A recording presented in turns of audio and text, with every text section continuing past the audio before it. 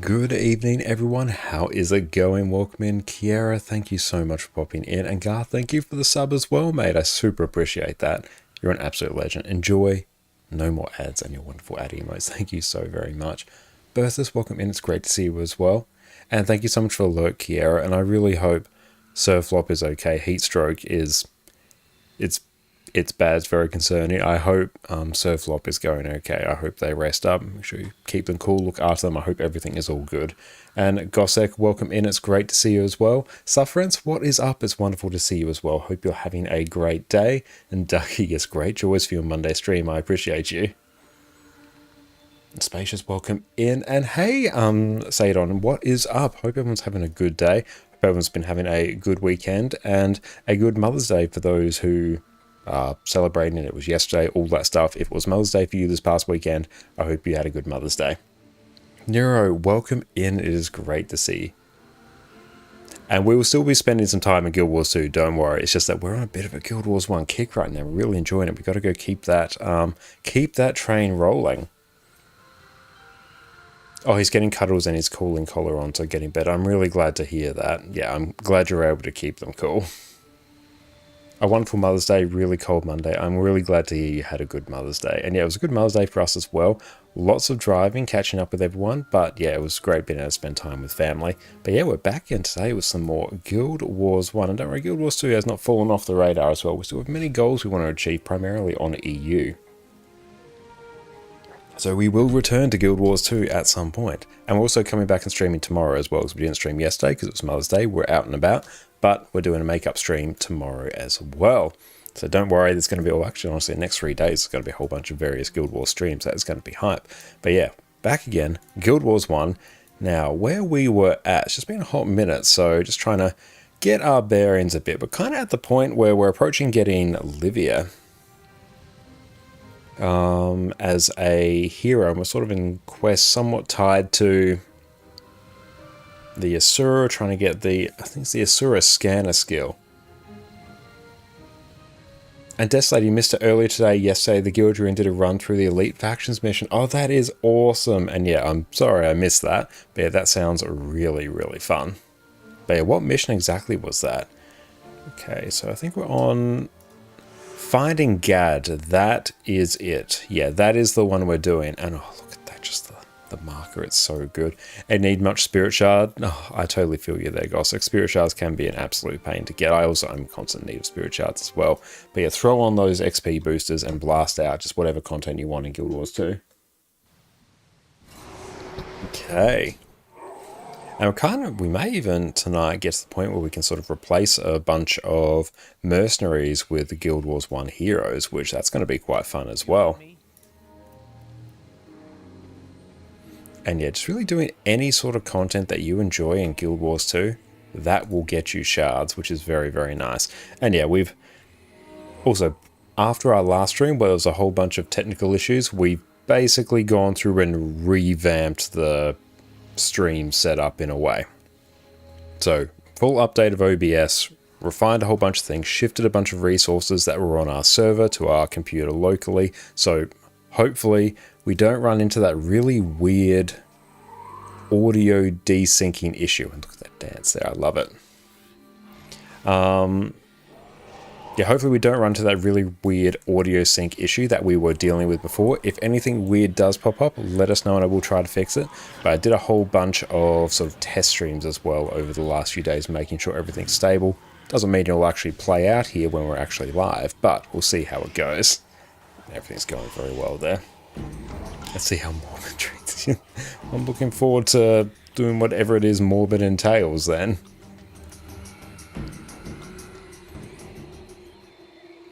I'm loving the spirit spammer. Having a very good time with it. Tyrannus, literal dinosaurs. I love it. And can we... If we can just straight up avoid combat, because I don't really need it right now. Now we might just kill this one here.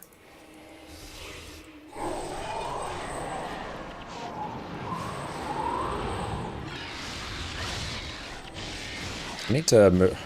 I need to move so many like areas of the UI around. We're eventually making gradual improvements, which is super nice.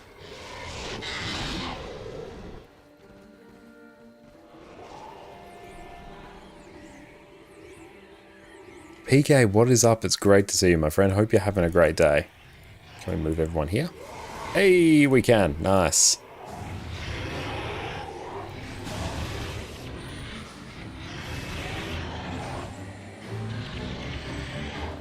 Slain, very good.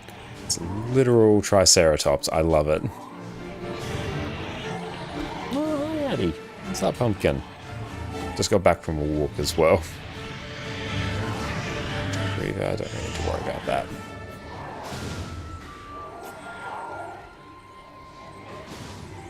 Doing good, have you? Yeah, I'm going pretty well. Yeah, it's been a good weekend. It's been a very busy weekend, so I'm quite tired. My sleeping schedule's been all over the place. But yeah, it's been pretty good. Made some somewhat sort of like technical changes and refinements to our stream layout, so hopefully we don't run into the really weird technical issues we did before. I think we landed on, I think there was too many, I think it was a mix of too many encodes going on for what our graphics card could accommodate, because actually, that was actually a really good idea for me to check this actually. Just keep an eye on that. Where is it?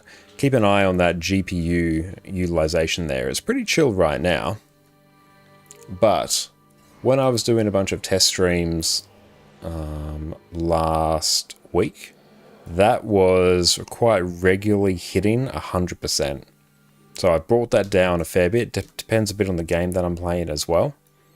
But it seems to be okay right now. So I think we found a pretty good balance for what our graphics card can accommodate. Because circling back, what we were running to last week is after a while we're getting a massive delay between the stream audio and the video. Big problem. Now there's a few things that could have been causing that. Don't know which one, but I fixed them nonetheless. A whole bunch of our streaming assets, like all our videos, overlays and everything, they were located on our server, not on my computer locally. And I don't know whether or not it's just an issue of like our network getting saturated or there been some delay there, but there's a whole bunch of issues sort of building up there. And also we've toned down some of the streaming settings because we are actually running 1, 2, 3, 4 concurrent streams somewhat at the moment at least. So I think, yeah, we've toned some of the settings down. GPU utilization's a bit better. Things appear to be more stable. Okay, so I have to go find the entrance to the Bloodstone Caves. You can open it with inscriptions, which are tribal tattoos on local Ettins. Okay. Let's continue on. And Amir, what's up? It's great to see you.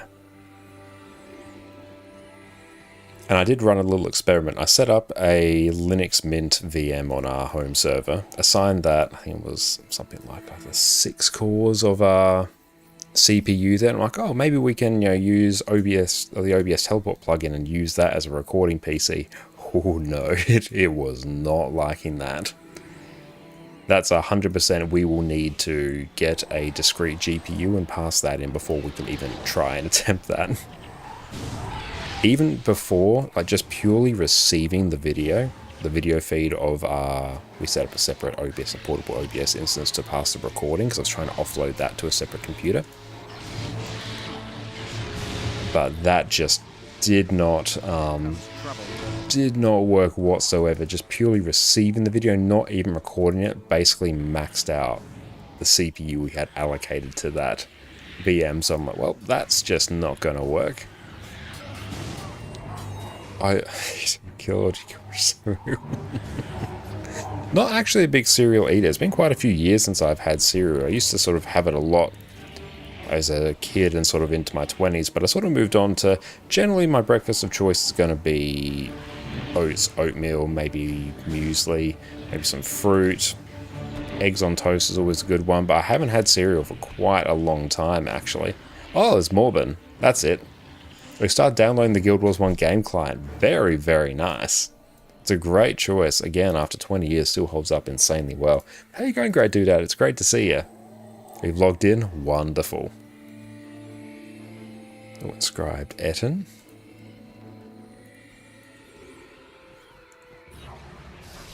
Just summon up a bajillion spirits. And it's gone.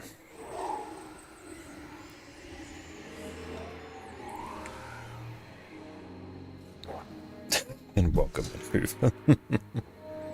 Okay, let's move on here.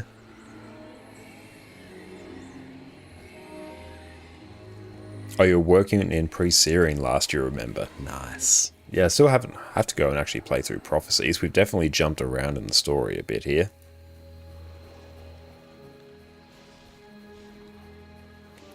Let's go blast some of these.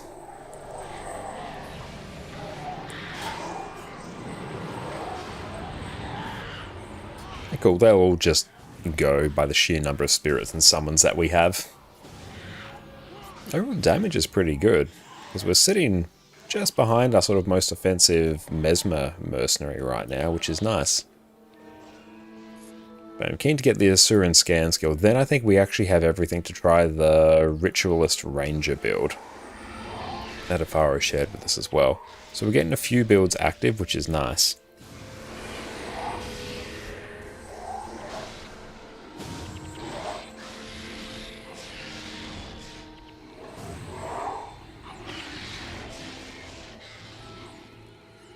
Loving the ambient music in Guild Wars. Oh, good, yeah, GPU utilization looks pretty good.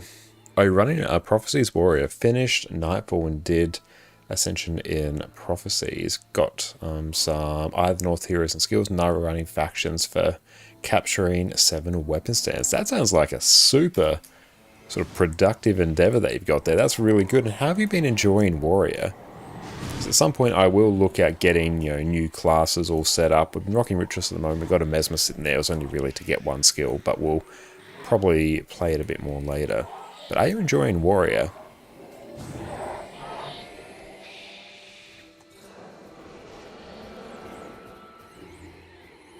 And Keystone-wise, this game looks so good. Guild Wars is definitely carried by the art style. It's the same for Guild Wars 2 as well, but for a game that is legit 20 years old, it still looks pretty good. Like, this doesn't look bad. And, like, I'm getting used to the controls of the game. It's definitely not a modern game by any stretch, but it still looks good. And it's also definitely helped by the fact we're on a 1440p monitor with all the graphics settings basically cranked. We could probably even push them a little bit higher, but yeah, it's good. And gameplay-wise, it still holds up super well. You did Legendary Defender of Ascalon and Mesmer. I want to go for Guam, but did like the playstyle. We had a Ranger with some titles, so chose Warrior to get another Defender of Ascalon. Very nice. But yeah, so what has been your favourite class so far? Go return to the entrance of Bloodstone Caves. It definitely helps with the GW Toolbox add-on. It's brought in a lot more just nice pieces of quality of life that aren't present in the base game, which is super nice. Like, yeah, just being able to click on any one of these missions and it will port us to the unlocked outpost that is closest to it. Makes it far easier. Return to the entrance of Bloodstone Caves. You liked Ranger, but never played a real bow Ranger with that. Okay. So I think, yeah, I'll be trying a bit of a Ritualist Ranger setup once we get another skill. The last skill we need to really get that build active.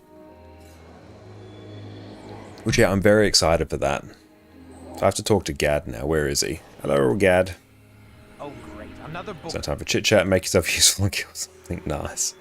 Okay, now we need to activate the inscription and gain entrance to the Bloodstone Caves. Activate inscription. Interact with it. Hello. Yeah, you know what? I'm just going to accept that. Yep. Oh, nice. You love Ranger yourself and you do Bow Ranger? Hell yeah. I want this done well. I want this done. Do I have the Ritualist Bow already? I'm pretty sure I do. I'll check that in a bit. Maybe once we get out to cutscene just to make sure I have it. Because yeah, I imagine I want to get that quick. I'm looking at you. And yeah, just be sure not to break TOS with Toolbox for anyone using it. Yeah, you do have to be a bit mindful of that. Unfortunately for most of the things, I think, yeah, ArenaNet even released a statement saying, yeah, you're good to use it in PvE. Just probably avoid doing anything that, mimics any He's not that inputs bad. or anything like that. And doesn't let him But yeah, in. generally, if you're just using it for a few basic things, you don't really have much to worry about. Plus, it's disabled in PvP as well. How did you end up working for him? In the wake of the White Mantle, my home, Kryta, is racked by civil war. Factions. That's the I've Died music in Guild Wars 2. I love it. We are seeking new ways, new magics, new allies in order to tip the balance and finally bring peace. And this cranky old Asura is a potential ally? Our character is going to be known for their forehead emoting. And you picked Warrior because it has some good solo farming options like Raptors and Ministry Farm. Okay, we'll keep that in mind. How many have quit? A few, but I've learned a great deal about necromancy in the short time I've known him.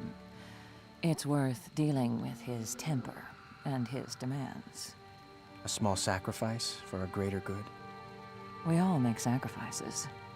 I would say. Yeah, it used to actually get in the grey area of ArenaNet's TOS, and they rolled back a lot of features to be more in line with ANET's rules. Yeah, that's sort of what I've picked up. I'm obviously not across the development and the history of Toolbox, but yeah, when I read the post basically saying ArenaNet had been in contact with the developer of it, somewhat similar to Arc DPS and Guild Wars 2, where they actually started talking and communicating and saying, okay, here's what we like, here's what we don't like, make it compliant. Because even Arc DPS, it used to have build and equipment templates built into it, which, yeah, I definitely used back in the day. Then ArenaNet came out and just said, no, we don't want those anymore. So developer of Arc DPS removed it, and then we have natural build templates in Guild Wars 2. Yeah, you should be fine using most Toolbox stuff nowadays. Yeah, I haven't explored everything in Toolbox, but all the quality of life stuff we've got, I wouldn't expect it to cause any issue. Not saying like nothing could. Okay, let's go here. So we have to reach the Bloodstone.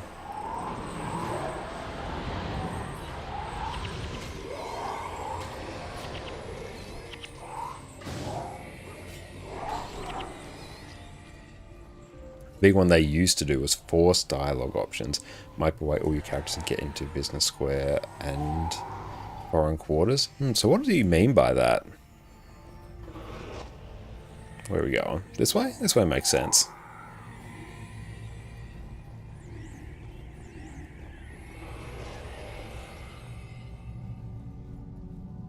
Annie, how's it going? Welcome in. It's so good to see you. Hope you're having a great day.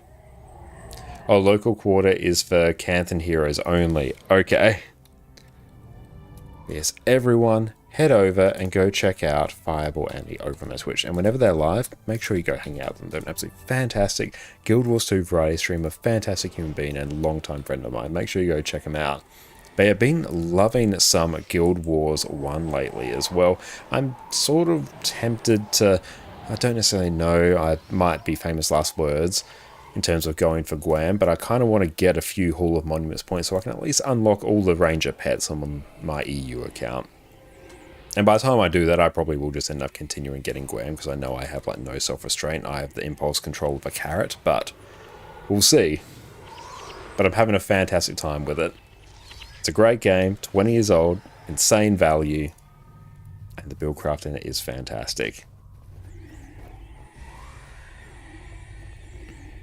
Okay, right now we've found Livia, we've found Gad, and we are doing Bloodstone shenanigans. Hello? What do we want to do here?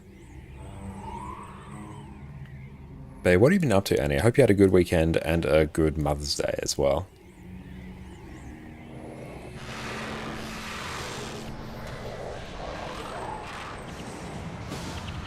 So Jess and I just spent the day catching up with family, so yeah. However anyone chooses to celebrate it, whether they do or not, I hope they had a good one.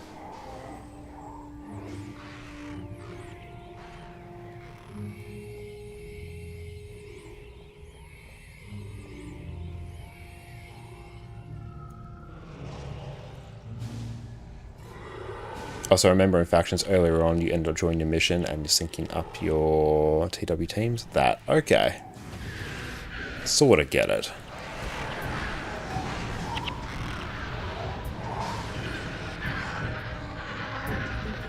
Yeah, yesterday, Jess and I caught up with my grandparents, caught up with them, then we saw my other grandparents, and then we spent the evening with Jess's family.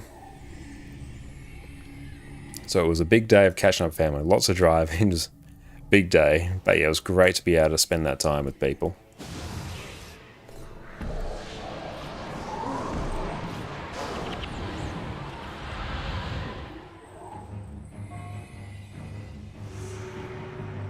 Nice exhaust and the good kind. Yeah, it was very nice. It's very tiring. It's just the nature of being in Australia is, yeah, whenever you want to see anyone, there's usually a lot of driving involved.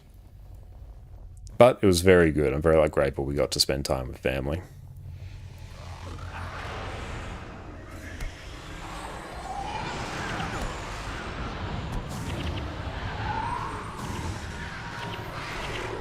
Oh, Incubus, what's that?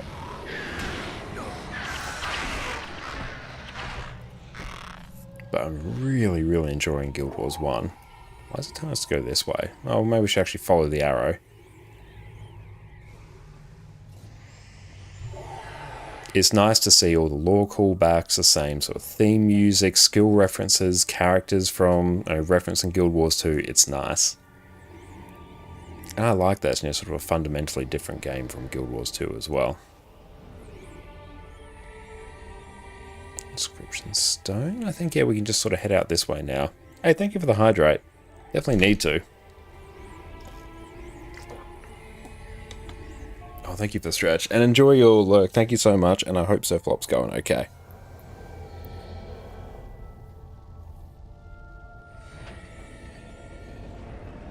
And how have you been enjoying Stardew Valley as well, Annie? That's sort of on Jessamine's list to play as well at some point. Incubate the devil. And yeah, we'll keep an eye on... Yeah, if there's any super jank things that happen on stream tonight in terms of audio, let me know and I'll try and fix. I went through and did a whole bunch of debugging and tried to fix it last week, so hopefully that's all good. We shall see. Raditz, what's up? Great to see you. Finding the Bloodstone, and maybe one day I will do the dash image command whenever I launch this game. Still hasn't been yet.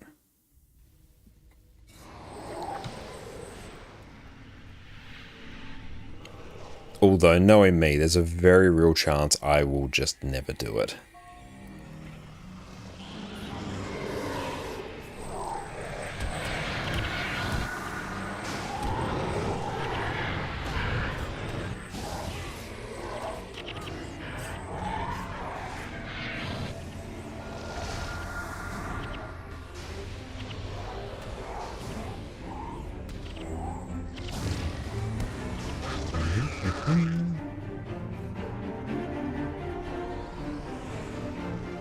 Rituals has been fantastic, and yet as soon as we got summoned spirits, it's just made our life so much easier. We worked towards that a lot in factions. It took us quite a while to get there, but it's really a game changer in terms of just pure quality of life for the build. It's just being able to shift your spirits around on a very short cooldown. Oh, it's so much better.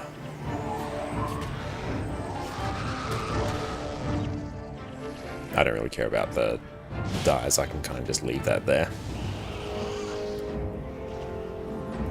I don't know which way is southeast as well, so we're just kind of gonna vibe out and go this way and sort of hope for the best.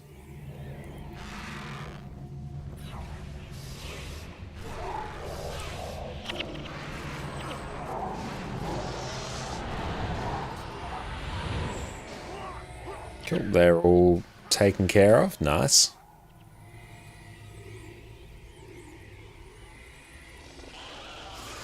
Bought them all there, bring them in. Grab the... Oh, cool, we actually got Livia here, nice. I assume once we do this quest and a few others, we'll be able to get Livia as an actual hero. Which that might be the point where we start really sort of building out the hero team, I think.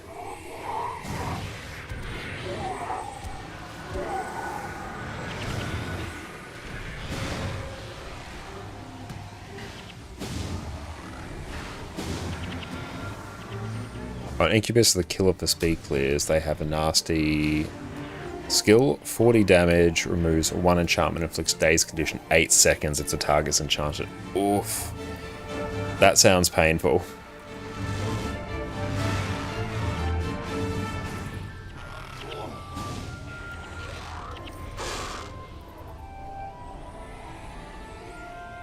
the bane of your existence. Fortunately, we haven't had too many difficulties with them so far. Not saying that we won't, but it's probably carried by the fact there's just so many targets for them to have to work their way through right now. So who knows, we might run into those issues.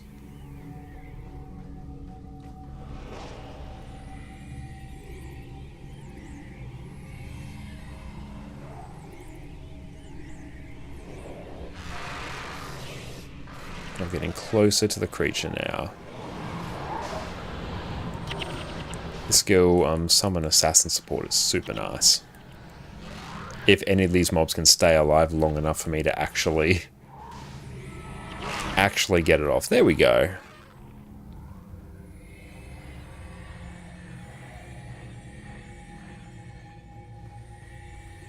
Can we port everything in here? Let's try. Hey, we can. Nice. Happy days. And we get Painful Bond up.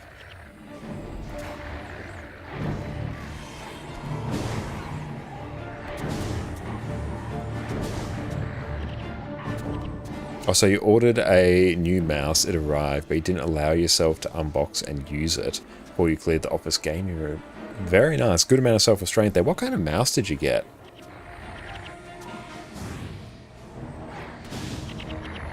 Having 4 of those Incubus popping down and stripping off your enchantments. Days new, so all your spells are easily interrupted, preventing you from putting enchantments back up. Yep, that I can see how that sounds painful. Sparrow, what's up? It's great to see you. You gave Guild Wars 1 2 tries on separate occasions, but 2 different class combinations, but really couldn't get into it. Well, that's sorry to hear that. But yeah, sometimes certain games just don't really vibe with what you're looking for, and that's okay.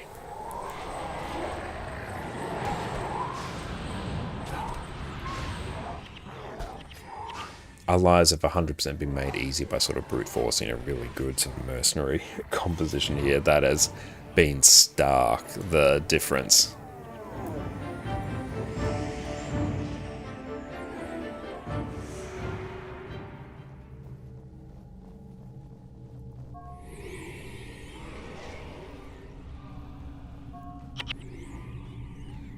So I think we bring Gad here, maybe? Don't know why he's just vibing out there.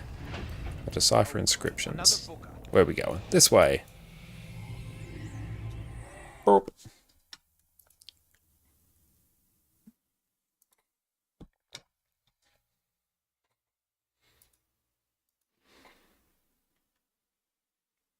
It is many things you see in other games you absolutely love, but it lacks many other things that makes you love those other games. I can definitely understand that, especially for a game that's quite old as well.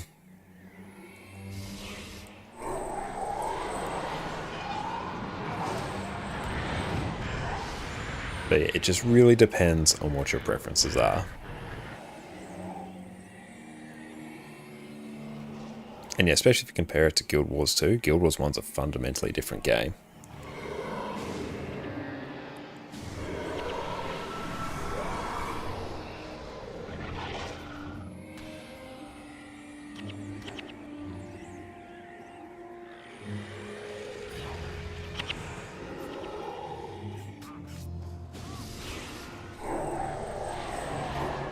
And a problem for groups, the thing is their skill is a skill, not a spell that strips an enchant. The tanking skills in the game are typically enchantments that can be targeted by hostile spells, not skills. Ah, I can see why that problem's popping up.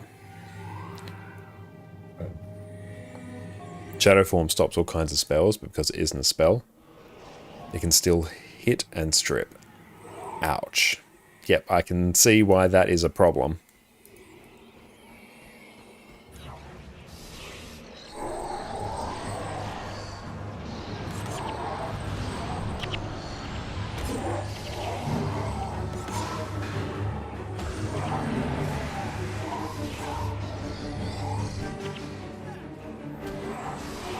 Bop the inscribed guardian.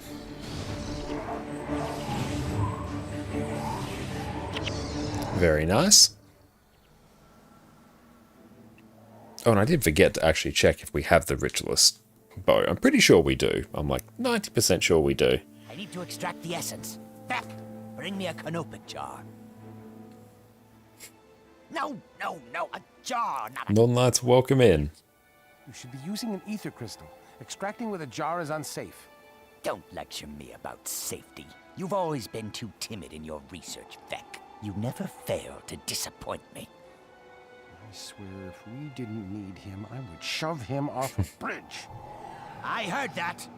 Livia, hold this while I make the extraction. This might hurt a little. If you're extracting the stone's essence, the energies could kill me. Then get one of the other humans to do it. Don't bother me with trifles. Vex Work health and safety is just not a concern for Gad. Crystal. It would be safer. Vec's voice actor sounds very familiar. I'm trying to place where they are as well. I'm growing accustomed to their voice acting. It was very jarring until the first time I heard it, so I'm curious who they are. To you, not my problem. Are you going to help or not?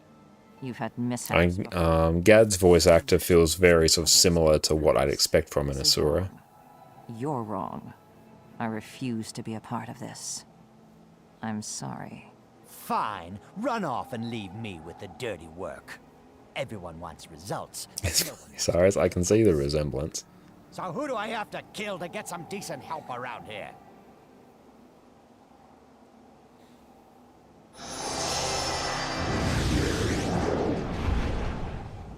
Cool.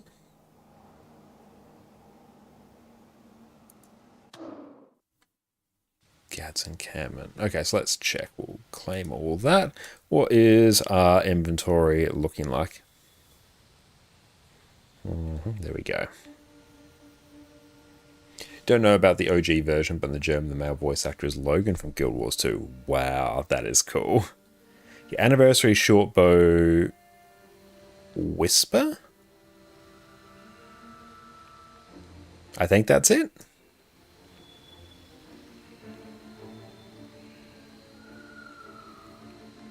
Let me know if that's not it. If not, I can find another bow somewhere. I've probably got to tidy this up, don't I? Yeah. Man. So I've identified everything. Let's just do salvage kit.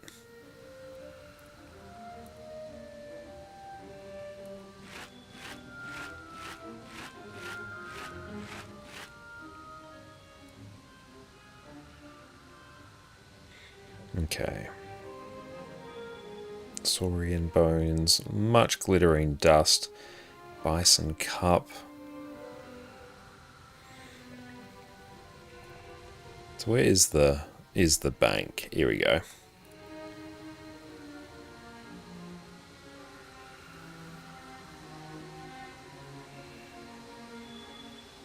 Green style. It's a bit sad that fancy birthday weapons are automatically customized, so a bow with career is not that usable on it. Oh, that's unfortunate.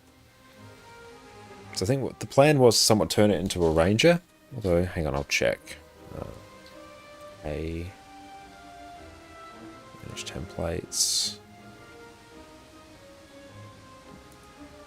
And that's marksmanship. Spawning power. Okay, yeah, so we'll need a different bow for that, I think. Not sure why I got that one. Oh well. We will figure it out. Now, here.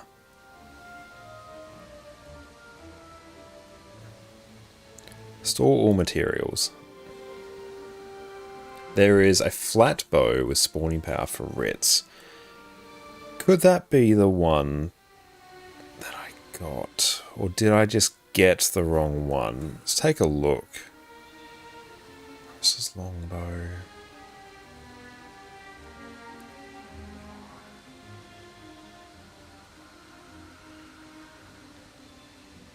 You should have that. I feel like I should.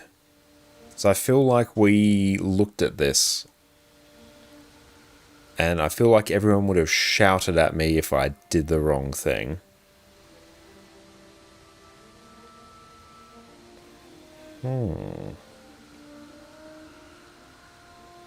Maybe in the equipment pack. Potentially. Let's find out together.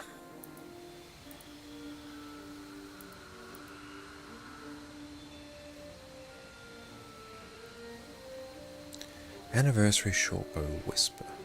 Next to the lockpicks. Yeah, Anniversary Shortbow Whisper. That's the...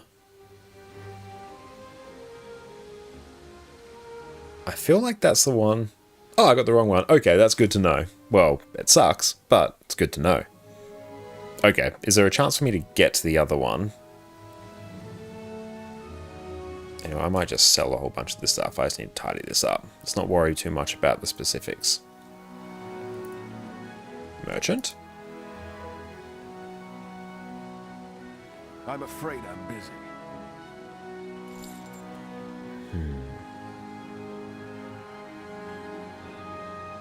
You're gonna have 5 proofs, not this year, no. Okay.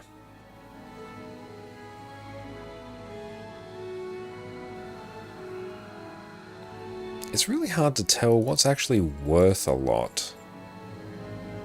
Keep the char carvings.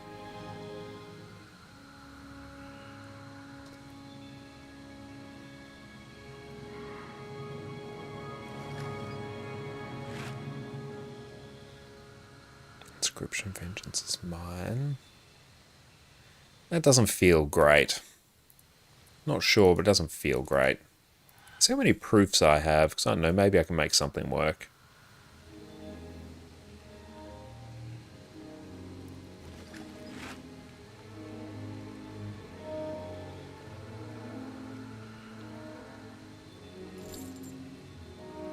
No, I can just do Shift C. Oh, I can do that. Nice. Yeah, I've only got 1 proof.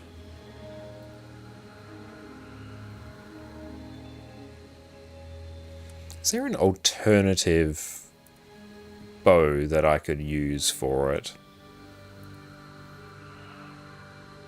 Alright, well, we got the wrong one, so we just got to live with that mistake now. That's fine. Mill, welcome in. We are playing Guild Wars 1 right now.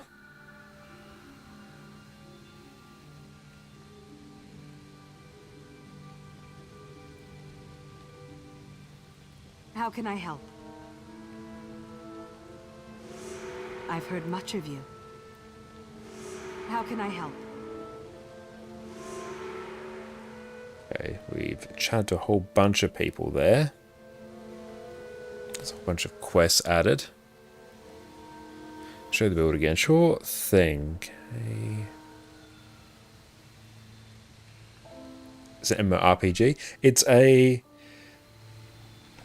Technically, yes, in some respects, but I think it's better to think about it as an RPG with online elements. It functions quite similar to Path of Exile in how its online functionality works, actually.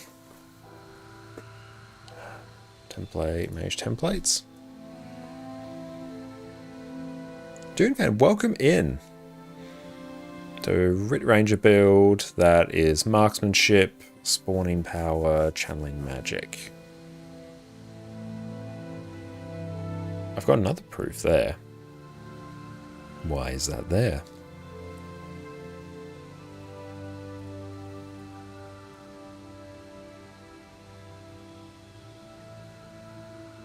Yes, an instance-based co-op RPG. There you go. That's a good way to do it. Looking at attributes views, probably not without the anniversary boat. Oof. Okay, that's unfortunate. So our luck this year. Okay, we'll file that away. File that away for next year then.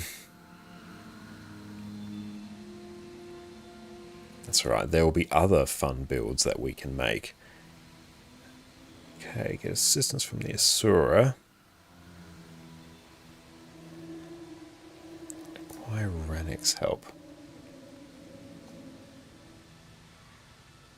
Yeah, looking for a spawning power bow. Because purely there was a Ritualist Ranger build that Hafaro shared. But, like, I could probably make the build work. I could make something work nonetheless. And go away. Manage templates. Yes, that sort of setup there. And welcome in, Dave. It's great to see you.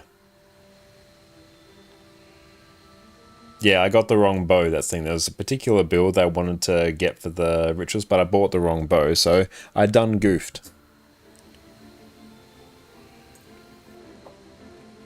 But that's okay. It's not like we're going to be lacking for any other builds to try. And even a really fun one to run is the Assassin's Promise Spiker as well.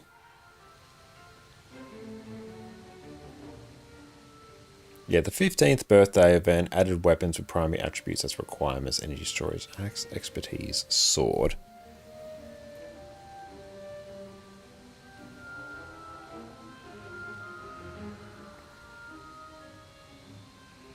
You want a different bow mod than spawning.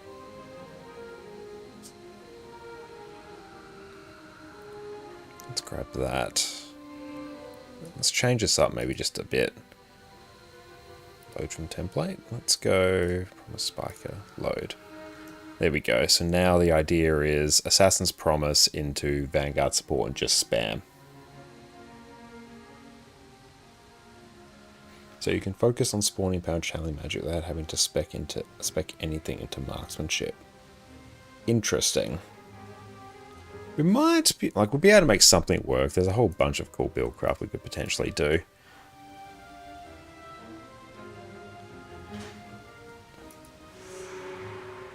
Okay, here we go. We need this now.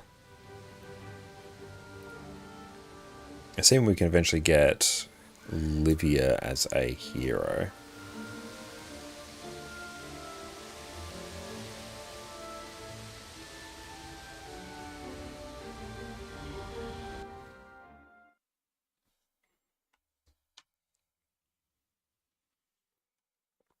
See what other rituals builds there are. There's one ritualist builds.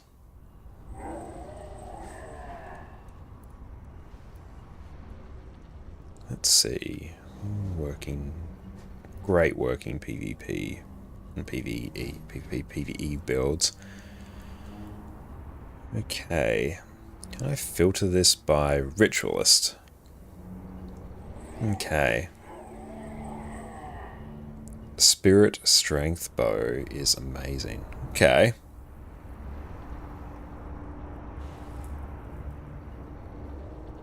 And what is YM Lad? And Dalek, welcome in. Right now we're playing through some Guild Wars 1. We were working towards a skill to make a particular build work, but we did actually get the wrong weapon to make the build fully work. So, bit of a done goof, but we can still get some good things done by unlocking Livia as a hero, and that might be a good point for us to start. Oh, you move like a dwarf. Okay. That might be a good point for us to get Livia unlocked and then change out our mercenaries for heroes, I think, so we can go down that route. Oh, it's been a long time I'm sitting since you played Guild Wars 1. Well, now is as good a time as any to come back. Ritual or Bomber? Oh, that looks fun. What's that? Oh, together as one daggers. Point blank area damage based on Ritual, Lord, and Destruction combined with Rupture's Soul. Benefits from Blood is Power. Support. I love it's just got like 4 skills you actually need. Did you need the Retribution rank to max out those PvE skills? I needed some of them. Yeah, particularly for the Kurziks to unlock Summon Spirits. That one was really sort of the problem for me.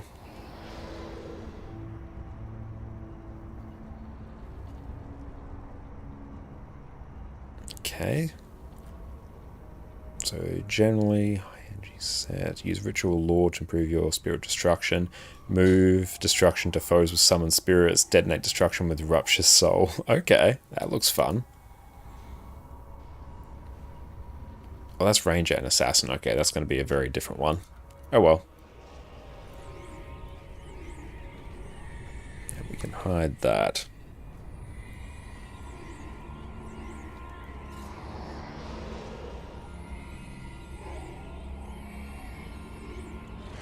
Or, there we go. We can buff up our spirit there.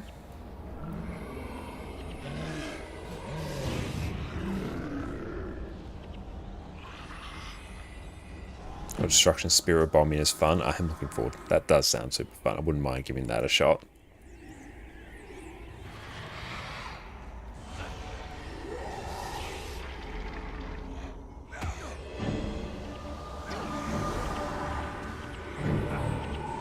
Oh, we're actually Prom's gonna die there, which is unfortunate.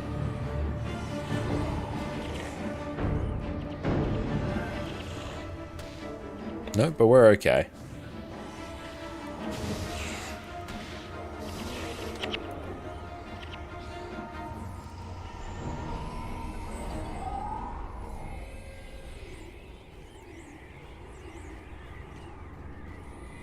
Do I see a more worked on Ritual Lord Bomber build? Hell yeah, I would.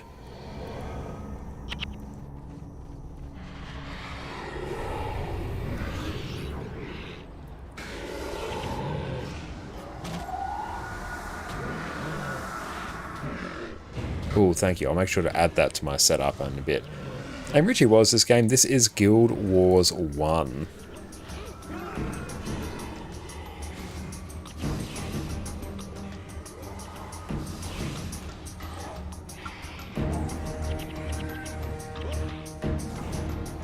Chalice? Meh. Let's grab that. Let's go template code. Okay, and this will be Rit Lord.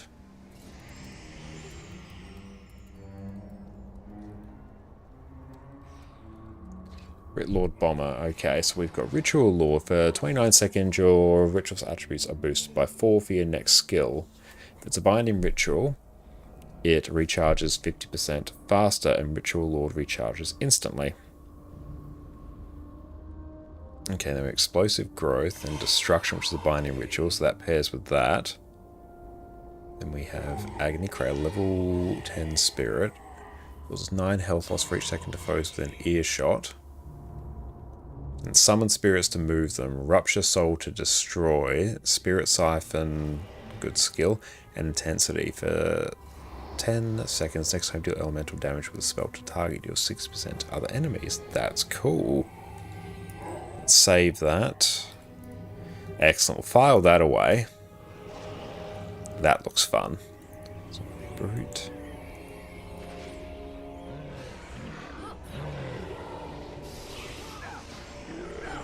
There we go.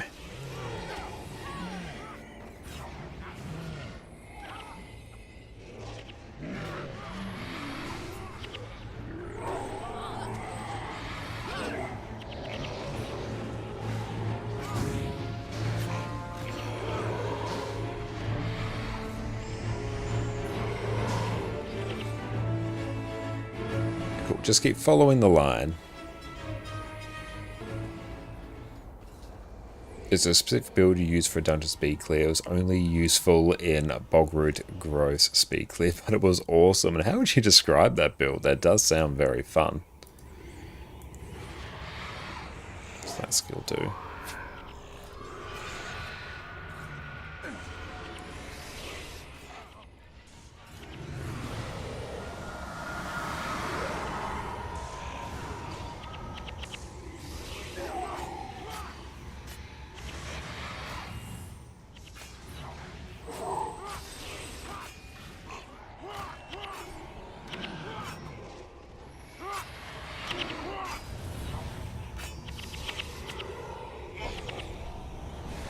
Nice, there we go. Okay, so we basically buff up our...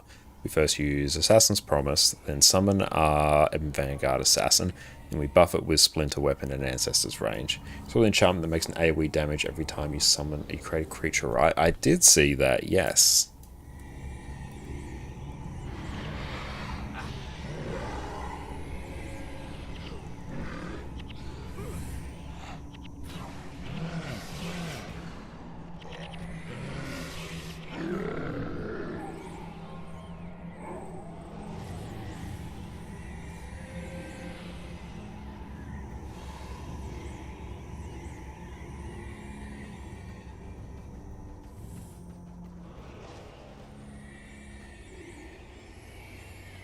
Enchanted Sword. Let's just keep moving on. Glad we got the path of following. Area map. Do we need it? Maybe, maybe not.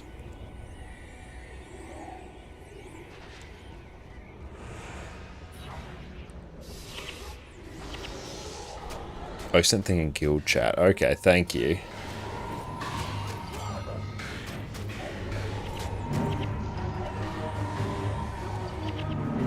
Actually see that. Oh, there we go. Let's go save.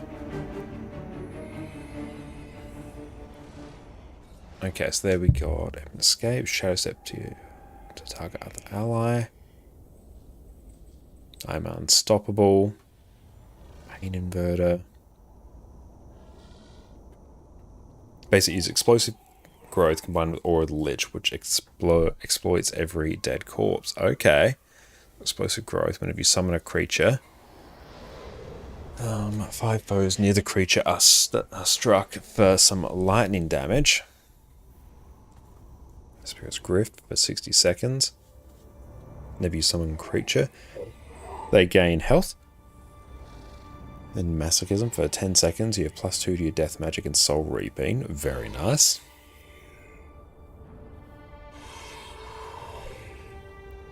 And Aura of the Lich. All corpses within earshot are exploited, and you animate a level 10 bone horror +1 for each corpse exploited on the way. For 32 seconds, your death magic is increased. That sounds cool. Mark of Pain. Hex never takes physical damage. Mark of Pain deals shadow damage. That does look very fun. Yeah, we'll set that aside. And the way the specific speed league goes are like 4 or 5 groups of 4 to 5 that ball up and get spiked down. That does sound super fun. I like the idea of that.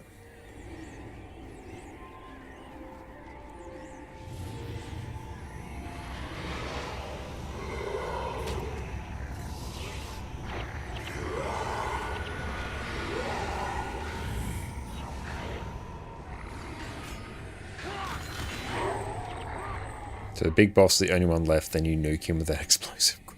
That sounds amazing. I love all the unique and creative builds that you can run. Loopy, welcome in. It's great to see you.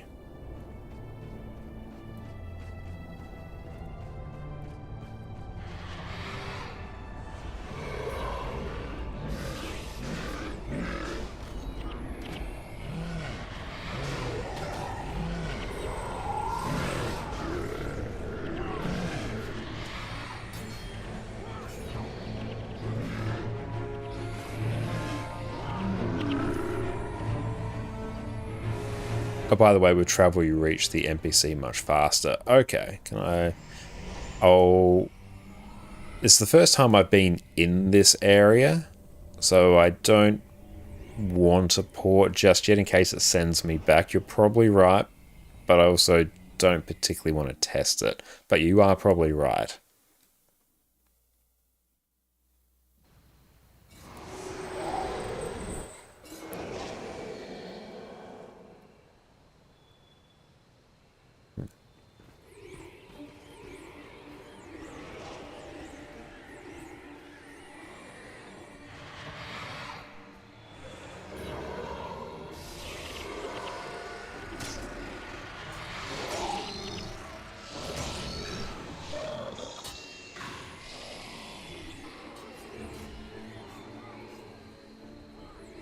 I'm going very well, Loopy. How about yourself? I hope you're having a great day.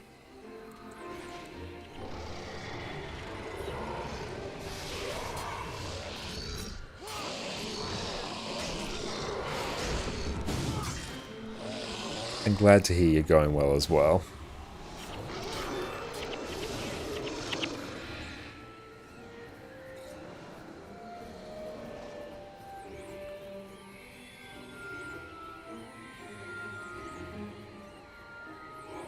Just avoid all those mobs. Let's grab this one.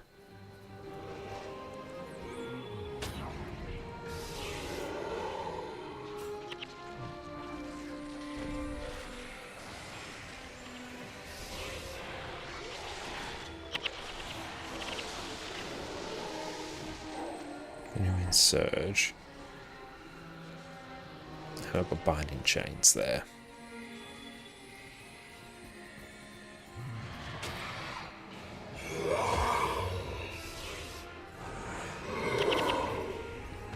Just have to mouse over the skills so I can get some idea of what they're actually doing.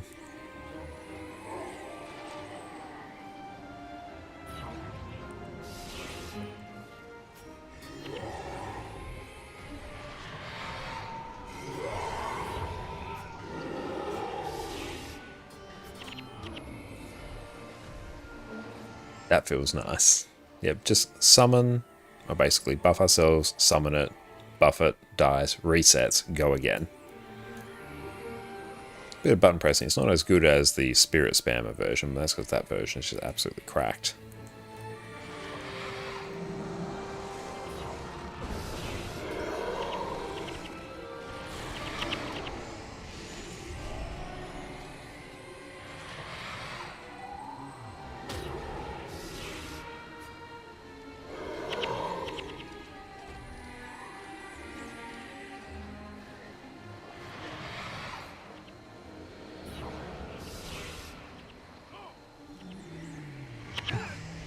Are you going for Guam? I don't know if I'll be going for Guam, because that is a huge investment, and this is still a very fresh account. It would be very fun to do. I think I will go for at least a good amount of the Hall of Monuments points, because I would like to get all the Ranger pets in Guild Wars 2. That would be a nice sort of threshold. But yeah, we'll have to see what it looks like long term, because I'm super enjoying it. And no doubt I would really enjoy going for Guam.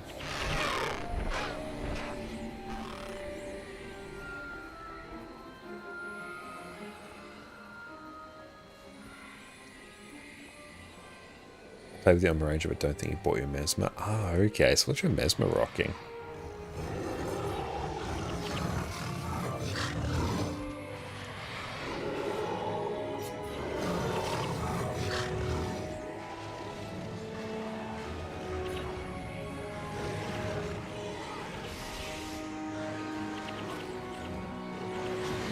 He's rocking.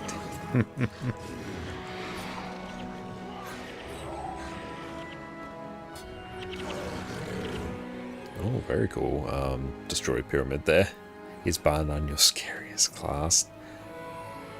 Sounds really fun. We do actually have a Mesmer as well, so unlocking a Mesmer, getting a Mesmer set up would be pretty fun. How many elite skills you got captured so far? Not that many. It was like maybe 2 or 3. It's mostly just been the ones that I need at the moment.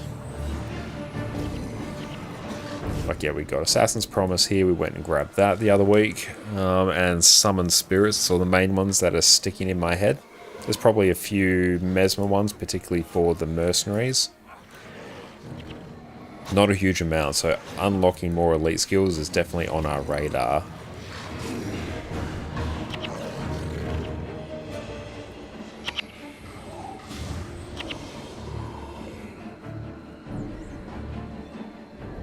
Oh, you need a Blood as Power Necro in the party. Okay, yeah, there's a little bit of a restriction, I guess.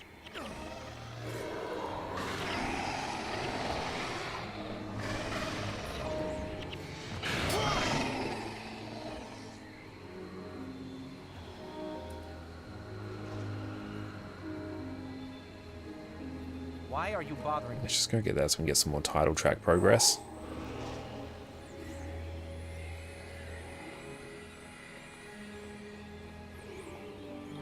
And Jeff, how do you add that green line in Toolbox? Good question. So you'll open up Toolbox, then I believe, let me go to the settings, and it's under the quest module.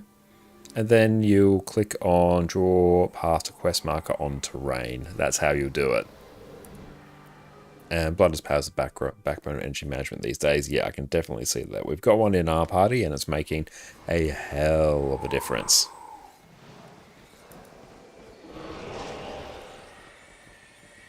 Why are you bothering me?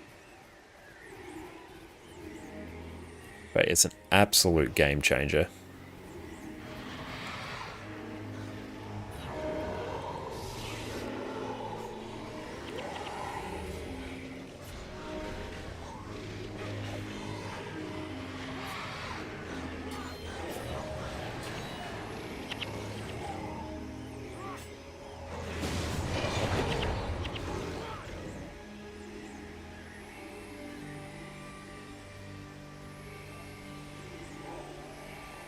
Yeah, the game still looks beautiful for something that's 20 years old. Oh, there's rank there. Nice.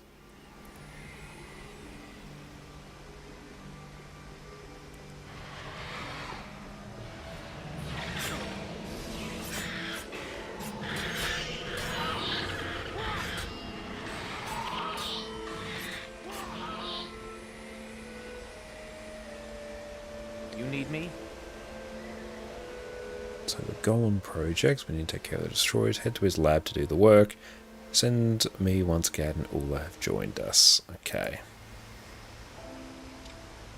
So I need Gad. So it's the elusive Golemancer. Do I have that quest? Is that primary quest?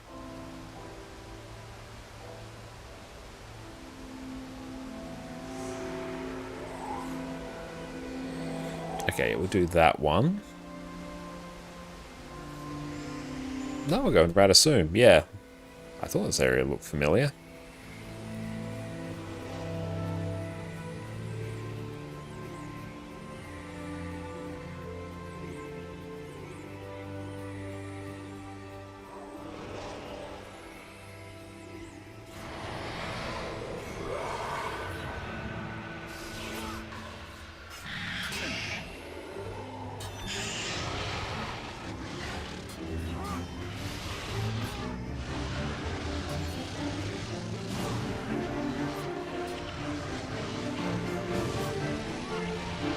Beautiful. It's not doing that much damage in the scheme of things.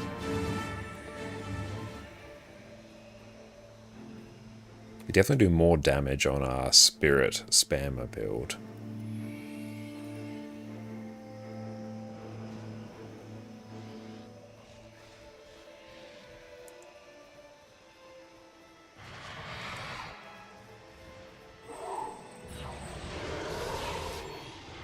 That thing just got nuked immediately.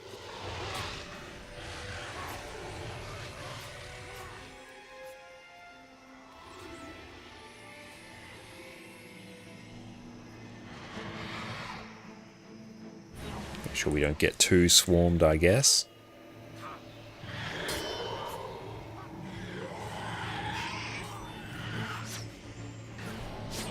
Let's try and target down that one. Okay, that one didn't go down quick enough to recharge our skills. Oh, it doesn't count towards your own DPS, it counts for whoever it was cast on. Okay, that makes sense. In that case, it's going towards all of our assassin spawns that then promptly disappears. That's a good point. Okay, Jack, how are you going? It's great to see you.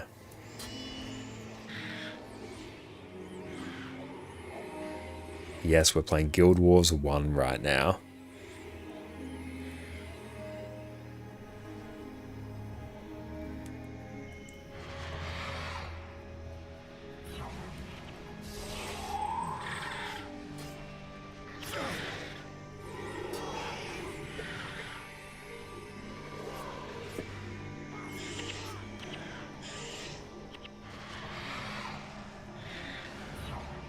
And it's gone.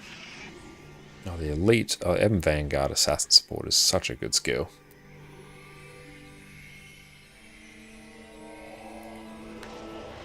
Now, are there weapon collections like in Guild Wars 2, I presume you're asking? I feel as though there are collections, but I feel like they're structured differently. Might actually count towards your own DPS when it's on summons, no idea. That's fine. Stuff's going down, we don't need to worry too much about the specifics. So the assassin damage is my damage as well, so it might actually just work like that.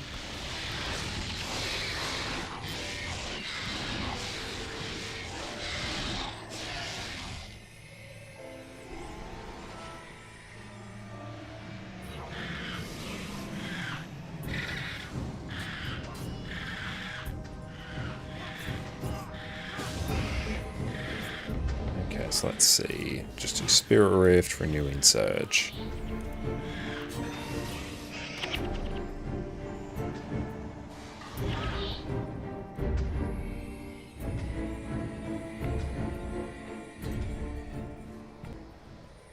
Now we'll try and avoid as many of those as we can here. So these are rarer mob.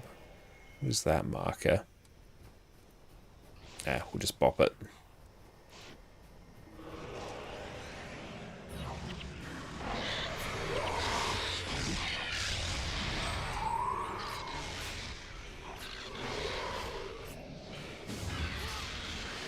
And yeah, sure thing, can pick you up in the next town. Once we get to the next town, take a break, go stretch our legs, but then yeah, we'll keep lasting. I might go back to the spirit spammer build.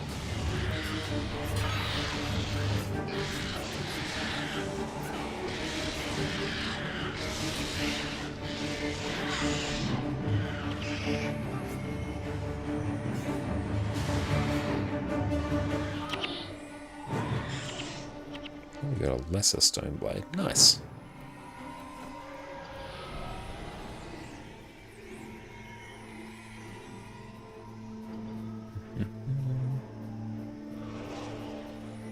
It's going to be actually a little bit less red on the screen, which is nice. That's a nice change.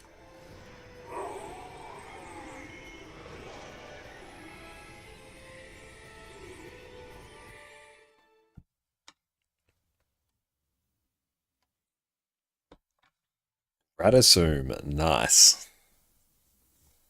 Give that a minute. Okay, so what we're going to do now is take a break, stretch our legs. We'll be back. See you all in a few minutes.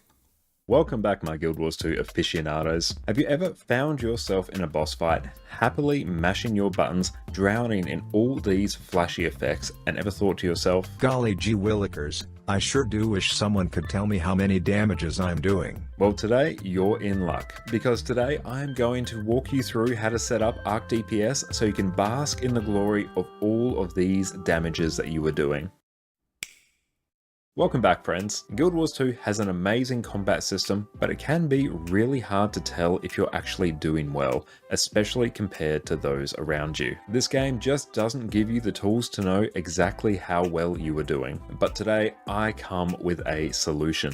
Arc DPS. Arc DPS is the damage meter created by Delta Connected and has been used by the Guild Wars 2 endgame community for years. It gives you all kinds of information that you can use to check your performance at the game. You have damage per second, break bar damage, boon uptime, healing, condition cleanses, you name it. In my view, this is the single greatest tool you have at your disposal to improve your gameplay and make all your endgame wishes come true. So first, let me show you how I use it. So here on my screen, you can see windows for everyone's damage, break bar damage, boon uptime, as well as some smaller windows showing my personal damage and healing, as well as my FPS and ping. Because as someone from Australia, if my ping ever dips below 200 milliseconds, I will know about it. So today I'm going to walk you through step by step how to go from this to this.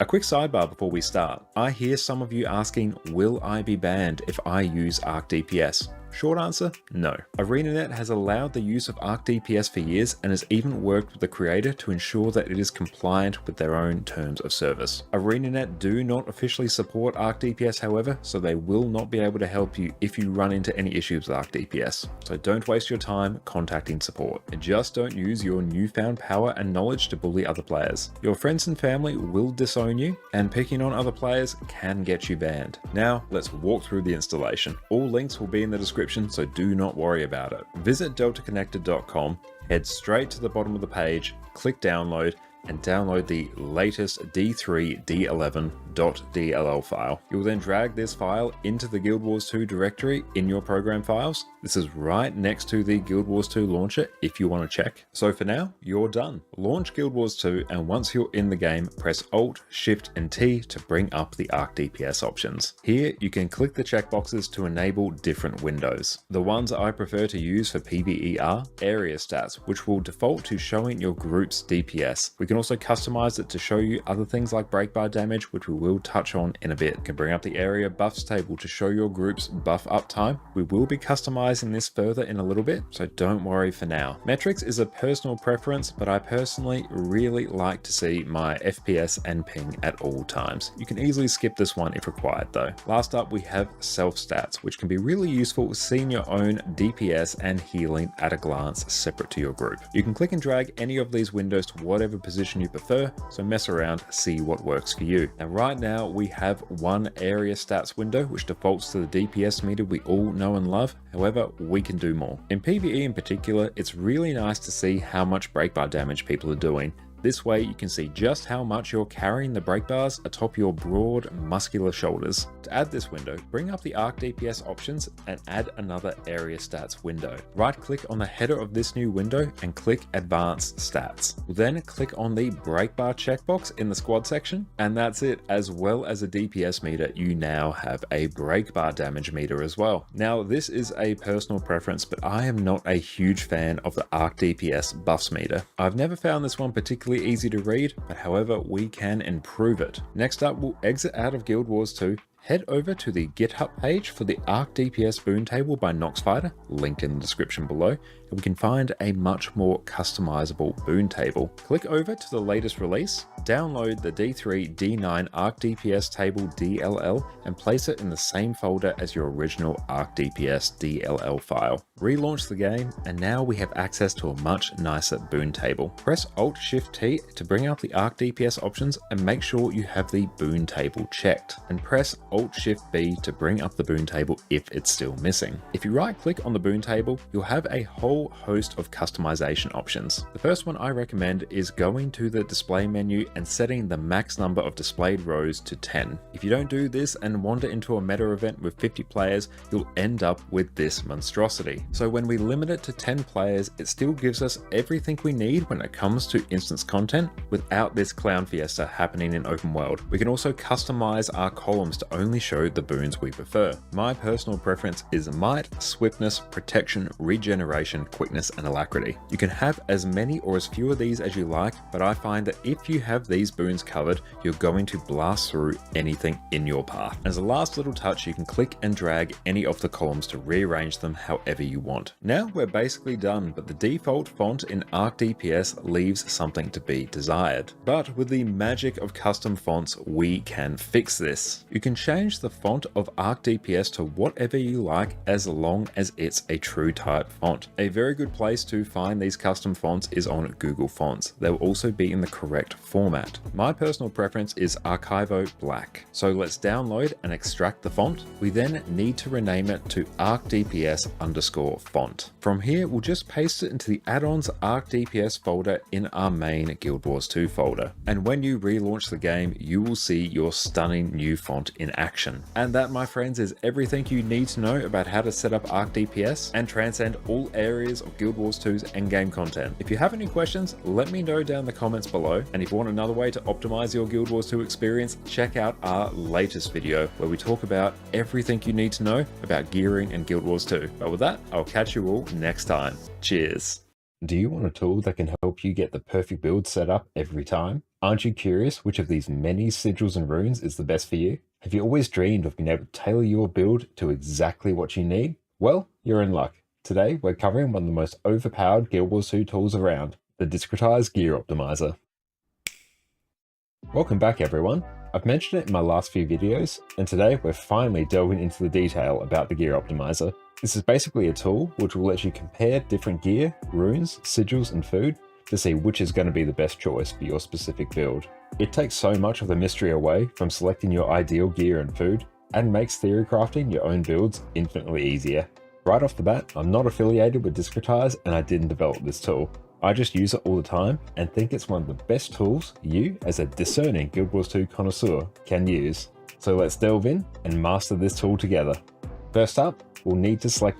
And we are back. Welcome back, everyone, and thank you very much, Annie, for picking my YouTube there. I really appreciate that. Yeah, everyone go check out my latest YouTube video there where we cover Heal Scourge, one of my favorite heal builds in Guild Wars 2, and easily Necromancer's best heal spec. It's only real heal spec, to be honest, but it's good nonetheless. And also glad to see this video is actually looped and one restarted after the other one finished, so that's good. It means I've actually fixed a technical issue that's been bothering me for a while. That is fun. And Desolated, thank you for joining in here. Okay, so I will go in, and can I invite you? There we go. Yes, let's go and start blasting. And also, let's change this back to, let's go load from template, spirit spam load. You were just thinking the same about the video loop? Ah, good. I'm so glad I was able to fix that. Again, I don't know how I fixed it, but the current setup I've got doesn't have that issue. So we've got that. Where is Ula? Meet Blim. Let's try that. Radissoum is not as put together as it has been before. But yeah, glad a few technical issues are getting sorted. That is nice. That's very good.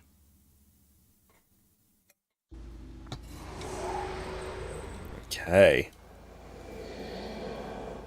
Let's go talk to Friendo here. You need me? Grab that. We got Blim. Meet Blim in Magus Stones.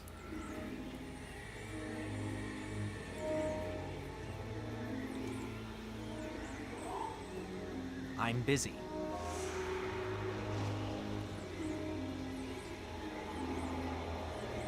So we have to go to the secret entrance of Ula's lab. Oh, I recognize these types of bridges from Guild Wars 2. I love it. Oh, hang on, we got these here.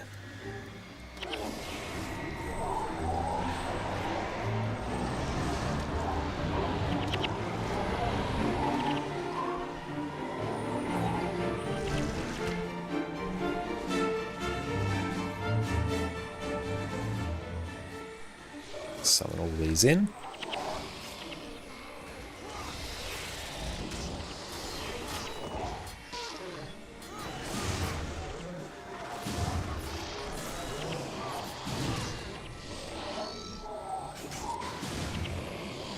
Very nice.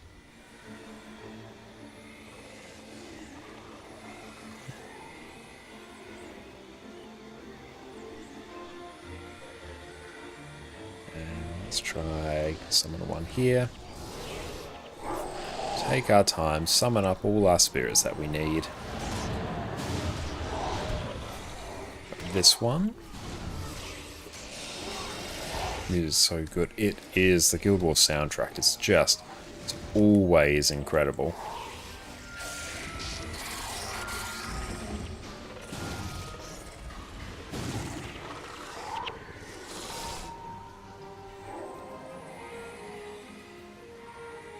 So I'm looking forward to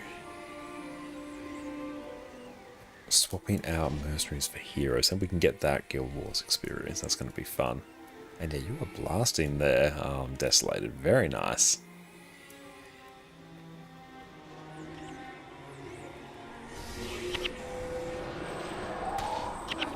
Oh, Prob shouldn't pull right there. It's not the wisest thing I've ever done.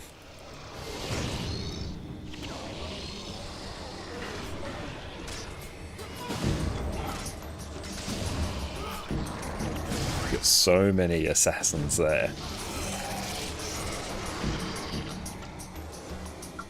I love seeing the assassin spam. That does look very fun about Mesmer.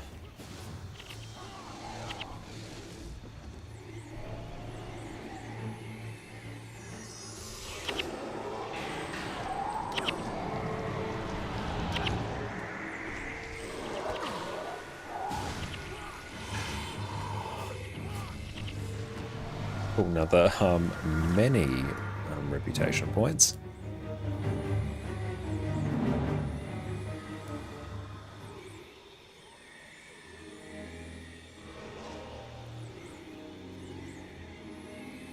Five more legendary armor pieces to go completely full. Nice, congratulations, that is incredible. Getting full legendary is a massive goal and accomplishment, so well done. Down here.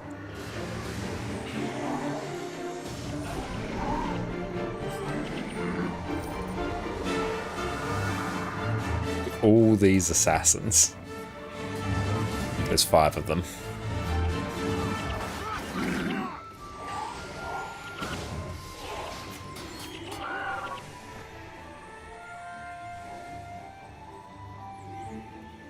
Frogman Land Boundary.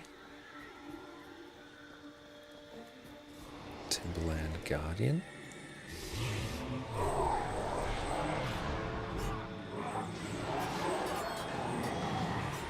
And it's gone.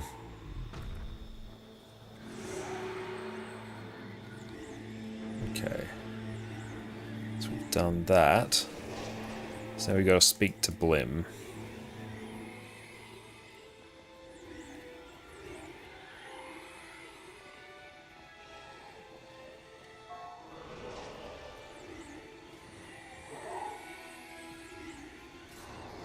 Why are you bothering me? So let's head into Ula's lab. Yeah.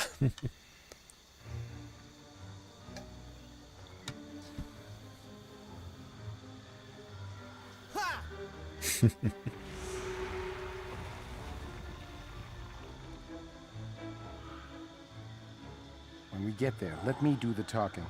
Ula is brilliant in her field and pretty thorny. Worse than Gad? Don't get me started. Gad was once the bane of my existence. He's headstrong, arrogant, and nasty. He makes Ula look like a ray of sunshine, Buka. You've used that term before. What does it mean? Buka? It's an imaginary monster we use to frighten children. They're big, clumsy creatures with loud, bellowing voices. Not too bright, either. And humans are like this to you. Well, if the bellowing fits.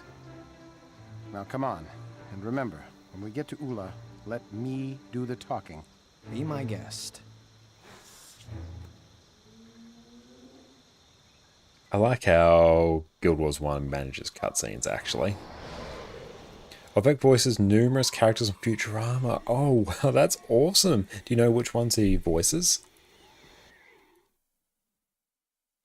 That's really cool.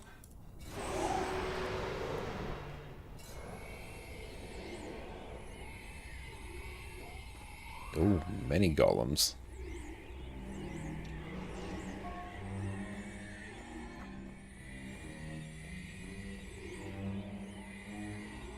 Look at all these ominous sentry golems just standing here. I'm sure nothing will happen when we interact with this lever.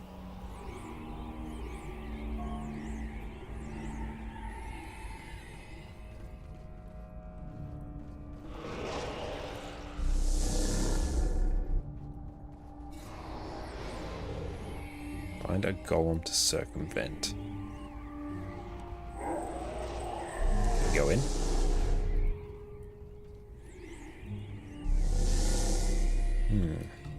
Why?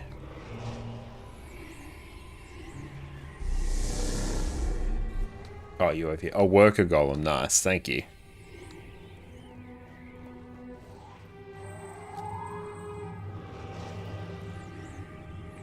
The most known one is Keith Croker. Okay. It rings a bell. I'm trying to place which character it is. Hang on, can we interact with it? Call it offline. How do we get it active?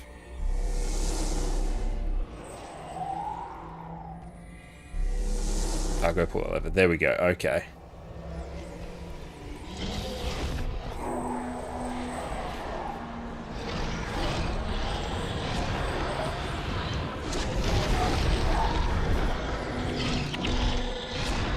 Oh, Amy's husband. Oh, the alien. Yeah, I got you now.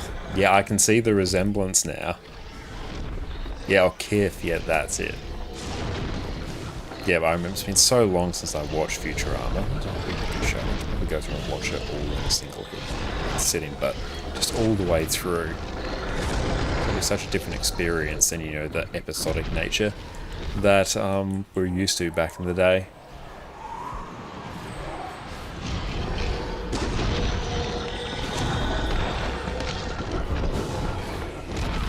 The dog episode is still one of the saddest episodes of TV that I've seen.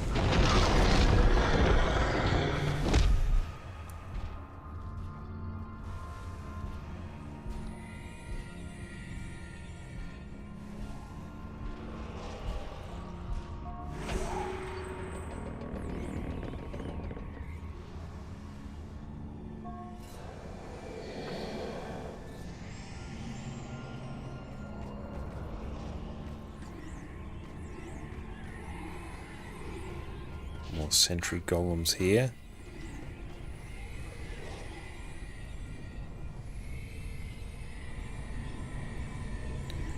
Is the golem coming? Is anything we need to interact with here? No? I'll just follow the path. Golden disabling lever. I feel like we're missing something.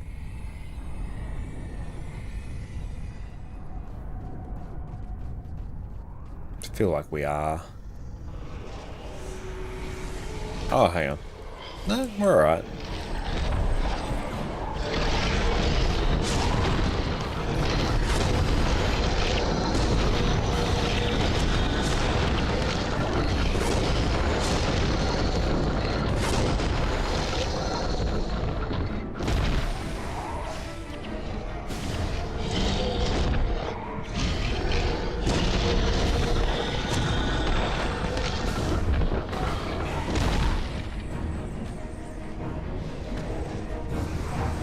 Just being able to move our spirits is so good.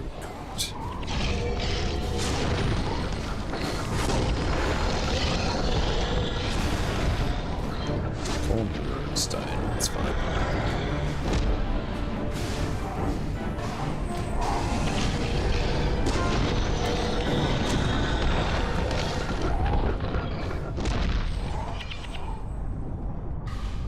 I mean, my bunny, what's the add-on? That is GW Toolbox.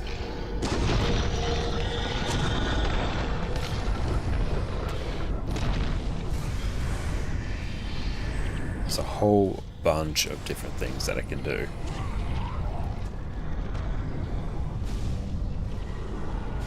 My favorite is easily the quest line in open world. It makes moving around just so much easier.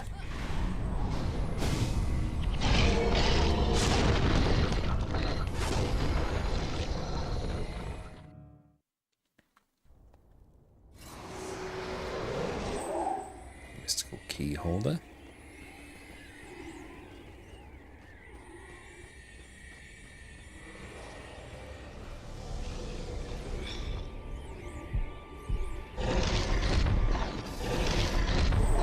I feel like we go down this way.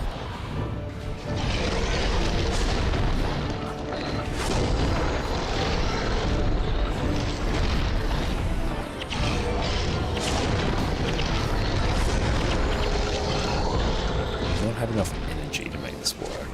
There we go. Are they all just going to keep respawning?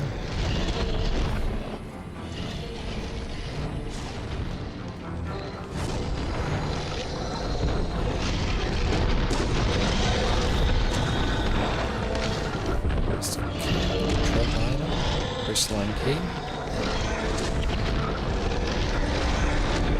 I'm not sure. Oh well, we'll just keep on moving. I feel like it might be through this way.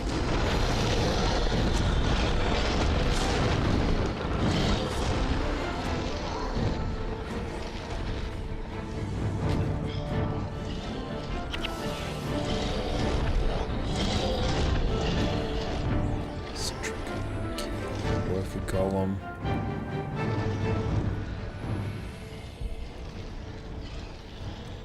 Go over here.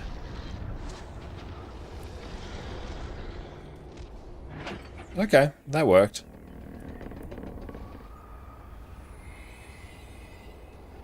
Maybe. Let's talk to the worker golem.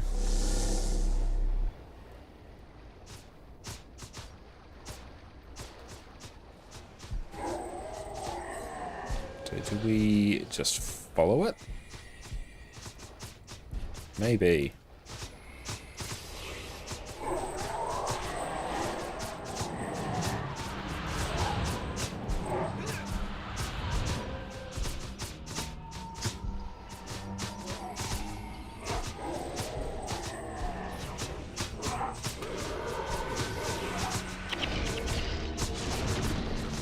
Oh, if you drop the key, they stop being mean. Okay, good to know.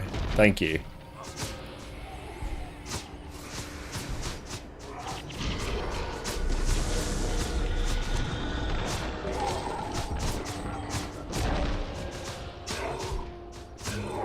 What happens if we stand out here?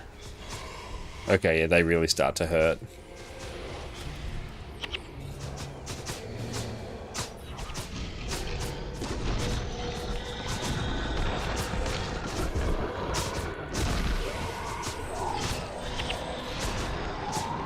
So many fire darts.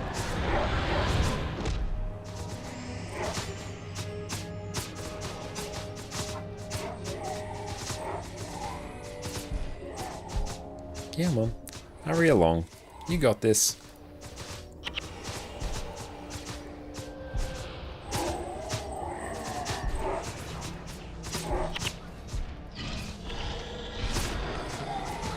I wish he would just kind of go in a straight line.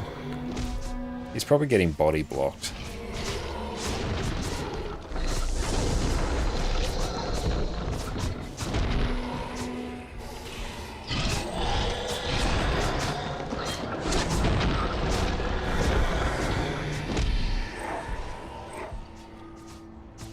Okay, nice. We made it through there, I guess.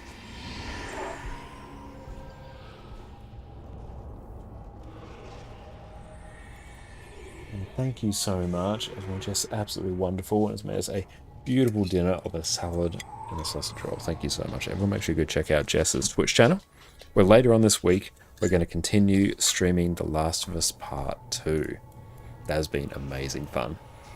And go check out her YouTube channel as well, where she's got some amazing cooking, as well as our bookish content as well.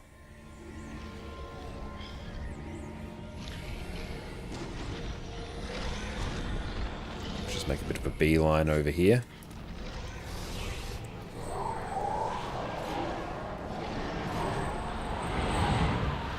Oh, hi, Addie. There she is.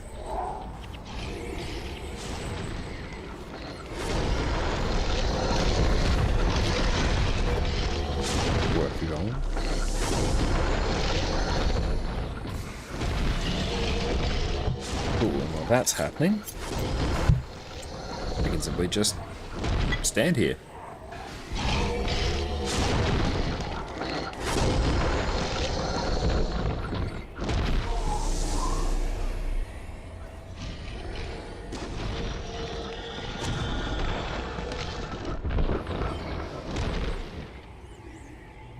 Lagging so bad, sorry about that.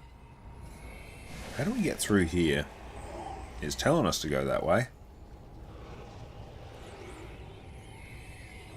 Is there a key that we're meant to pick up? I feel like maybe there is. Oh, there's another worker golem here, here.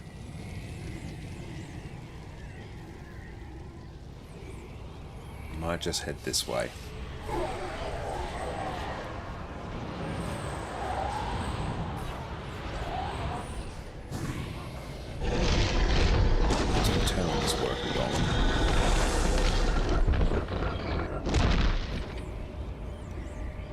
Another worker golem.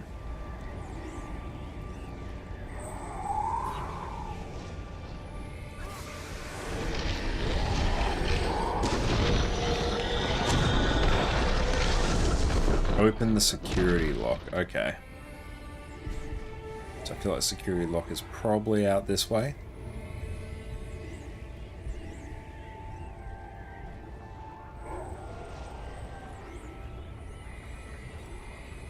Maybe. Very cool environment, though. Sentry golem. Is this the way? It doesn't feel like it now.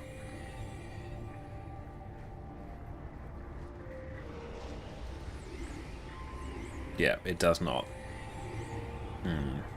Okay, maybe back this way. It is indicating this way.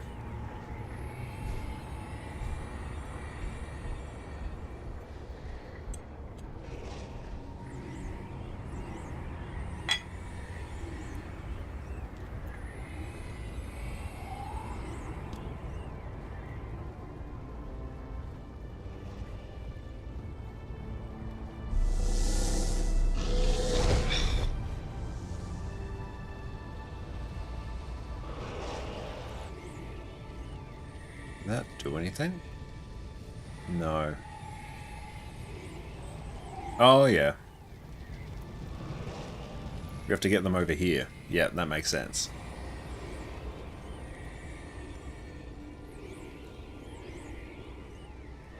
Go on, worker golem.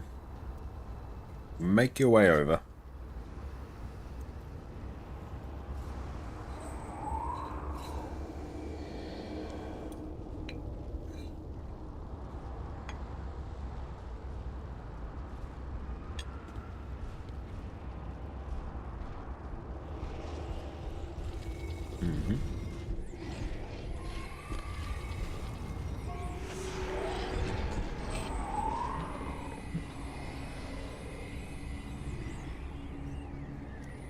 And boys, is this a free game? No, but it's a buy once, own forever kind of game.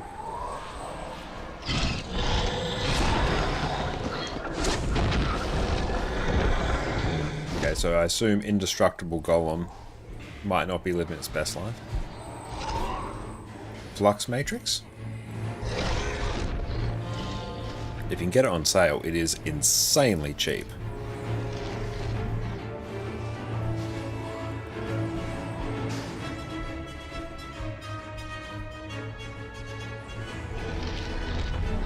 This is charged.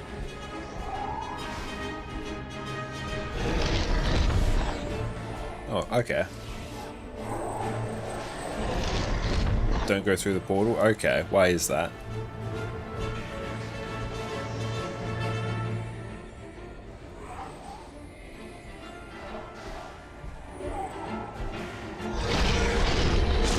Okay. You won't go through that portal just yet.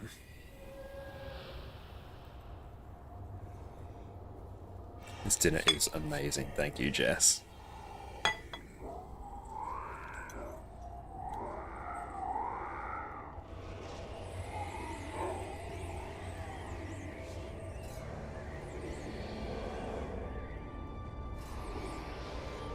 Are you good for us to go through the portal now? Or was there something else that you're waiting or something else that we needed to do? More time for me to snack those, that's all good.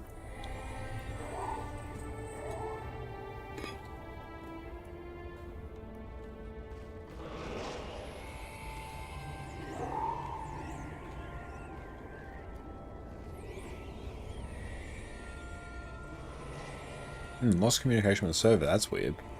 Hope you're able to make your way back. It's down that way.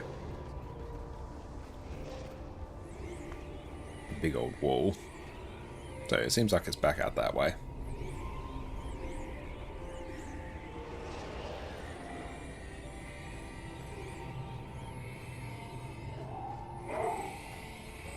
I lost it. Oh, that's annoying.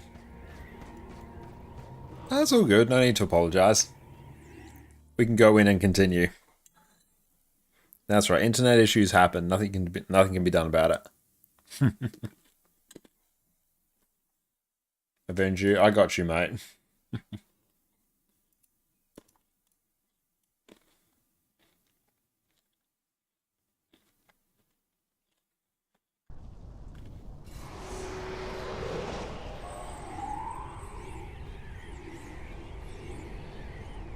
Now we've got a little bit more hard mode.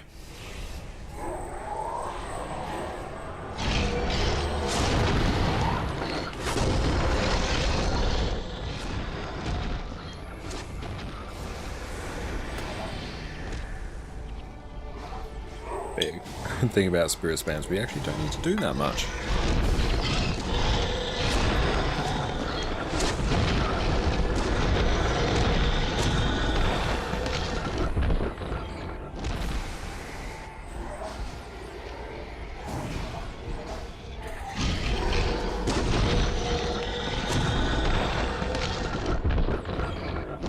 The audio for that one thing is super loud. Oh, you mean that what sounds like a golem?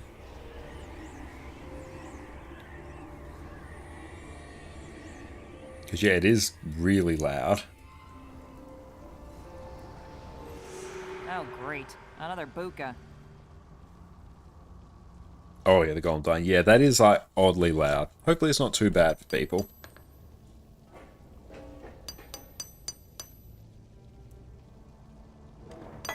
So, you've come crawling back, Blim. Did you bring that flux matrix I need?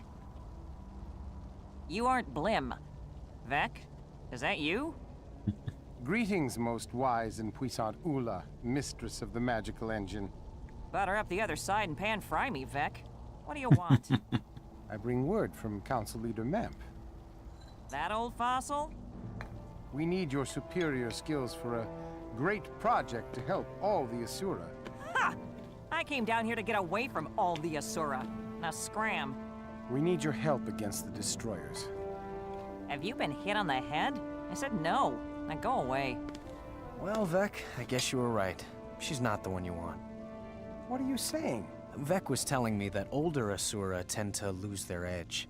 You That your can't stop skills hearing may keep deteriorate. no What do you mean? or There Kip. isn't a better column answer than yours, truly. Probably, but if you're afraid the challenge is too much. I'm not afraid of any challenge. Let me pack my equipment. I'll show you. Deteriorated. The nerve. That's all good, Desolated. No issues. It's probably not helped by the fact I'm playing on the Asian servers, Done better myself. which yeah, gives me moderately acceptable ping, or probably terrible ping for everyone else.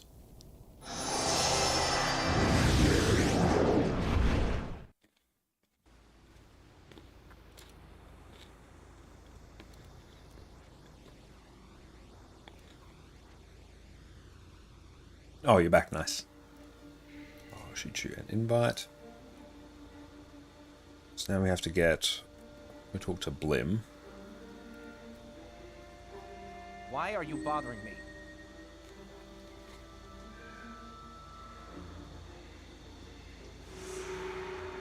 Okay, get Renek's help.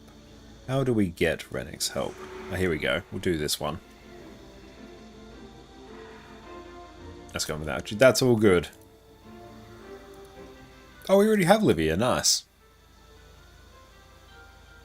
Oh, that's what you were using? Oh, nice. Okay, so let's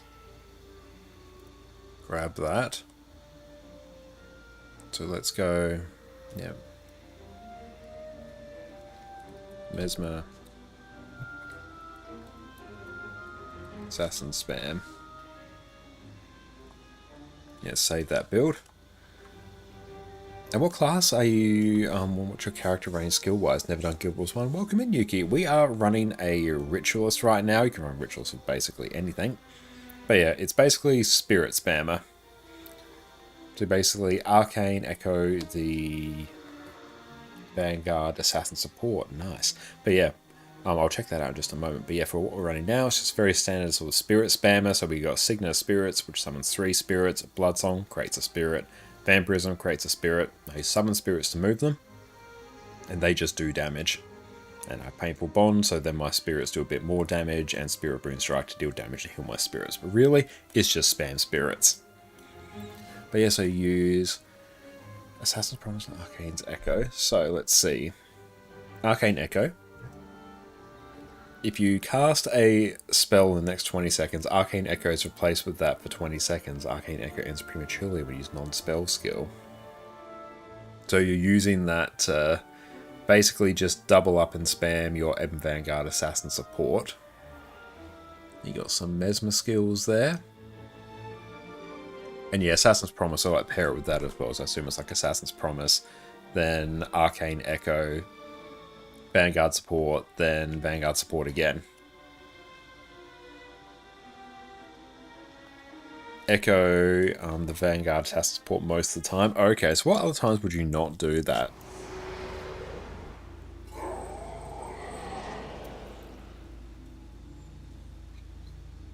Thank you, Jester's dinner is fantastic.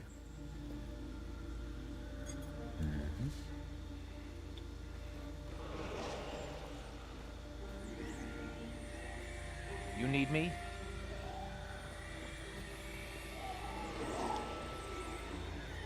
Or sometimes on Spellcaster Bullshit Echo Chaos Storm. Okay, fair enough, that makes sense. Now, mind you, of Runes of Magic's graphic-wise, good game. Very cool. I've never played Runes of Magic, but yeah, the graphic style of this game still holds up insanely well.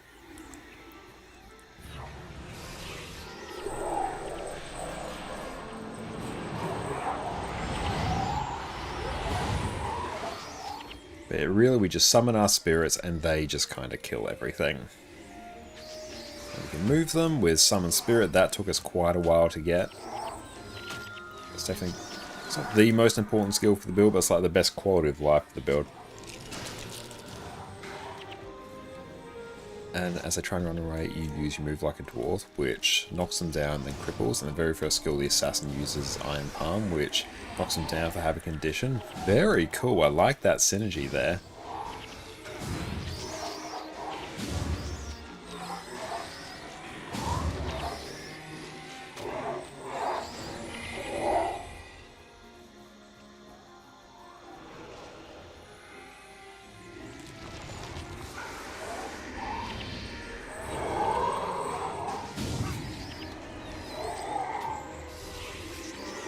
Painful Bond, so then whenever our spirits do damage, they'll like damage everything else around them.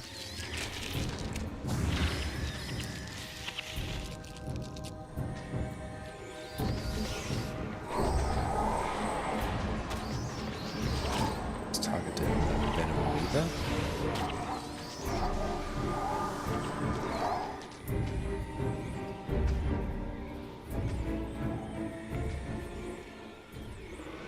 So we have to go to Alcasia Triangle. We may as well just kill all these here.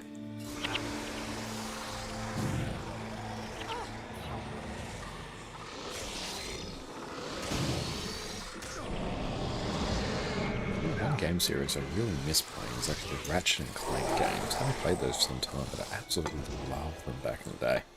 I played them like a few years ago, and by that I mean probably about 7 or so years ago, but they still hold up insanely well.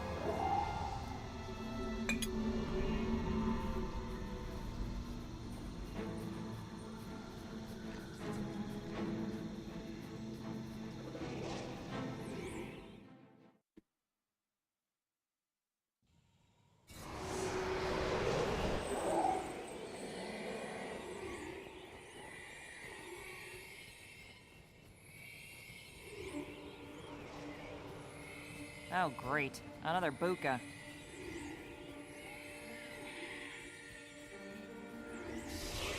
I used to play MMOs with Necromancer class. You thought it was Runes of Magic, but then you went back, it seemed different. Same kind of graphics. Okay, that's good to know. Yeah, I can imagine probably a lot of games around sort of the same time will have a somewhat reminiscent art style. I also very much enjoy playing Necros in games as well. Necro is one of my...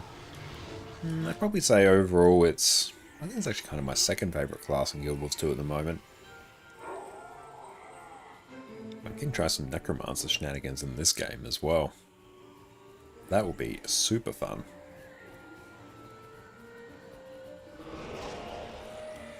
Oh cool, we got a, I don't know, fancy mob here that we can kill. So you double knock them down inside a well, it's draining their energy by 4 every second. They're still dealing with the assassin slashing their face. Well, I could definitely see that working an absolute treat.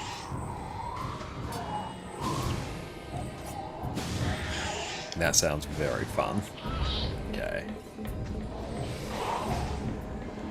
Yeah, Guild Wars 2 has a Necromancer. Yeah, it's one of the main classes. And yeah, over on my YouTube channel, actually. Oh, Addy's still down there.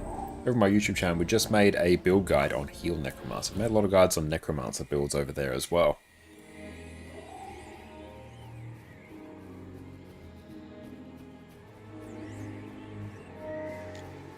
We've done Condi Scourge, Power Reaper, Condi Harbinger.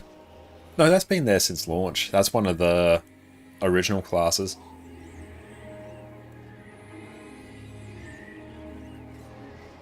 With the subclasses for it being Reaper, Scourge, and Harbinger, sort of the subclasses that got added. But Necromancer's in the base game. It's in a very, very good state as well. I have a Mesmer at the moment. Nice. Mesmer is fantastic. Probably overall the strongest class in Guild Wars 2. You can actually play Written Necro. Your minions do less damage and you can't have as many minions as the primary Necro, but your spawning power makes your minions very tanky. That does sound cool. So yeah, I think I did try it sort of at some point. I wasn't utilising any of the skills, but I did have Necro equipped at some point. Oh, Can't wait to try out that bit as well, Desolated. We'll make sure we get like all the skills at some point.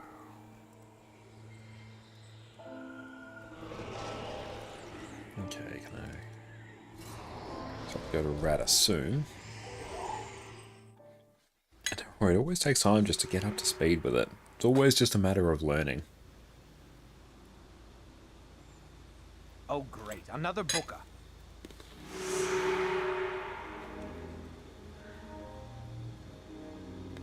Why are you bothering me?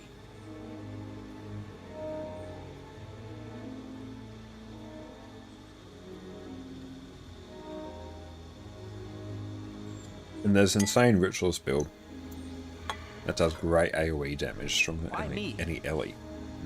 That sounds super interesting. If you have that, I would love to see it.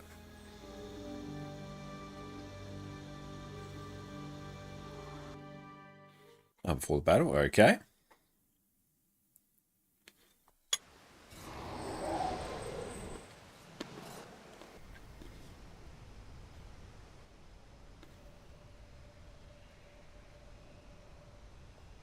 Are you going to do ConnorConCarne to be set up for power? I'm There's sorry no elite about spec you here and at Dad. 80 though. I Okay. learned a great deal from him that can help. That's good. You're free getting him. close to the point though we can start to unlock Have you ever heard of the Scepter? Chronomancer as well. And Chronomancer is actually like a pretty solid build. Calculations. I don't Power need Chronomancer is also great. I've got builds for Power Virtuoso, Power Boon Chronomancer, Heal Chronomancer as well on my YouTube channel as well. So I've got quite a few Mesmer builds there to don't know how to format crystal array. cover all your Mesmer needs. Trying to say that you run a greater risk putting Oh, the Celestial Gear is fantastic. Use that for the Twice the power this way. Condi build and you'll be solid in open world. Celestial Gear is amazing for condition damage builds. Don't lecture me. I was formatting crystals before you were born.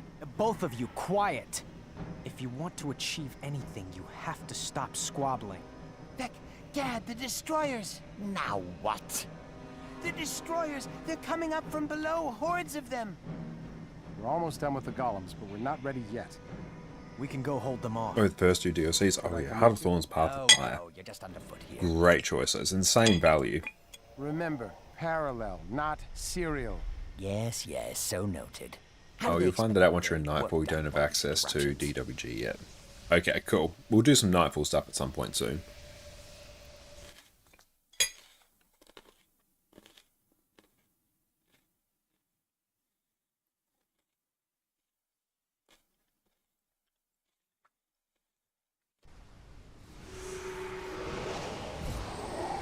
Protect each golem kiln as it heats up. You're told by someone to get an actual comedy set that's more for it. Definitely in the long term, that's a good idea. If you want like condition Chronomancer, getting yourself a set of Viper's gear is great. In the meantime though, Celestial gear is totally fine, especially for open world. Boruto, welcome in. It's great to see you, mate. And yes, doing some Ivan North shenanigans. Like, I definitely do recommend getting a full Viper set for combi gear. But you are all good up to the meantime. Hey Drew, how are you going? Welcome in Raiders. My name is Connor or ConnorConCarne. And you go check us out on YouTube there where we do all sorts of Guild Wars 2 build guides. Not people, thank you for the follow. Everyone, make sure you go check out Drew over on Twitch. Another fantastic MMO streamer. What is up? Drew, what'd you get up to on your stream? And how have you been, mate? I hope you had a good weekend. Right now, we are blasting out some Guild Wars 1. Having a wonderful, wonderful time with it. It's such a throwback. I never got a chance to play it in its prime, but for a game that's 20 years old, it holds up insanely well. Thank you so much for popping in, Drew. It's so good to see you. Hope you're having a great day. We're just running a rituals right now, finishing off our dinner. Very nice little sausage roll and some salad. Addie's sleeping behind us. Our stream is amazing. I haven't shows love in a hot minute. You always do, Drew, and I always appreciate you. No need to worry about it whatsoever. You want to check out this Guild Wars 1 content. Very nice. But obviously, Guild Wars 1, for a game that's 20 years old, it's insanely fun. It's a very different game to Guild Wars 2. It's more an RPG with online elements. You're going to open Guild Wars 2, can't believe you missed entire class? Hell yeah, try all the classes. Guild Wars 2 is a game that really encourages you to play multiple classes as well. What?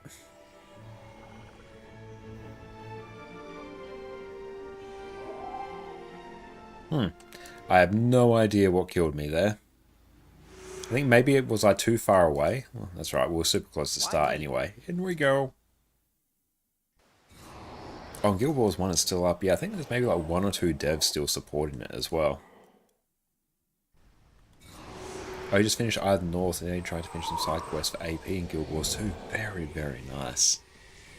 How is the AP farming in Guild Wars 2 going? Yep, no idea what killed us there, so... Or maybe... Did we not protect the kiln? Maybe? Protect each golem kiln as it heats up.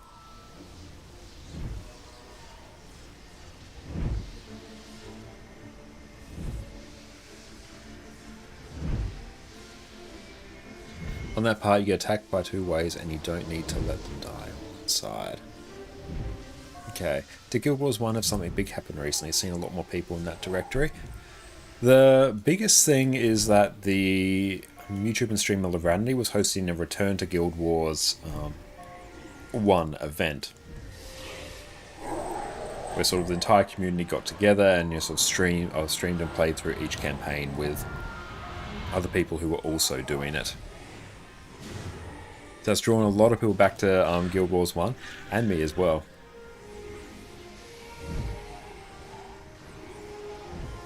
But that's the big thing, and I'm really glad to see it get a lot more love.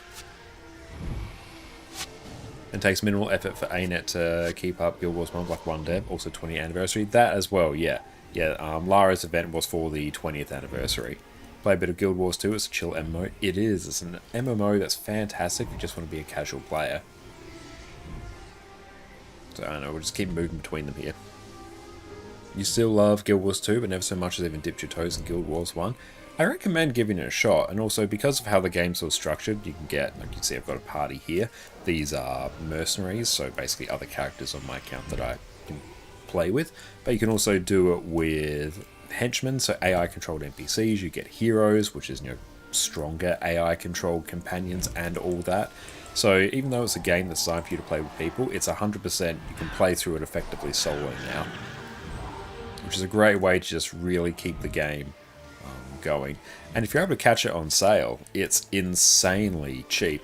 Because with the anniversary sale, which is not active right now, it was $9, I think, for me, for the game and every bit of DLC. Absolutely bonkers.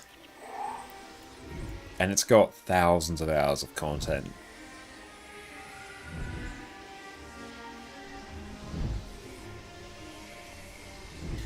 Do you have any idea what the game may be you've been trying to get back into it? You had the Necromancer class, but the World vs. World had actual siege stuff.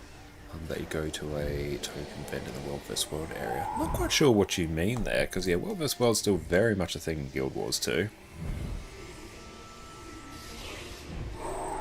But yeah, it might be good just to maybe just dive back into World vs. World a bit, just sit with this commander tag, go follow that around, just sort of dip your toes back into it, because World vs. World's a different game mode in and of itself. Oh yeah, but Guild Wars 1 was insanely cheap.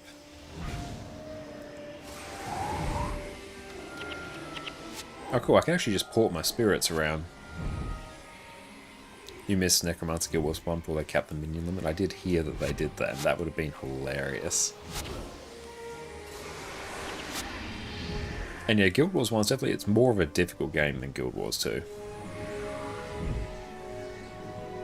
You could buy siege equipments and it will be... Nice, that follows you and turns into a tread catapult ballista when you talk to him. I don't know what you're referring to, sorry. If anyone does know, feel free to chime in. But yeah, I don't do a lot of World vs. World myself. I usually just go in there whenever I need a gift of battle for a legendary.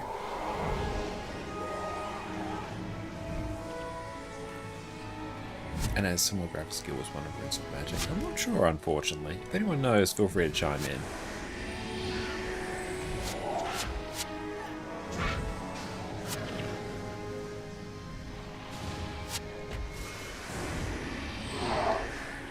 move this down? Yeah, there we go. Normal kiln temperature, so we just gotta keep just cycling through here. Okay, so I think I stayed far too much over one side. Mercenaries and heroes definitely do make things a lot easier, and you can be a bit of a cheeky sausage and do what we did. If you have the mercenary slots, if you get that sort of account and upgrade, you can create a PvP character, instant level 20, add it as a mercenary, delete it, and just go make another one, and another one, and another one, and you can get a full team of mercenaries, which does make your life much easier. Yeah, I'm not sure. Yeah, unfortunately I don't know, but yeah, hopefully you're able to find it. Good temperature is we'll learn how to deploy them.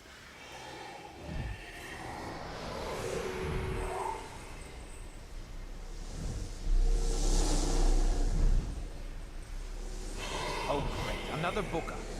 Okay, so we got a beacon, I think.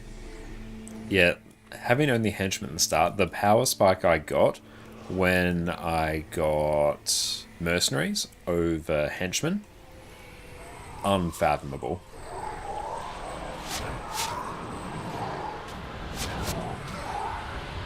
But it's really, really nice having access to mercenaries and heroes.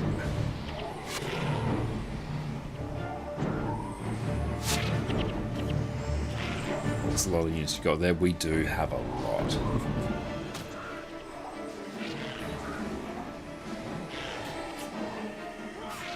It's taking a hot minute to go down. Hang on, let's buff up team. There we go. They can just take it down.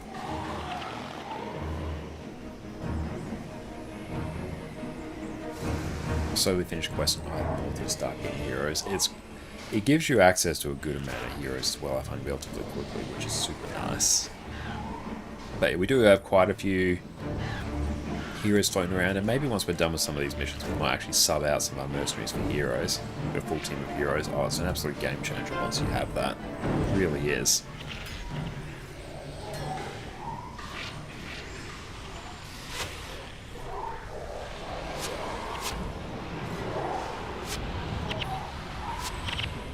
How much energy is that? Oh, 15 energy. Damn, that's a lot.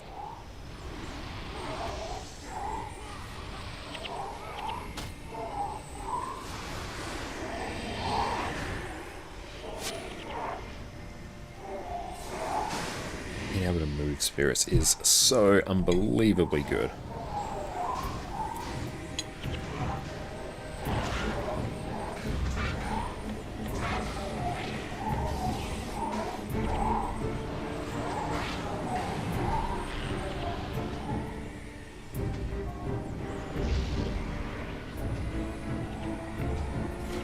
Oh, we can summon reinforcements. Nice. You need me? Can we just summon more?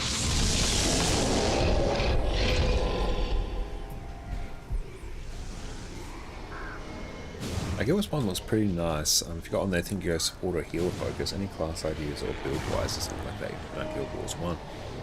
If any Guild Wars 1 sort of experts and GigaChats in chat, some good heal builds, that would be good. But I think something like Monk or Paragon would be a great class to start with. Necromancer as well. I've got a Necromancer healer here and also a Ritualist healer as well. So there's a lot of different options out there.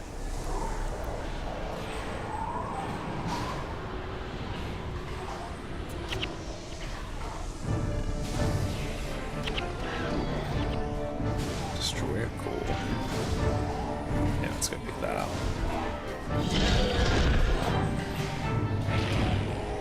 Let's find... Oh, were we successful? I hope. But there's a lot of great builds on this website. Well, that's not actually going to you there. That's a good day's fight. There we go. That should be there.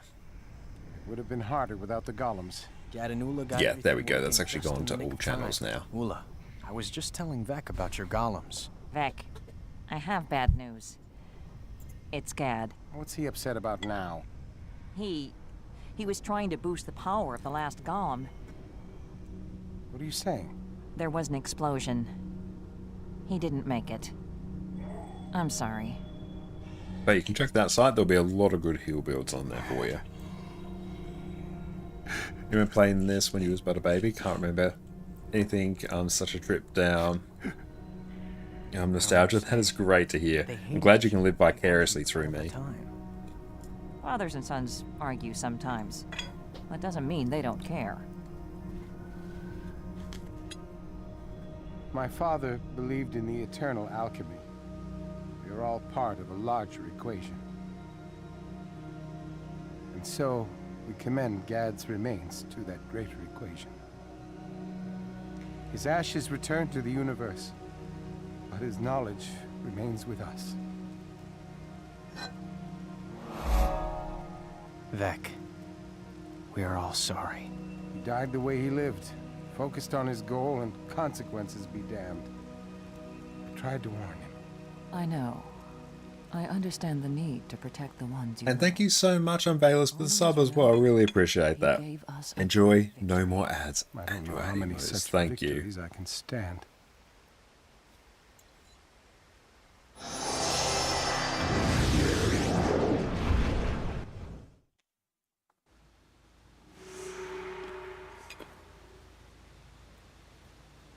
Hmm. 10k experience.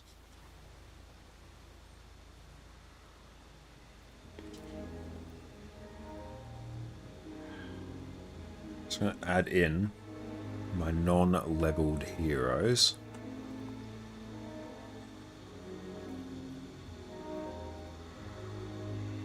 Why me? Okay.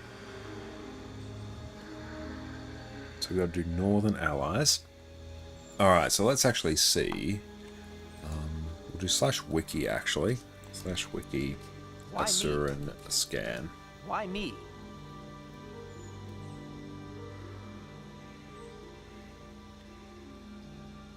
Skill quest Cipher of Grenth. Preceded by Cipher of Melandrew. So we have to go Tarnished Haven.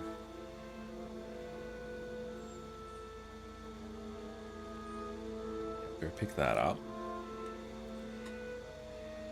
Hero builds. Let's add in Mesmerway Temp. Do we have Tarnished Coast?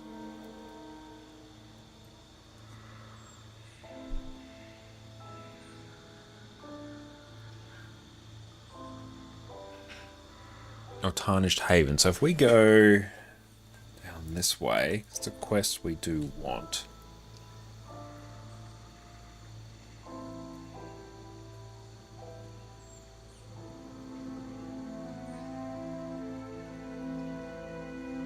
So where is the triangle? It's Riven Earth. Maybe it's our Magus Stones way. Yeah, let's go get access to Tarnished Haven. Give us another outpost that we need, and we may as well get it done.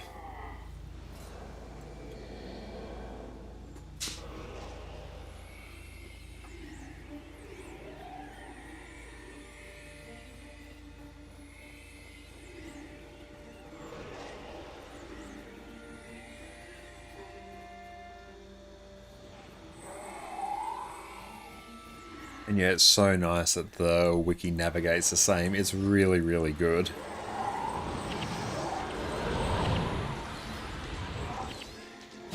But yeah, let's get some of these skills done.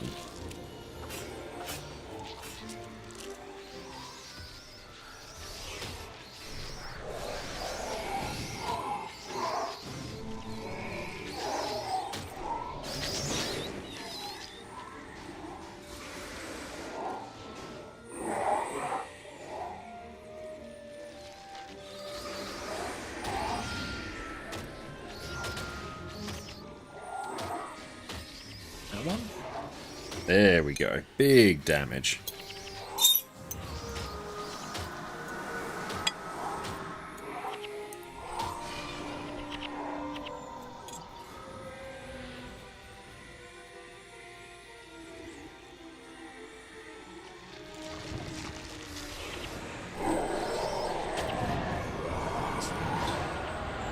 because I think it's cool in here. Now, so Assassin Necromancer, can you dual class or is a build you can do on both?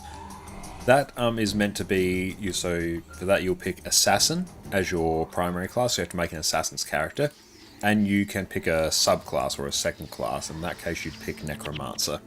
So it's an Assassin class that has Necromancer as its secondary.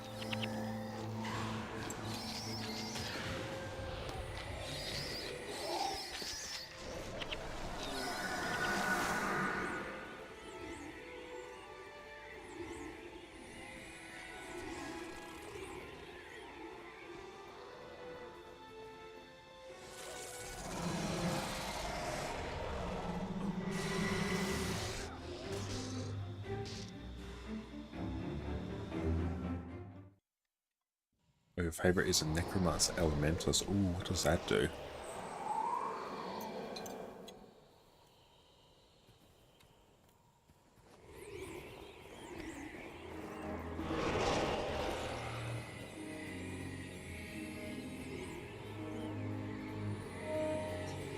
Oh, great. Another buka.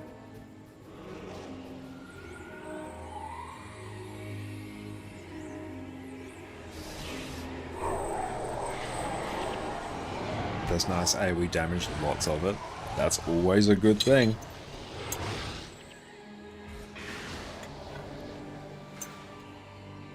Let's try and find our way to Tarnished Haven, I think it is. And then we're going to take a break and we're going to hang a load of washing out. Not getting that much gold in the quest, but a good amount of experience. So we're leveling up our lesser leveled heroes, which is good.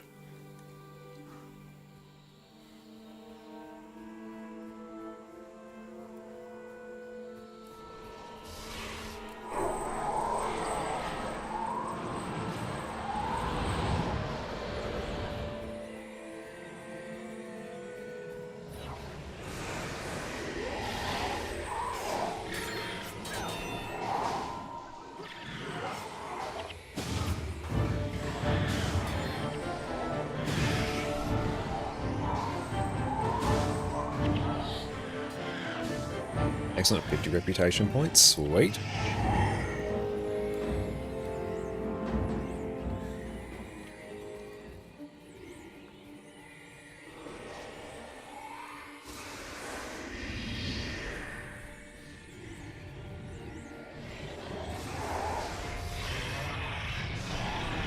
Look at that damage, it's good. Good times.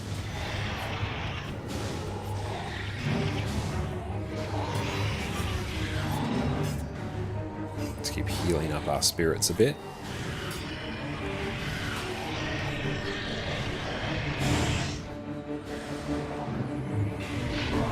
Maybe I ought to head down.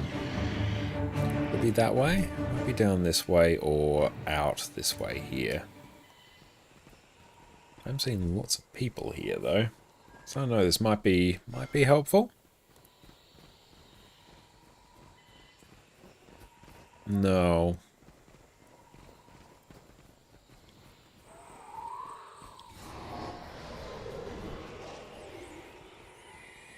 Why are you bothering me? All these NPCs are talking. Let's see what they're doing.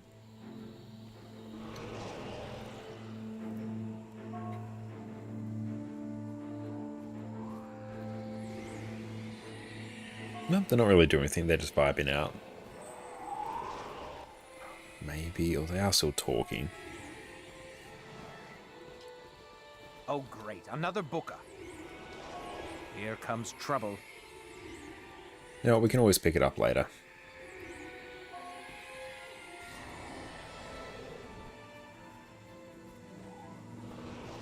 We'll see if it gives us a quest prompt or something. So how do I get to Tarnished Haven? Afaru, what's up, mate? It's great to see you. Hope you're having a great day. Okay, so we have to go more out this way. We're back with some more Guild Wars 1. We're blasting out Eye of the North shenanigans. Life is good. Yeah, out this way by the looks.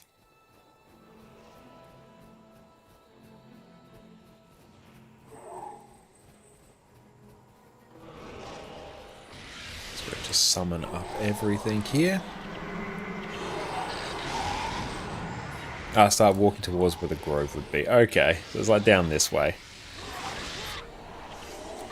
Hope you had a great day yesterday. It was a really good day. It was great seeing all our different family members. Just the joys of Australia being like lots of driving. But yeah, really grateful that we got to spend time with family members yesterday. It was really, really good. But yeah, it was a big day, but it was a good day. And I hope you had a great weekend as well.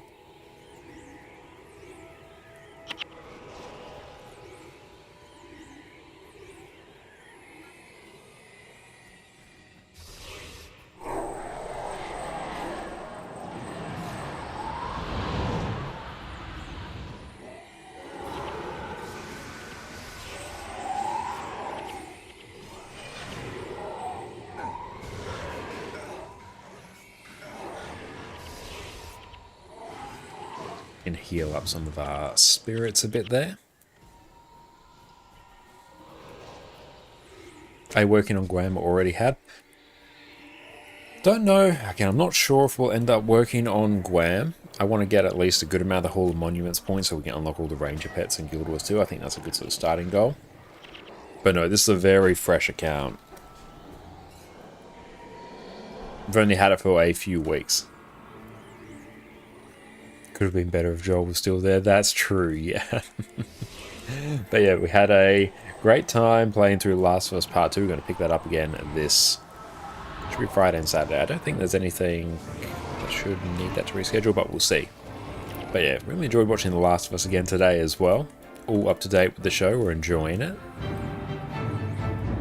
Yeah, this looks right.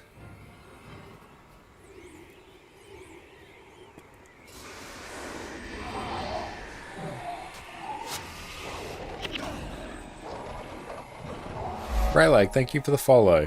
Really appreciate that.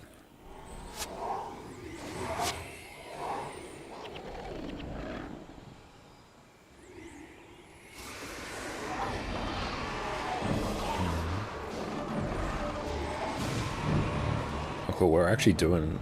I was going to say we're doing a lot of damage, but no, that's far. We're still doing a pretty good amount.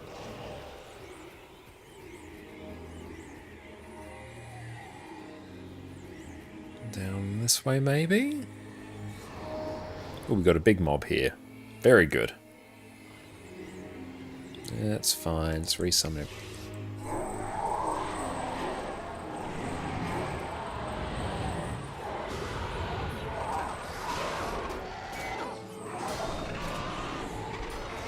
We got 50 rep there.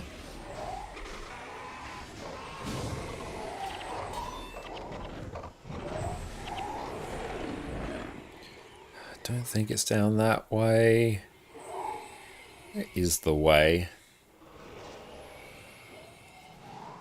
We find the simians were on the right. Good to know.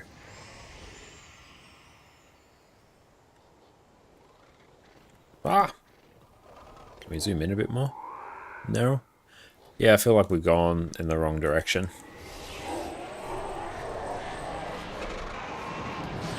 Oh, we'll just like fully clear everything and then we'll just explore every single part of the area.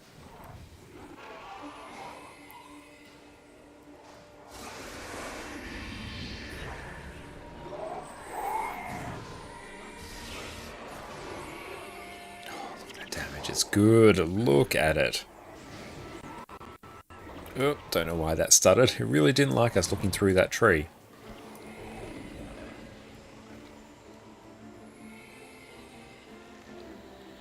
Now you can channel your inner high DP. High DPS, I am not here to do or conceive of any possible mechanic.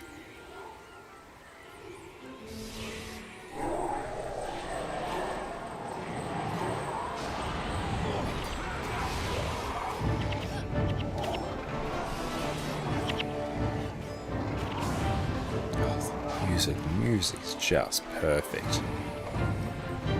I wonder how much gold I've left just by not picking up those coins because I've been really lazy. Oh, Tarnish Haven, nice.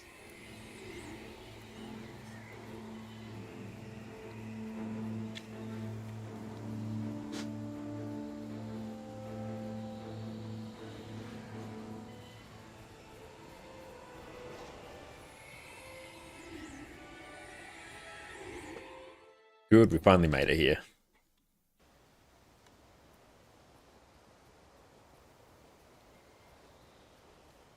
Okay, now just see who gives the quests. It's given by Kirsch. There's Kirsch. Where's my mouse? There it is.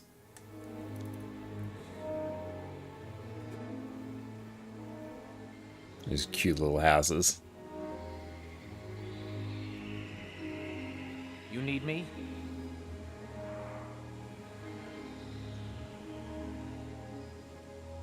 Smooth criminal, nice. So Cipher of Melandrew, let's track that.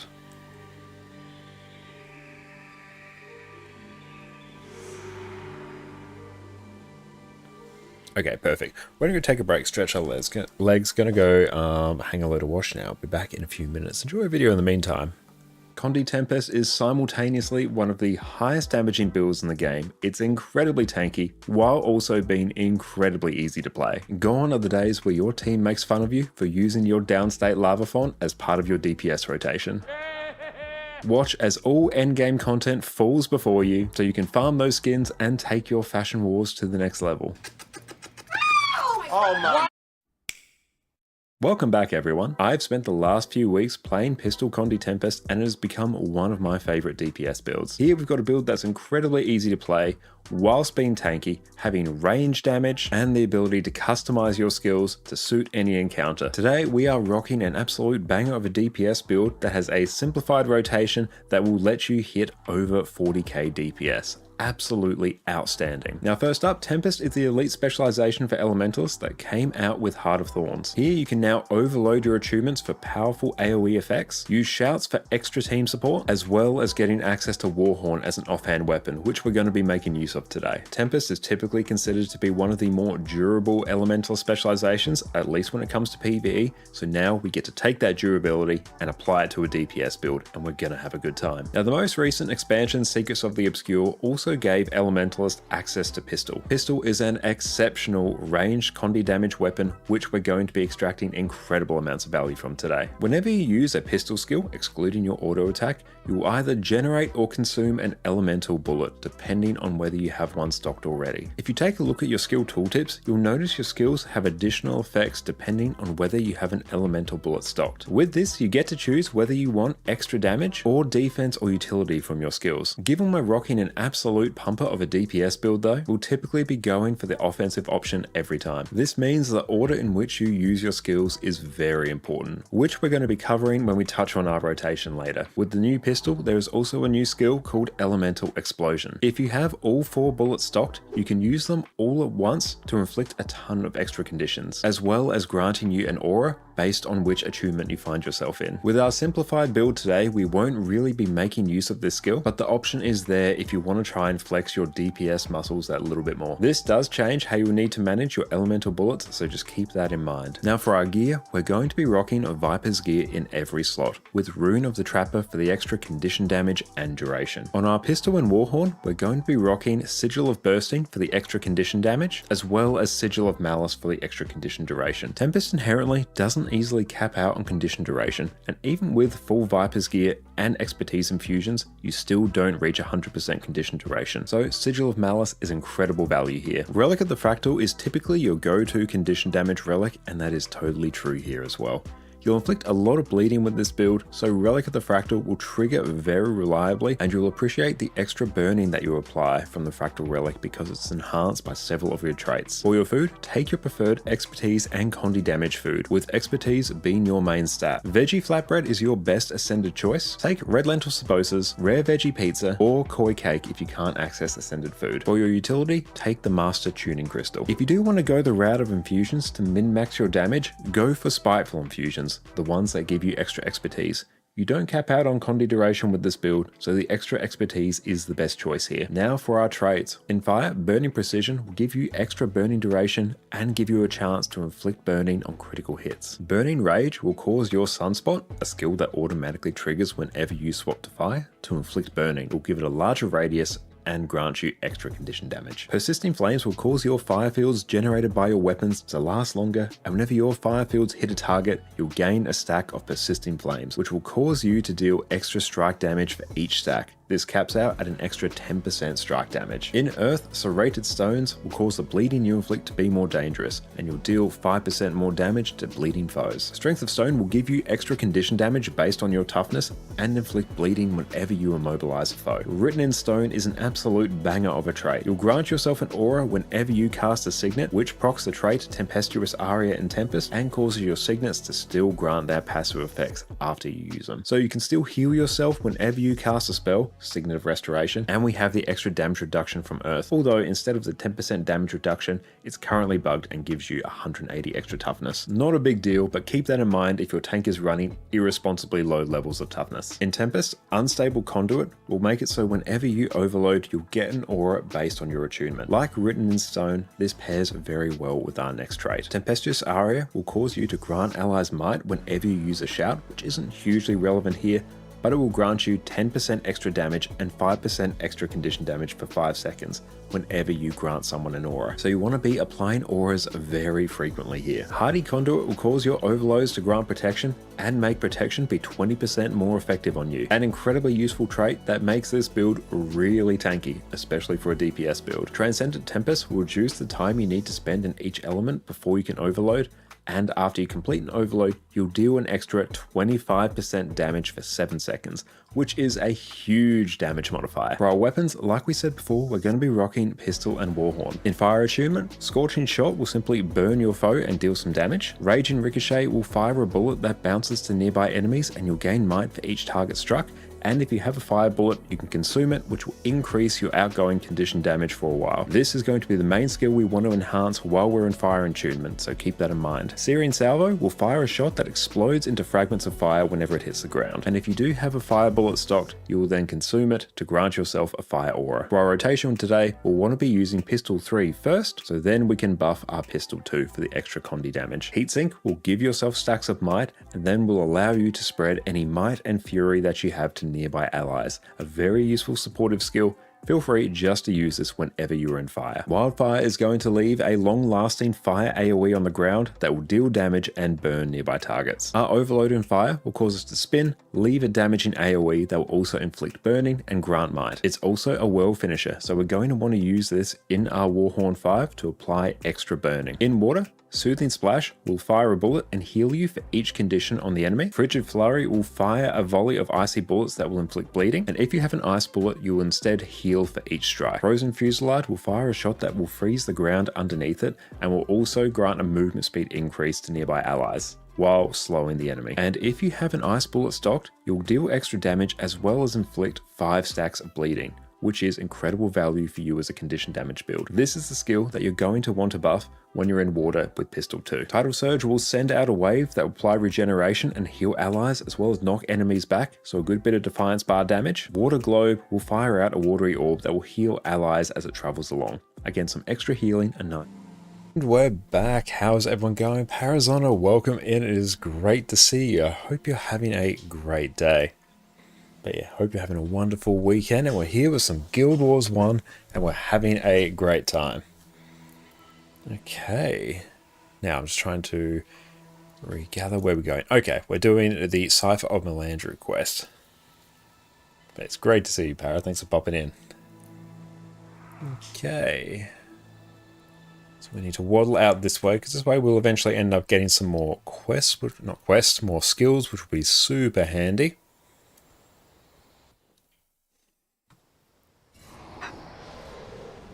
And yeah, I'm looking forward to partaking in Tyria Pride this year as well. Are doing good? Just made some super late breakfast. Oh, hell yeah, what's on the menu? The joys of the Australian time zone. It's very much dinner time for us. But yeah, what are you having today? Today for breakfast we had fried eggs on toast with some red Leicestershire cheese. Once I unlock hard mode either north, I can carry you for all the dungeons. Yes.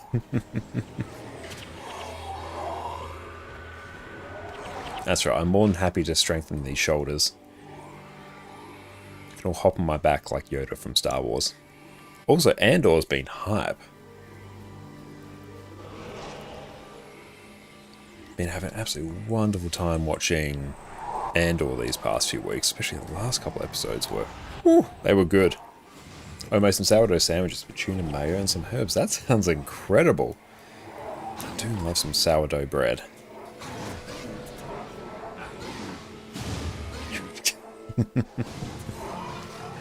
That's alright, just hop on these broad shoulders, I've got you. Oh, Andor's so good. It's easily the best live-action Star Wars we have had since... You know what, screw it. Since the original trilogy.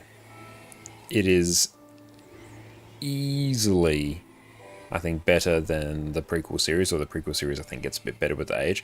Way better than the sequel series. It's the best of all of the live-action Star Wars TV shows, like, without shadow of a doubt. I really enjoyed Ahsoka, but yeah, Ahsoka does not even touch Andor in terms of quality. But it elevates all other Star Wars that surrounds it. It makes Rogue One even better. Rogue One already an absolutely amazing Star Wars movie. This is just made drastically better by it.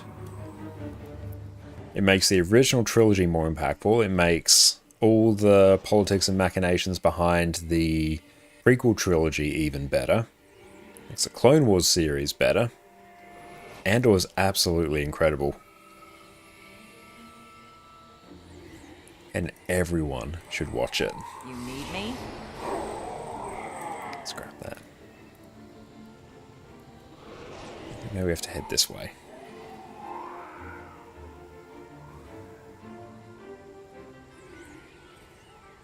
Use the force.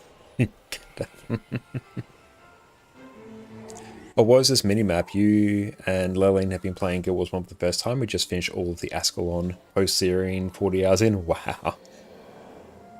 Are you going in blind and it's super fun? That's awesome. Yeah, I haven't touched Prophecies yet, but what we're running right now is GW Toolbox. So as part of that, I've basically overwritten my minimap with their version here. So if I go into settings, it's a whole bunch of different modules. Where would the minimap be? Looks like, yeah, it's under widgets here. But you can basically go through, re-enable it. There's a whole bunch of good settings in there. You can draw quest markers on there. I've got the quest module, which will actually give me a path to follow for each quest. It's great. GWToolbox.com. Yeah, that should be it. I'll just grab the link as well. That looks exactly correct. I said correct. Correct. Right. Both of them work. You know, we're just going to combine them. The Mandalorian interests you more. Mandalorian is a close second, I think, to Andor. Mandalorian is wonderful. I love it. That's my next favorite one. But Andor just, oh, chef's kiss. It's correct. Yeah. Correct. Yep. That's right. We can add it to the context surrounding our spear thief build. Speef.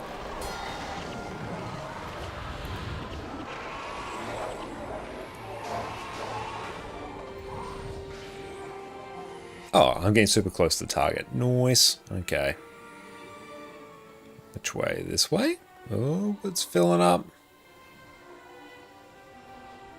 Speef, that sounds correct. Exactly.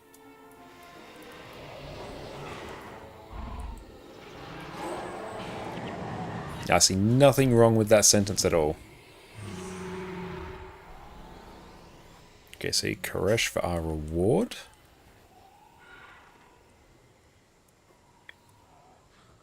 Fence. I can skip that, skip that. Oh, I guess I gotta just pull it back there. Does Guild Wars 1 have any ground-placed area heals? I'm not sure about that. I think it's more sort of ally targeted. I have not seen Andor yet. People are quite crazy over it, so that's good. If you're a Star Wars enjoyer, I 100% recommend it. Like, it's not just a great Star Wars show, it's just a great show in general. One thing I've always found with Star Wars, at least sort of prior to Andor, whenever you'd watch any sort of Star Wars media, it never seemed like the Rebellion or any of the politics outside the Jedi and the Sith conflict never really got sort of the attention. It was never, I found, as interesting to watch. Whereas now when you watch Andor, it just flips it on its head entirely. It makes just all the missions surrounding the creation of the rebellion, all the politics behind it, all the scheming, all the espionage, it's fascinating to watch. So then, Scepter Spectre or Spectre, or Sector, Spectre, Speef Spectre, Spectre, yeah. Yeah, you do like Star Wars since you were a kid, you remember collecting cards from the chip bags. Oh, that's really cool. Yeah, I don't think I collected cards from the chip bags. I'm trying to remember. When I was younger, I'm trying to replace what they were. I'll try and describe them, we might get there together. With the Star Wars action figures you'd get from the toy shop, there would be a sort of plastic, almost look like a bit of a USB type thing, sort of flat plastic, just playing with a pen here, some flat plastic sort of chip, and you'd put that into some sort of like device speaker type thing, and it would actually play voice lines from the character. I can't remember what they are called, but they're some of the core Star Wars collectible memories that I have. I've got to find it now.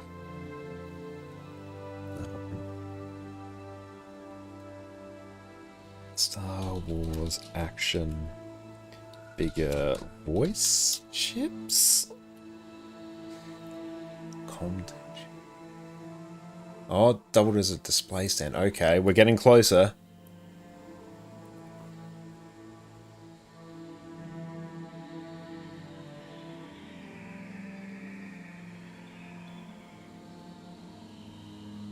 Fascinating that it reflects IRL with Banana Republics. It does, yeah. Yep, this was it. This was it. Okay. So it's Comtex. Yeah, these were the things. Yeah, you'd get the... I'll put this just sort of front and center so then everyone can see it. Yeah, there we go. That's it right there. So you get the action figure, it would stand on this chip, and yeah, it'd be near the speaker and it would play the... voice tracks from it. So it uses RFID. The reader broadcasts signal through the antenna. The RF antenna receives signal.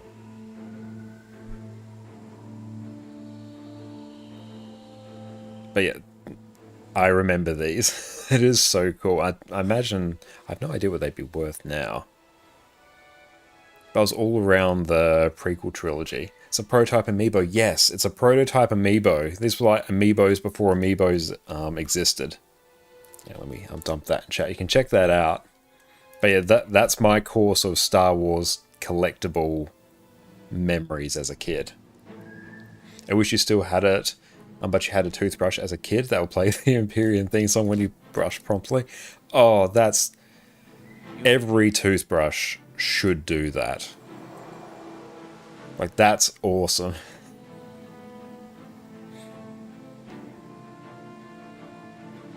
I feel like I should really, on topic of Star Wars, I should set my morning wake-up alarm to the Twin Suns theme. I feel like that's going to be a better way to wake up. I might try and remember to do that. That sounds really nice. You need me? Okay, so I think if I... Or can I... Yeah, just interact with all of these. Here comes trouble. Yes.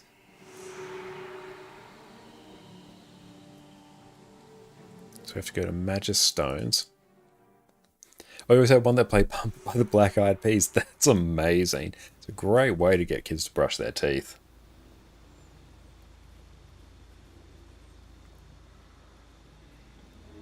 Does he have any quests for us? Let's see. Why me? Nah, nothing. I don't think. Maybe. Well, very soon I will start swapping out some of the mercenaries for heroes. I will eventually remember it. But that I will probably just forget it.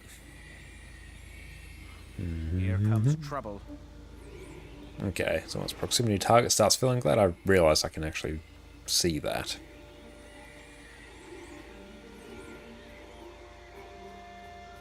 Coolest lab, little workshop of horrors. I don't think it's that way. Oh, zone back in and out. Okay, why is that? Oh, Technobabble. I recognize that name. They are more than happy for what anyone deems to be appropriate backseating. Okay, so they're random and some are close. Alright. Oh, yep, there we go. I see. So prob's got to go out this way. Yep, out this way. Good shout.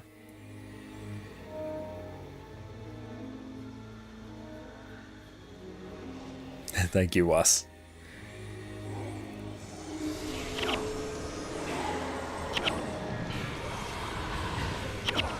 We've had all our skills interrupted. We are very sad. I think I literally had every spirit skill except Blood Song interrupted.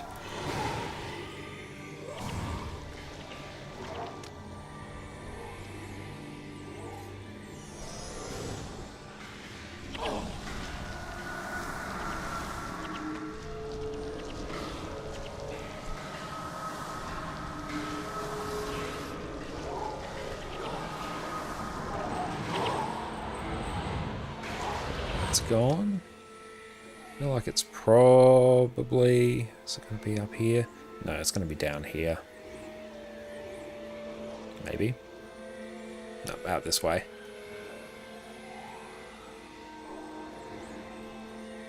Yes.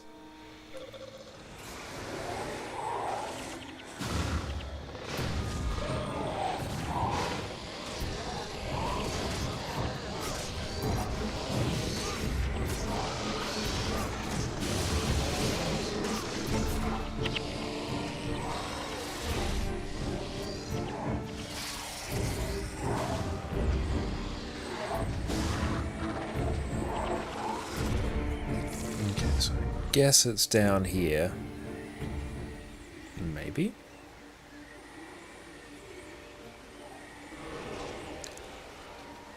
Ah, here we go. Nice. Oh, cool. We got the summon spirits.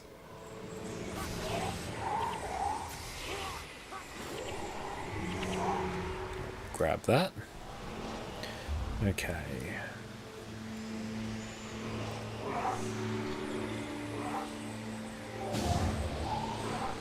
Just deal with everything here, then we can move on to the next quest.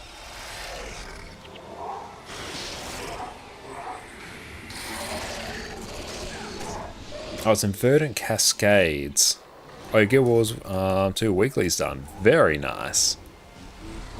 Verdant Cascades.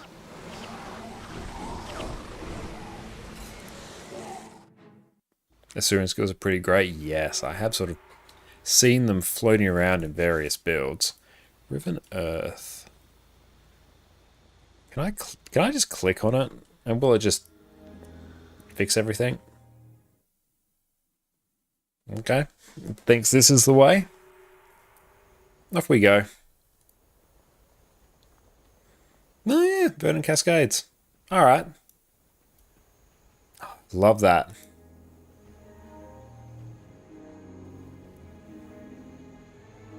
Don't even know how to do the Great Destroyer without Pain Inverter. I guess I'll be finding out whether I can or not. Okay, so it should be in this area, so let's go back in and out.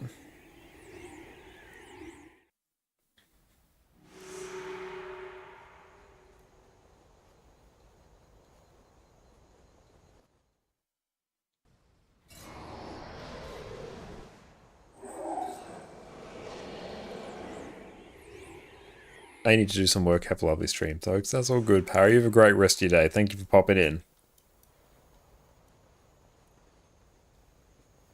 Now, let's see if this gives us a better prompt. No, you know, I'm just gonna head this way. We'll figure it out. Where's my mouse? I need that to be bigger. I'm busy. There we go. How many Asura title shenanigans do we have?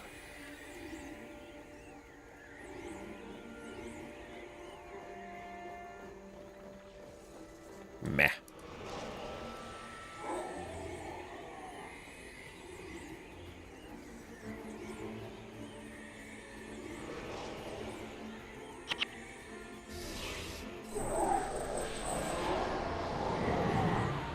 Oh, welcome inside.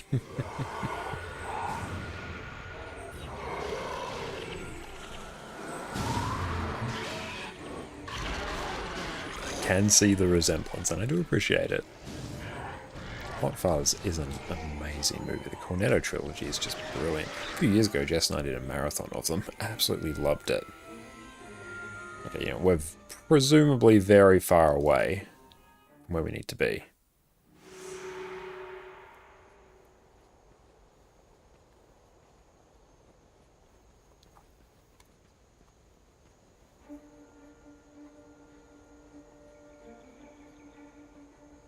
If we get one that's at least got a little bit of progress on it, then that would be really good. There we go, we got a bit. You need me? So now we can actually keep an eye. Yep, so it seems to think this way is good.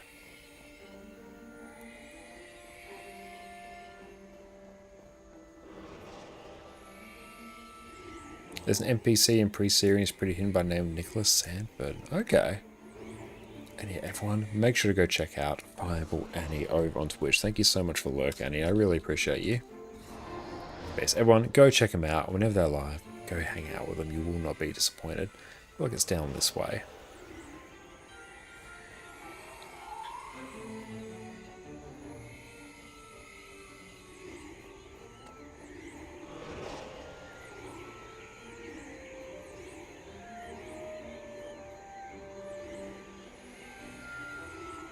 Cool, it's filling up.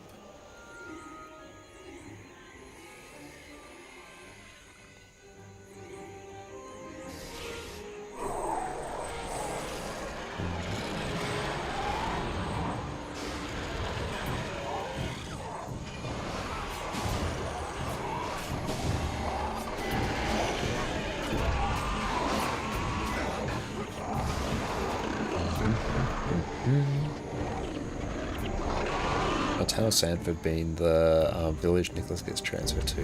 That's really, really cool. No, yeah, I do recognize the name now. That's awesome. When we go and play Prophecies, we'll have to keep an eye out for that. Well, I think we can probably just make a beeline for a straight line here.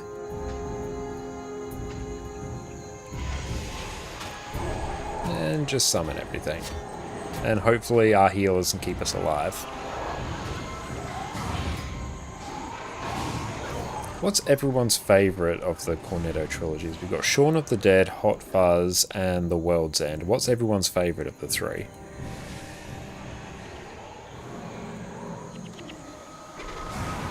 For me, I feel like it is Hot Fuzz. Then, I think Shaun of the Dead with The World's End coming in third. But The World's End is still really, really good.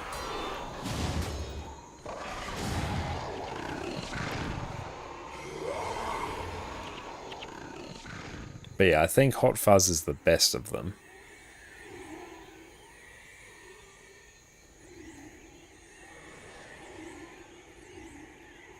There we go.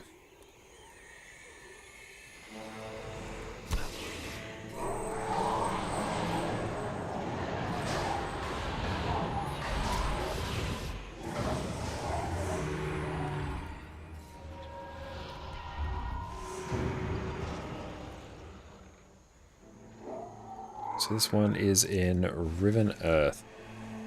Oh, you like classics like Dawn of the Dead? I still haven't seen the original Dawn of the Dead.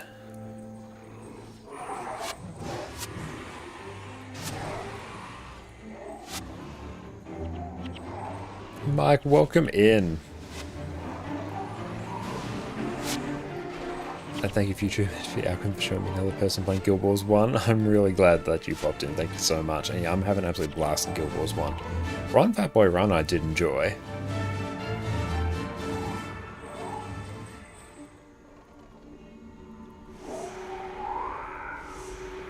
So I gotta go to Riven Earth.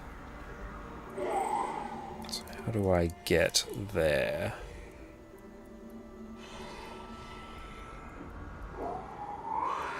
Ah, here we go.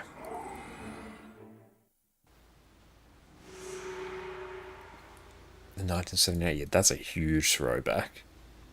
Yeah, I really did enjoy Run, Fat Boy Run as well. I still put that below the Cornetto trilogy, I think, on my end. Or maybe in a similar standing to The World's End.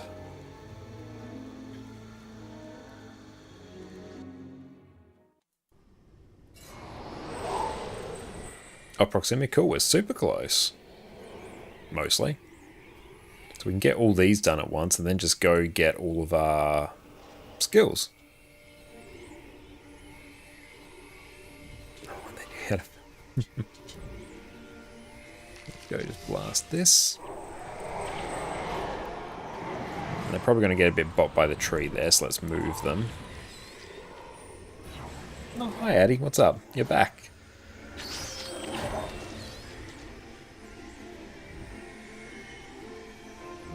Don't even need to read the tricks on the wiki, they just work instantly for him. Exactly. Yeah, we do not need to do any pre-planning. Everything just inherently works for us. Nero, think of the work. Work? Lurk. We're on fire today.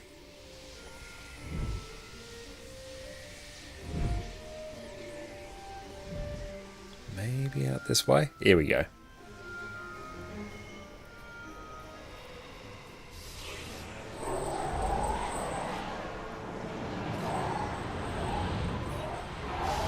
It might have moaned.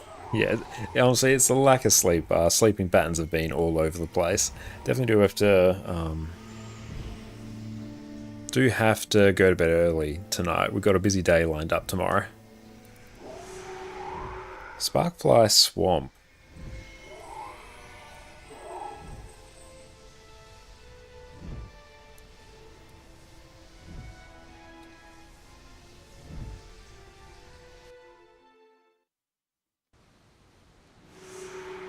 Okay, on Sparkfly Swamp it doesn't work. That's sad, but we'll make it work.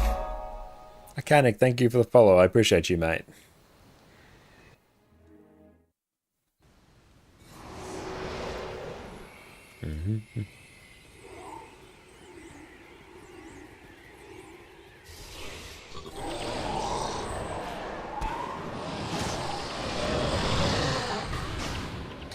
It's nice being in Magumas, giving us massive Caledon Forest vibes. Don't you have a closer outpost? No, I don't think so. I clicked on it and it didn't indicate that we did.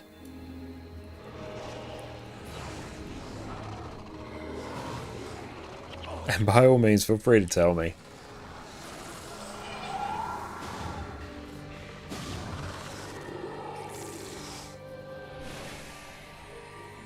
Gadsden Catman's on the other side of the coast, is it?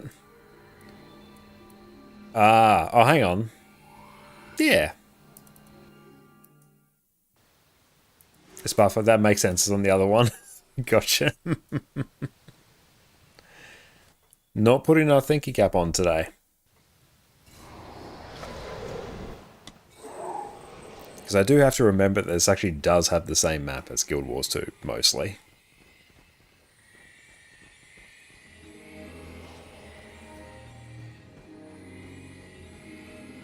Oh, this aspect is actually Tequaddle. Is it? Very cool. Spaghetti don't fight Tequaddle. I would enjoy a good Tequaddle fight, actually. Well, that's... Can't go down there.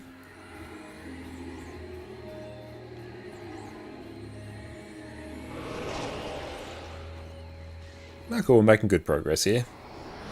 And Lachlan going for Guam. Still tossing up. Current plans are probably to get to the point where I get all the Ranger pets in Guild Wars 2. But maybe by that point you might go for Guam. I'm not sure though, so don't hold me to that. We might go for Gwen, we might not. It might depend on how long it's going to take. Oh, I never played Gears of War as well. I was a PlayStation kid growing up.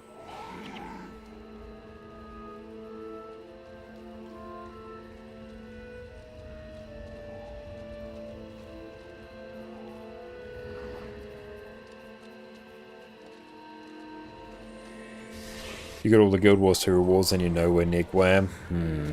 We might have to settle for all the Guild Wars 2 rewards. Going for Guam's a much bigger time sink. I figured that was the case. I've looked into Guam before, just enough to get sort of a rough gauge on the time commitment that we'd have, and it's a lot.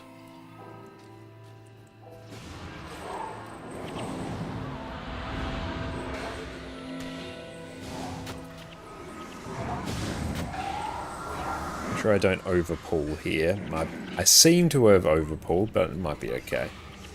I see a fair. You keep thinking about going for it as well. The grind seems manageable, but not sure you feel like doing it. That's the thing. I think especially for... It depends how invested you are in Guild Wars 2 as well. To get the Guam title in Guild Wars 2, do you actually need Guam in Guild Wars 1? Or is this some sort of like different threshold or something?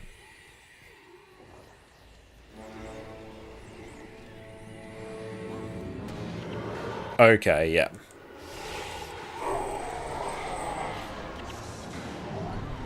No, Guam translates to Gram. Okay, yeah, we're probably not getting that. Just vanquish a single area and you understand how long it takes. Yeah, I can imagine.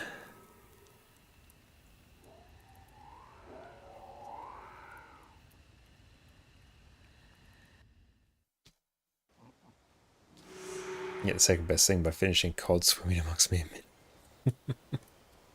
What does that one entail?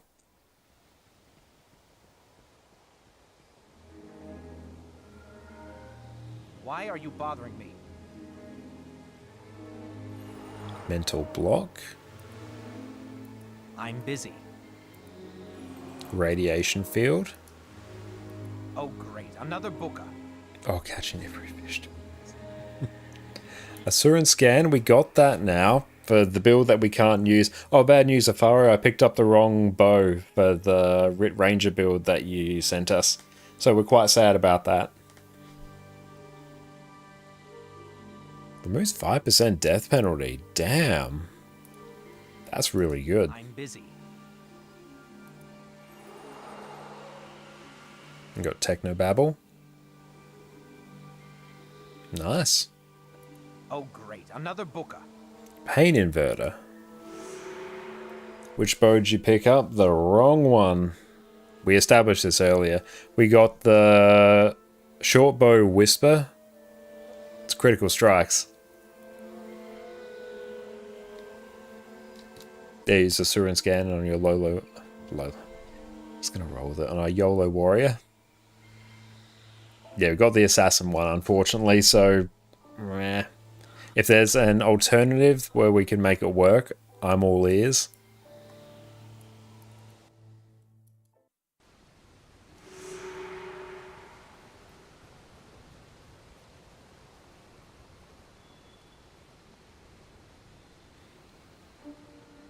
A few too many things here.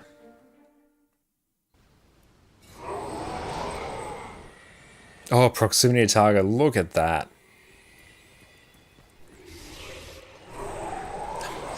NPCs. So he'll come back next year. Great. We'll just put a pin in that build. That's the entire reason we were doing the Asuran quests in the order that we were, so we could get that build up and running. That's alright.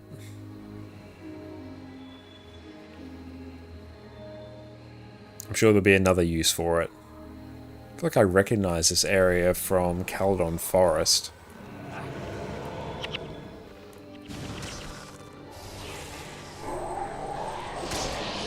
I can just use a dagger build instead. Okay, do the skills work more or less the same?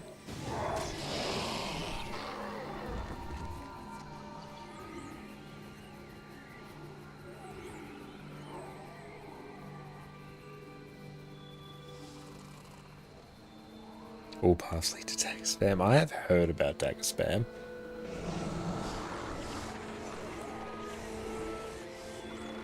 Oh, great. Another I think someone sent you that bow build, but yours pretty similar. Okay, yeah, someone else may have sent it to us. I do forget.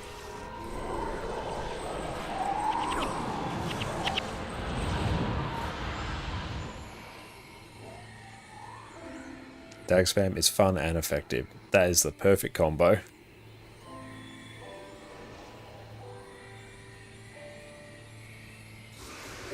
Look at all of them.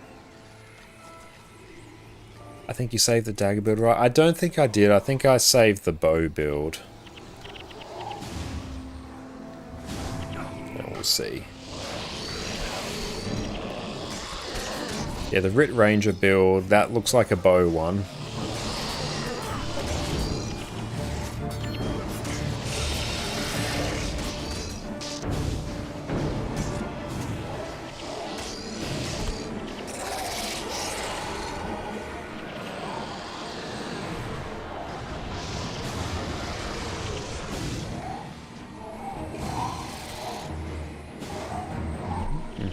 How many hero points, skill points do we have? 81. Nice.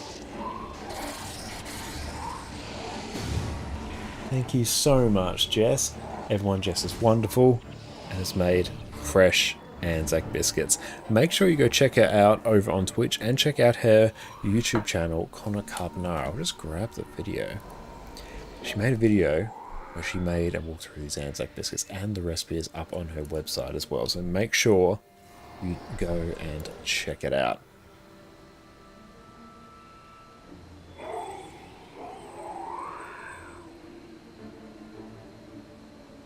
Oh, you have it saved? Okay, hang on. Okay. Manage templates. Oh, dagger spam Rit. Okay. Nice.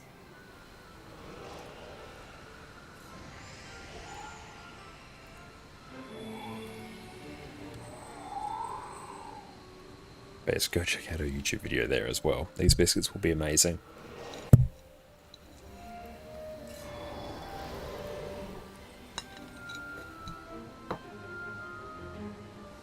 Dagger spam Rit. You must almost have everything.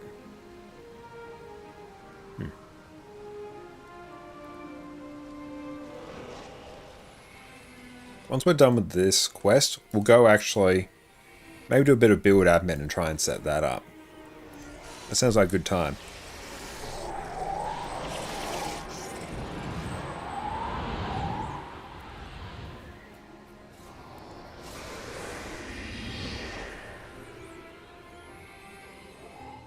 Oh, nice one-handed while I snack.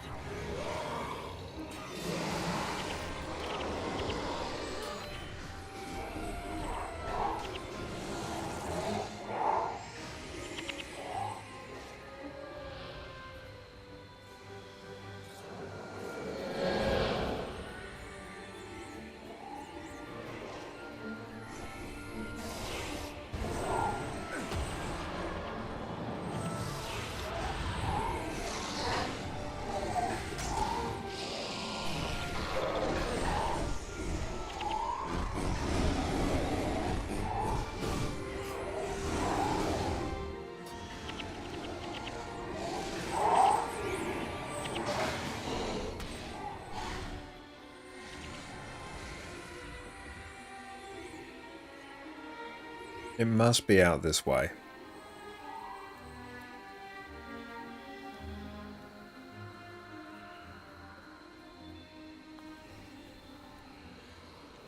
No why this one took us so long to get. We started so close to it.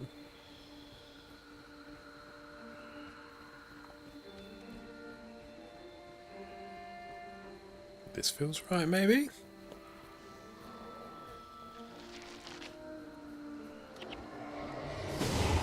No, I suspect it's not.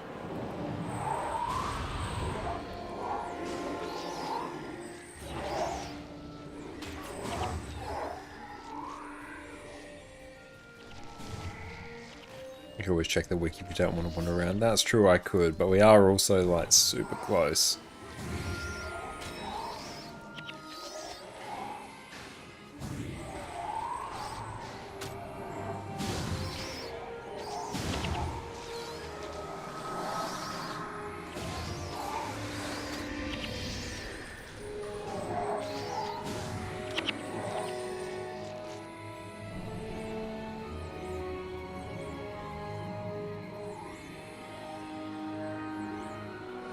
It's probably out here.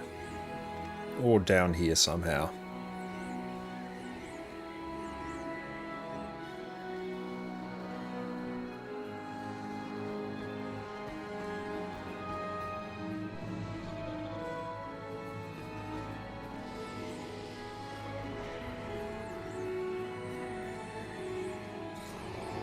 Maybe. Here we go.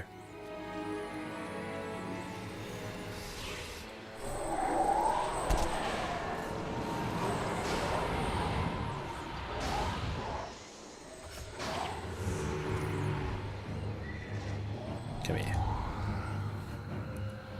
Easy first try. Perfect.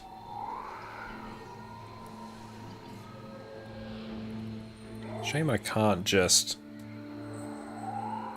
double click to return there.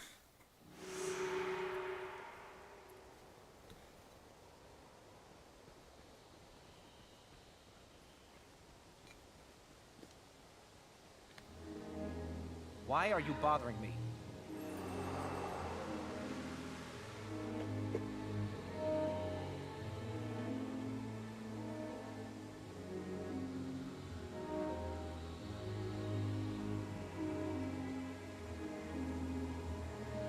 Toolbox allows you to use the command TP outpost name. Okay. So TP Tarnished Haven and ports you back. That's good to know. I'll keep that in mind. Paint inverter. Looks nice. Oh great, another booker. Reward. Oh.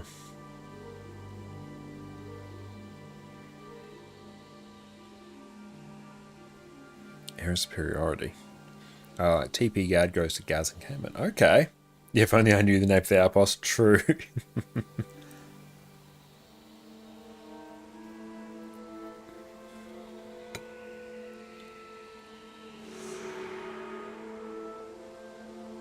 Okay. Oh, just later. What's up?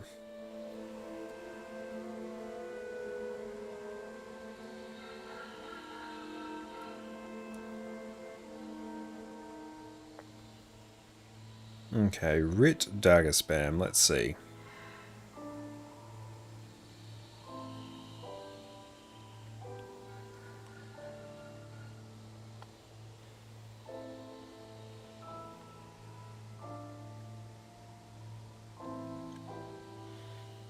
So what are we basically running?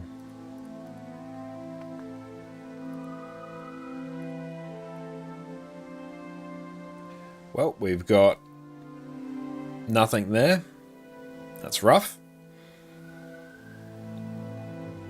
Okay, let's go Sentry's Corner.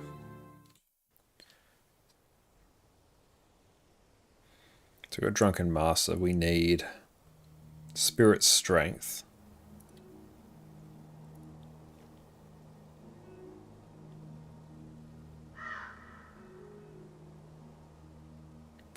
Gross.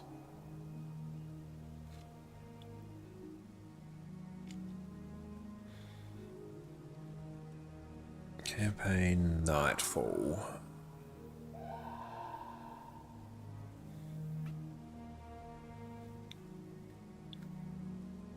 Between Text War and Griff's War. Okay, so let's try and get this going. Where is Skill Person? Here we go.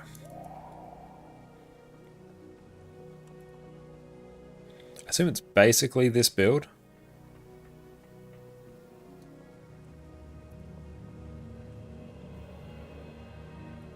Yeah, that looks right.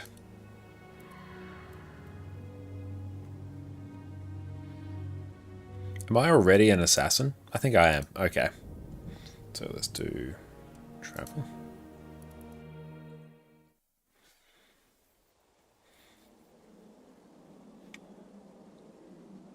So we need Jagged Strike, Box Fangs, Death Blossom. Oh, nice.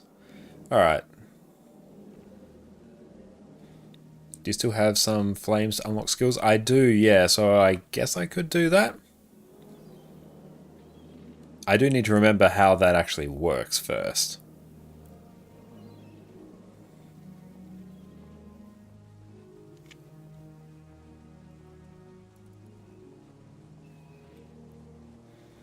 So we need I Am Unstoppable.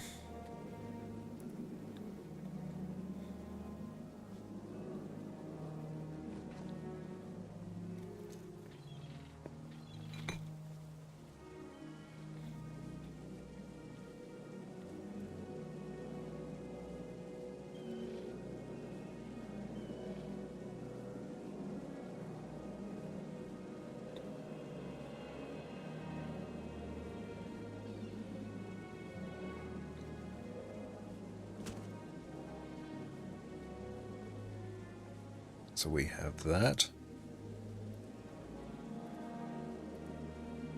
Getting closer.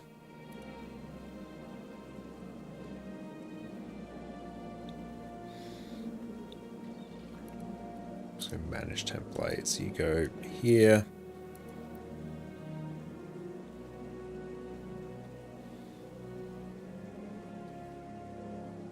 Hang on, how can I load from template?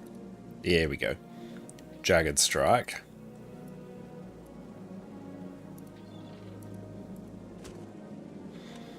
I need a vital weapon.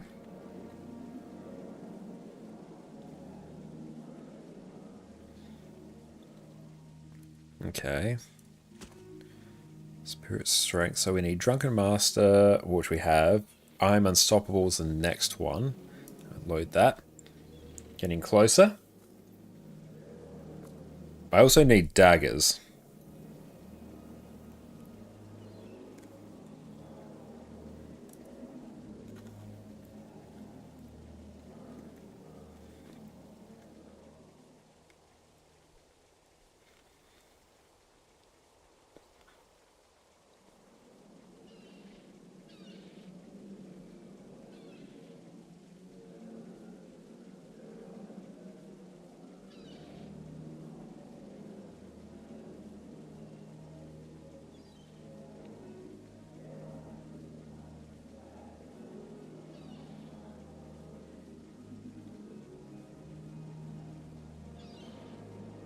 Okay, Zealous Daggers of Fortitude. With Strength of Honor inscription.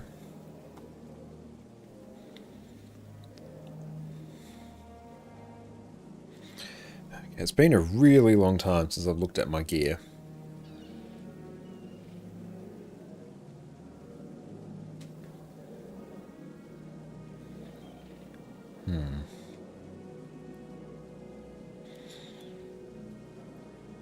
How much extra gear do we think I need? Let's maybe focus on weapons first.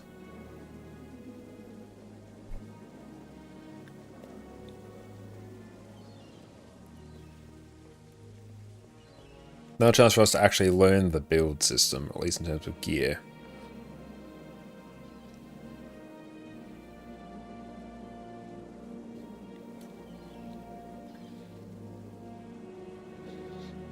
Indigo was one have a revival? 20th anniversary. Do I have any daggers? It's actually a more appropriate question.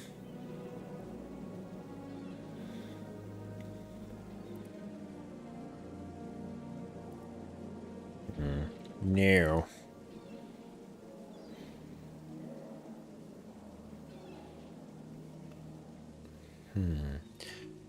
Feel like I should probably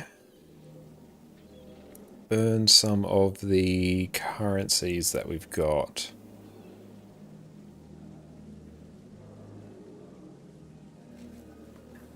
Oh, what'd you see? A first slot of storage too. Oh, Plagueborn daggers. Okay. Yes. That is true. I did not know what they look like. Just seeing if I got any others.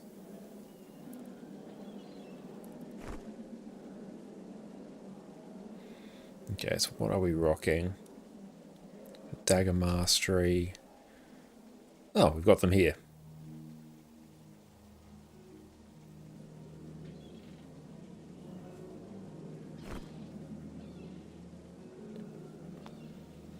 Not max damage. So how would I go about getting max damage ones? I'm still getting my head around the gearing. Oh, what's that? Star of Transference. Oh, gain a skill point. Hooray!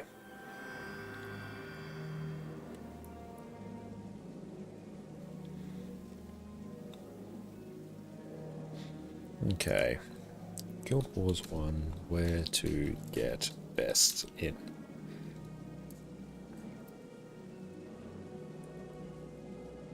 Doomed to Craft Incinerator. True.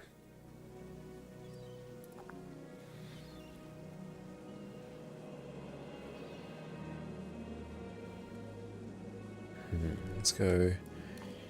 Equals 1 gearing guide.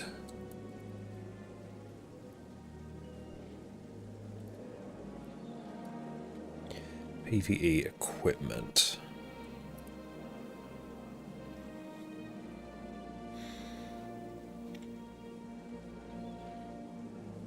They want zealous weapons for energy management.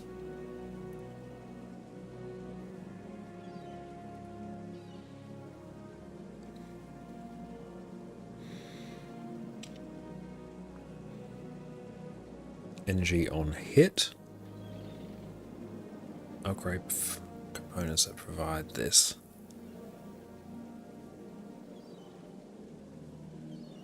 If you find some nice daggers, you give me the mods you need. Oh, thank you, Afaro. I appreciate that. Now, the question is how to get good daggers. So what does the build actually want? Sales tags fortitude with strength of honor inscription.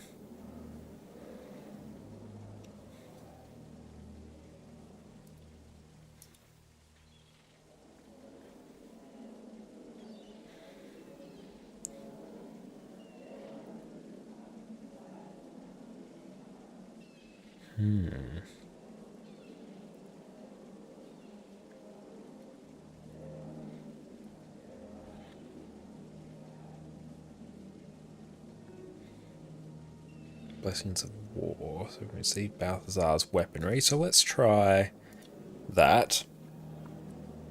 Travel.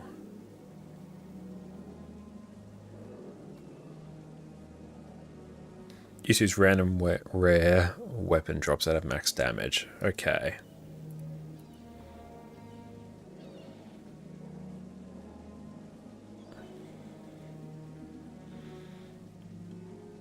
What's the PvP area called? It's Balthazar something.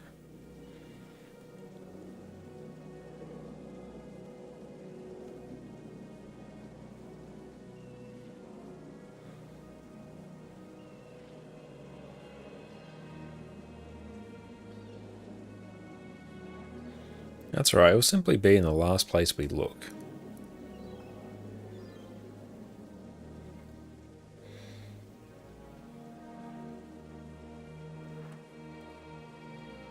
Why am I not remembering this?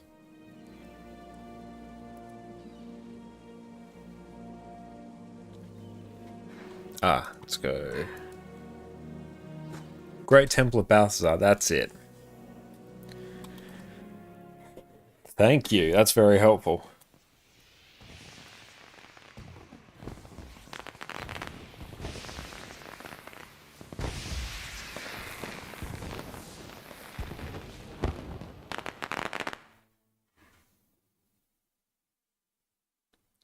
Oh, thank you, mate. I appreciate that. That's all right. I'm keen to see, for now, what we can do, the resources we have. Martial Weapon Master? Yes, let's see.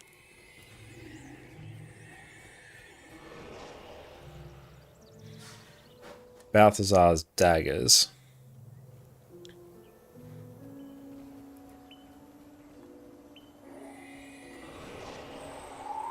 I feel like that's okay. What's everyone's thoughts on just grabbing the Balthazar's daggers?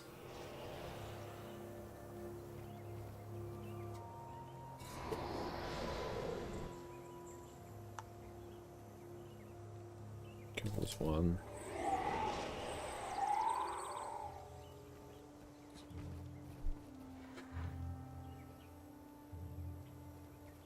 The resources might be easy to go through trade chat and Kamadan. Okay. Slashing damage. Let's just check if I can find the range on these.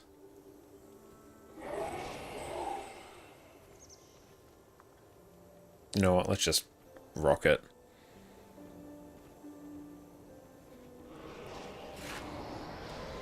Okay, got them there. Right, that I guess somewhat deals with a weapon. Okay, 717 damage is max. Okay, yeah, I would have been surprised if I didn't get maximum from there. I just wasn't sure. Those should work. Okay. Oh, I can't see anything. Right. That's taken care of.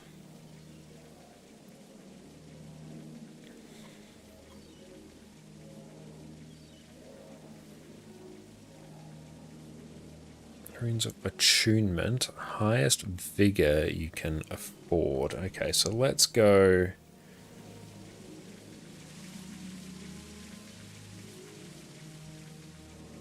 Find one. Where would we get those from? They'll turn up. What was Arms Dealer?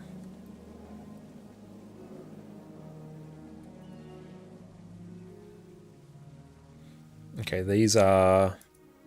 Oh, Ministerial Commendations. Okay, so we could get some stuff using our various materials there. Rune Trader. That'd be useful. Alright. You dropped 2 Superior Vigor last night while doing a Vanquish. How lucky is that? That sounds very good. Rune Superior Vigor.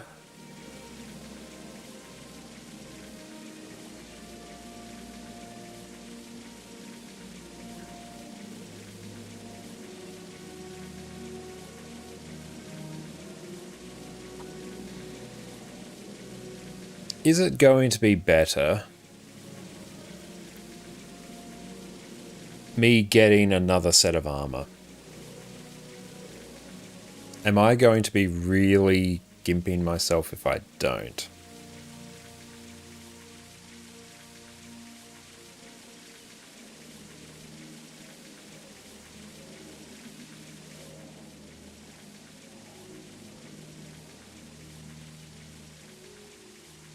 So we got Vitae there, that's health.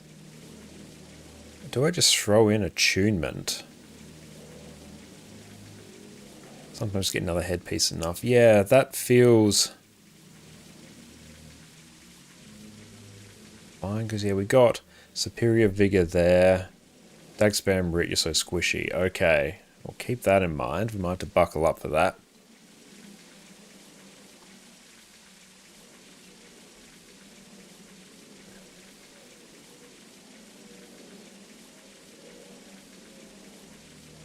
What's a Ghost Forge insignia?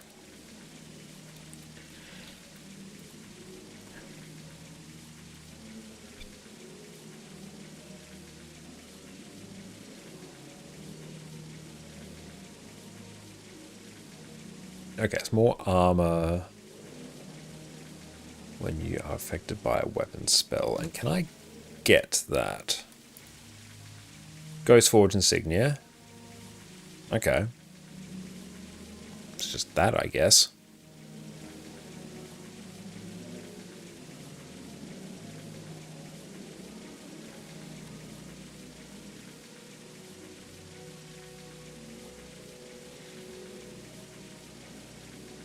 Yeah, don't overwrite the Shaman's insignia. Might as well get another set. I'm kind of leaning towards that. Like that feels right.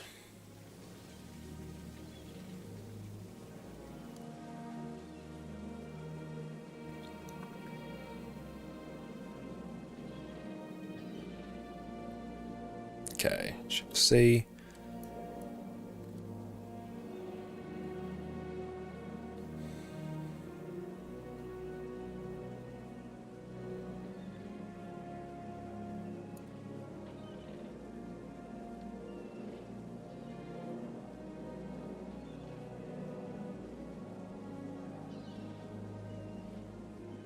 I'd get obsidian up.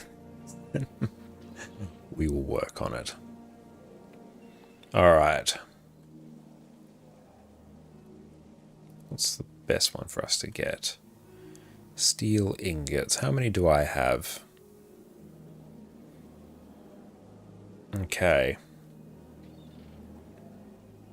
I'm currently running that with the staff. Let me save that one. What would you call it?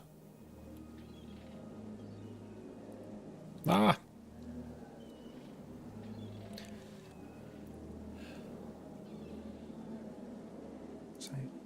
Template. No, I want to go template code.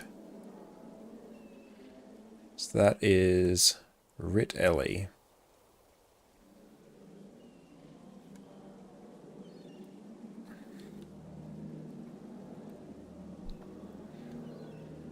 Target struck for lightning damage, has cracked armor.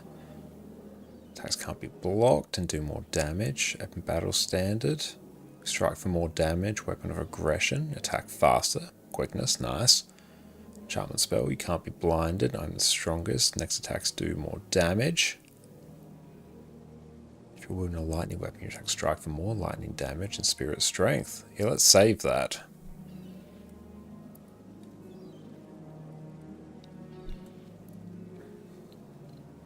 Wait, let's get the dagger spam up around. I'm feeling like we're getting this. Bolts of cloth, where are we at? Can I control that? Ah, yep. Okay, so let's get a Canthan head wrap. That's not helpful.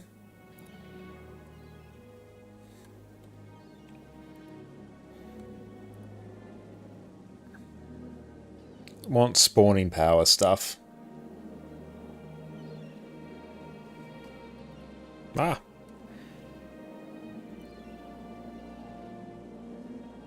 Yes, let's get that. Oh, this. Why have I got polymog pieces here?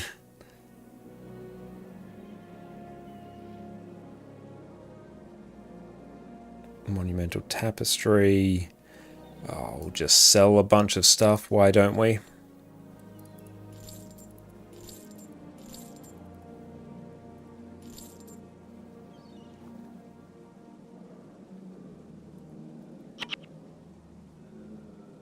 Quest item. Oh, it's, yeah, store item. Ah, yeah, just go store item. Yes.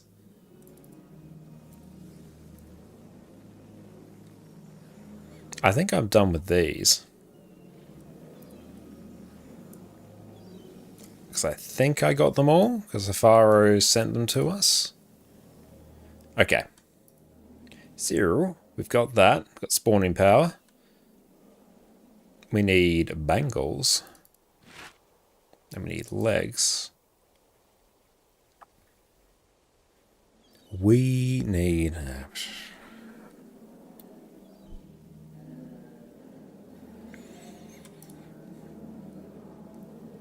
So I think we got those.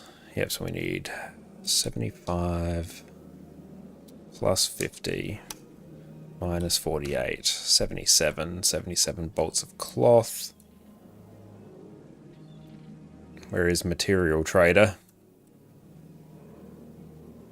Might be under rare material trader. Oh no, do regular material trader.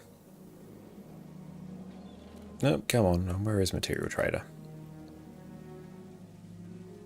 So many wind.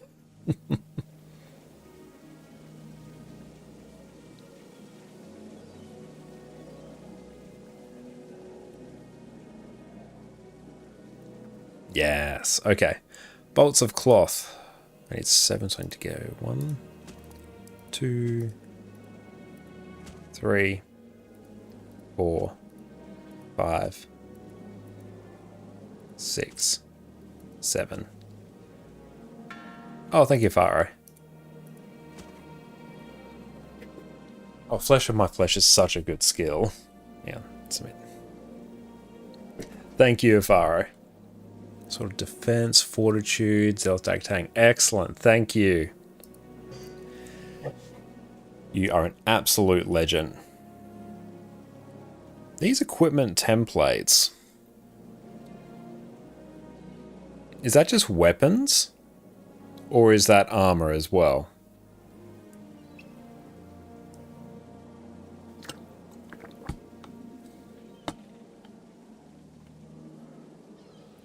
Just weapons. Okay, so I can't do it with armor. That's annoying.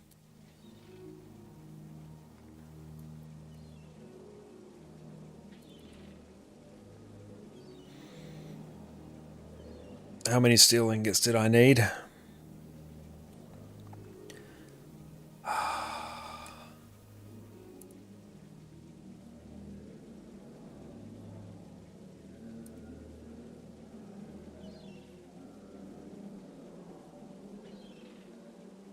I don't want to run all the way there.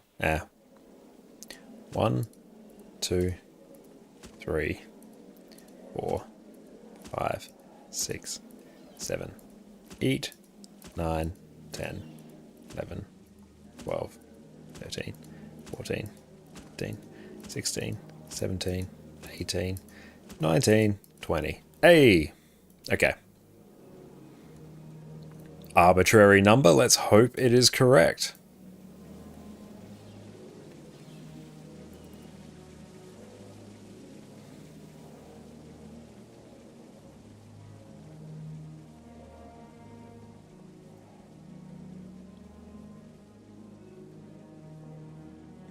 Okay. Hey, I wasn't far. Oh, was I almost exactly right?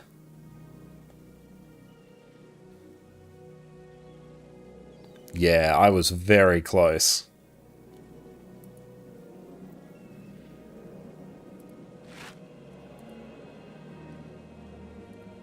Yes, okay.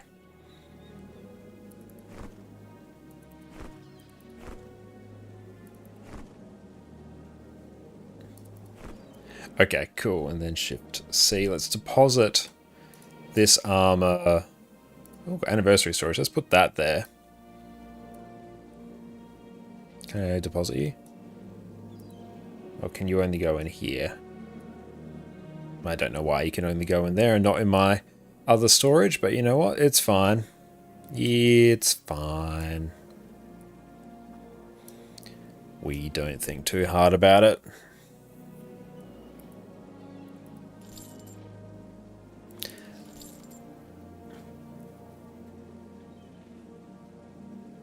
And thank you, Varo, for the fiery dragon sword of defense as well.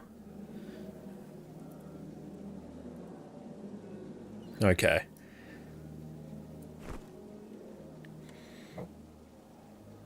I think I've... Is that still my stuff? I think so. Okay.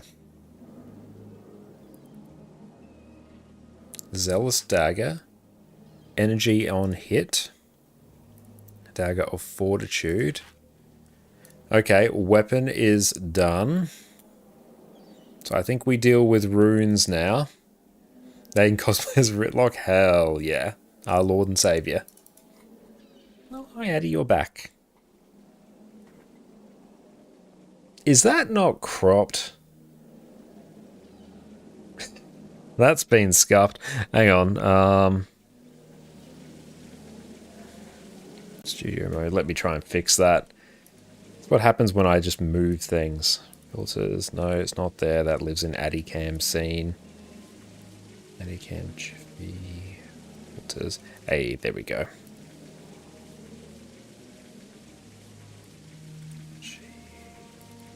Masks. Okay. There we go. That's actually fixed now. That's been broken this entire time.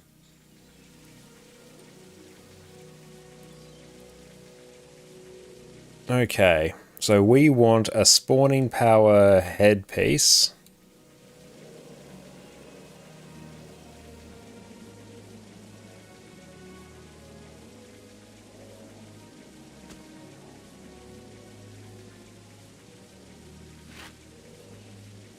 Yep.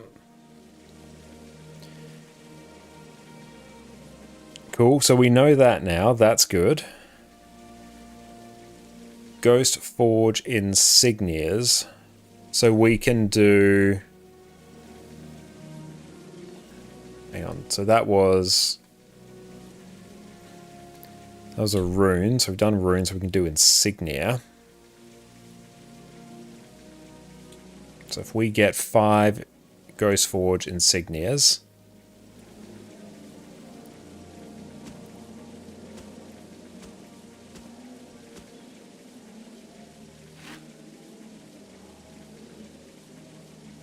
Yes. He's learning. Maybe. Maybe.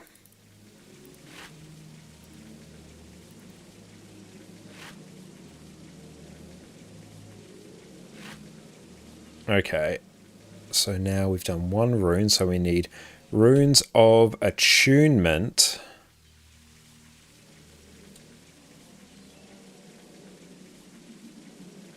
Or do we need the rune of superior vigor?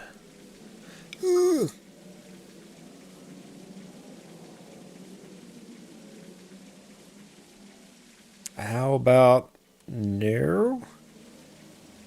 9? Yeah, we could do 9.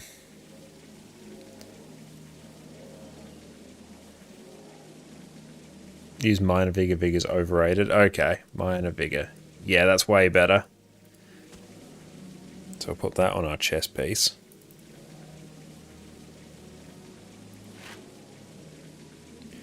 And then we get... Spirit's way too expensive. Yep, that's a lot. And then I think it just said attunement for the rest.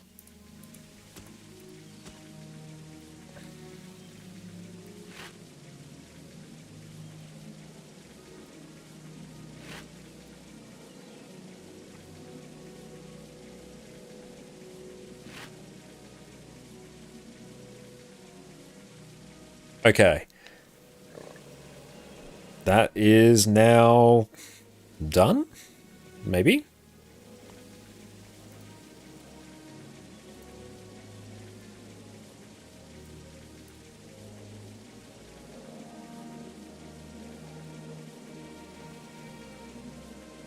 And we'll store these. I'm going to need more storage soon. I think that's set up aside from the various skills that we need. I think we're done. Thank you, Fire, for sending those through. I really appreciate that. Okay. So, we need the next thing. Spirit Strength. In either north. It's going to be one of these during Griff's War. So let's get a Signet of Capture.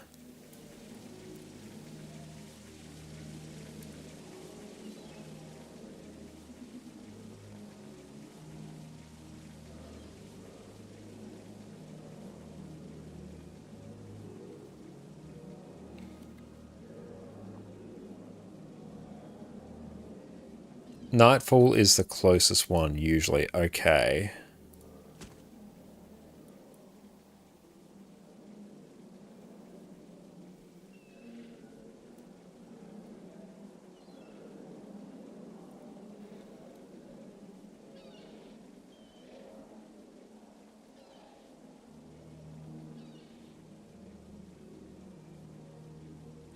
The North one's in a dungeon. So, Forum Highlands.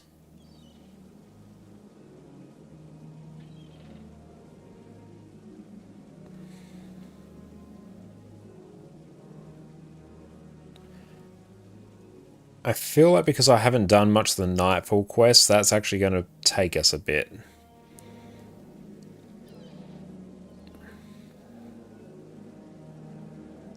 What is the not normal way?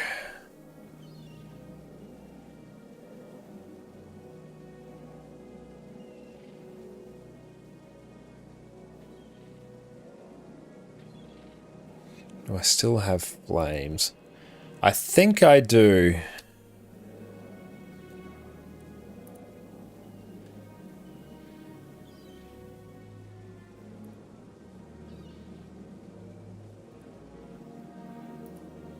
Or did I imagine? Oh, are they here?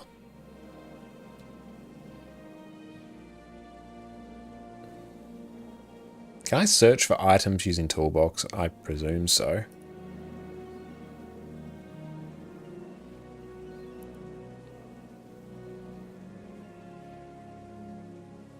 Ah, Flames of Balthazar. Okay.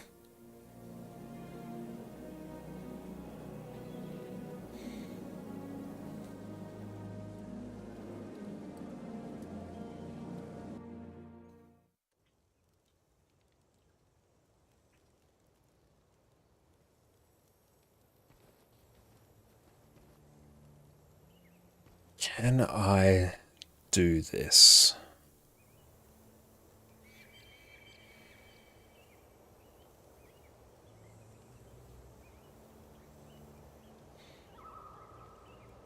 So how would I do this with flames?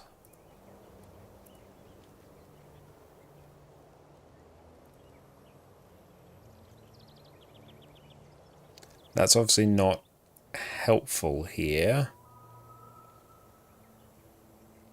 But yeah, I could get like spirit strength there, but I need that for me. So how would I do this using flame, Safaro?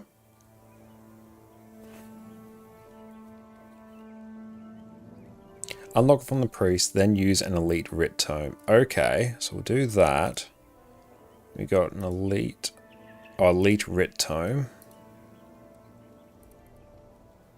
Ah, spirit strength. Nice. Hell yeah. Okay, we are in business. I need I am unstoppable next. Cold as ice.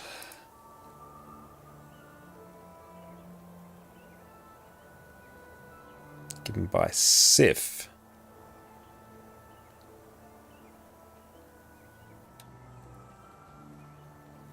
That's another solo quest. Okay, we'll see how that goes on this build.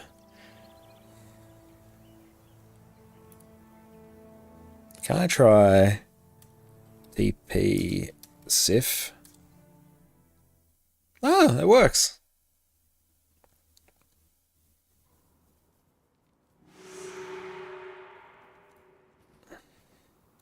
Won't go on that build yet. In that case, I might... Let's go low from template. I might just go on our spirit spam build. Are you hunting something?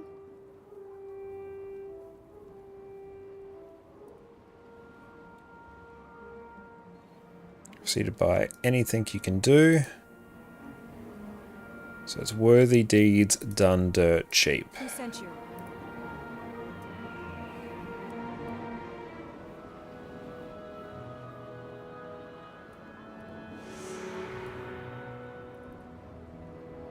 Okay. Take a spam writ. So, with the build,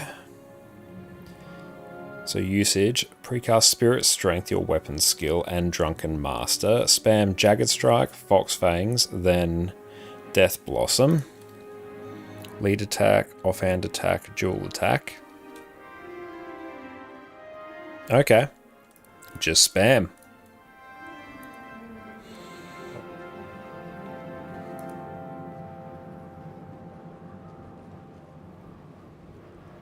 Then I have daggers.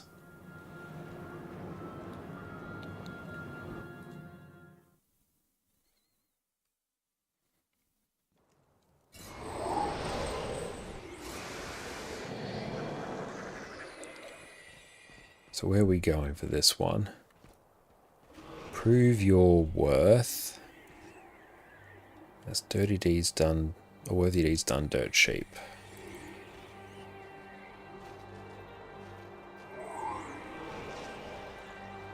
So I have to go Drakkar Lake.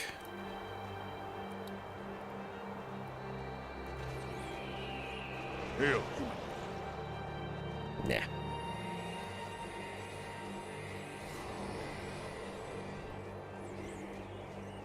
Are you hunting something?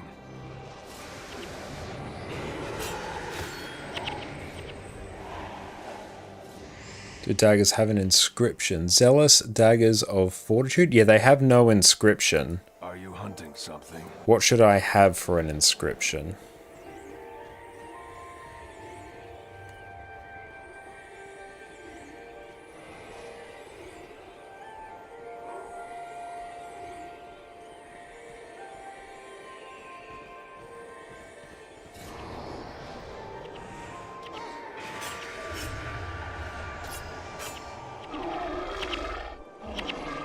Oh, plus 15 while enchanted. Okay. Also customize daggers at weaponsmith. Okay, I'll do that once I finish this bit, I guess. So here I think I just have to kill people.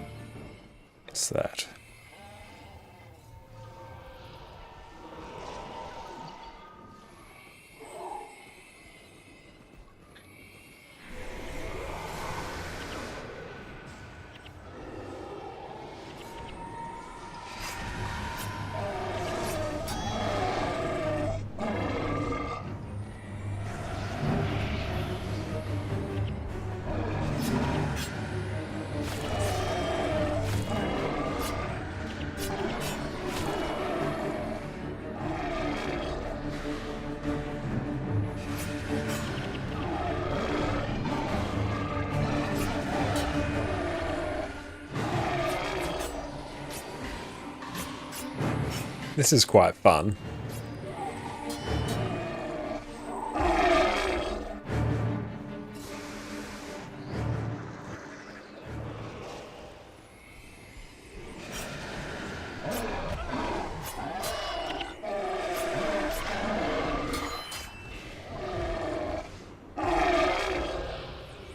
I want to use Vital Weapon on myself. Okay, so I'll do like... I'll keep up 5, 6, and 4 then.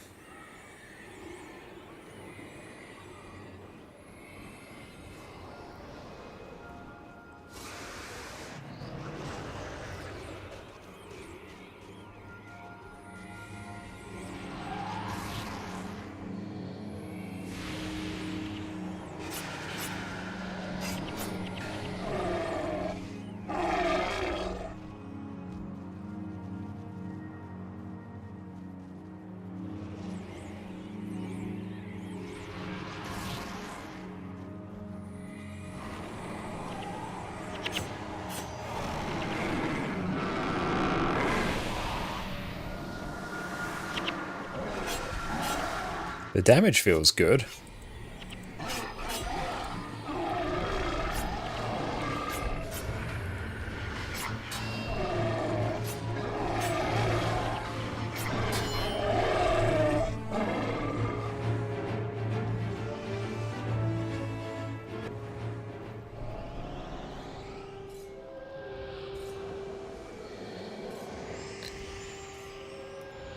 So that's the order we want to go.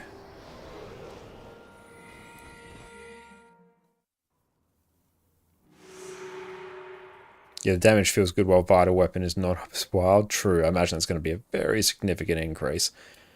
Let's go talk to weapons.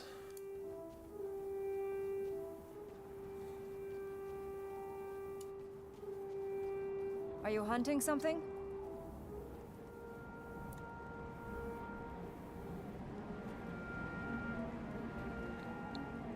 So where do I get said inscription?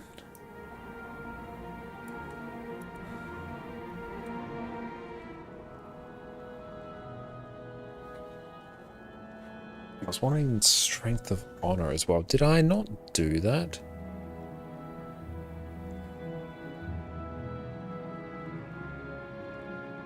That's a neat part you don't. That sounds fun.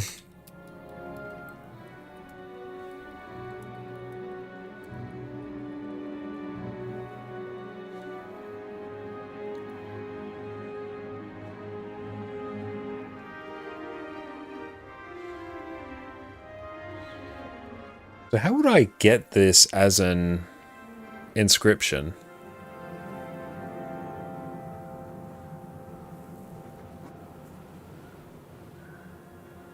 You salvage them from rare drops. Okay. So that's if I have anything nice in my bank kind of deal.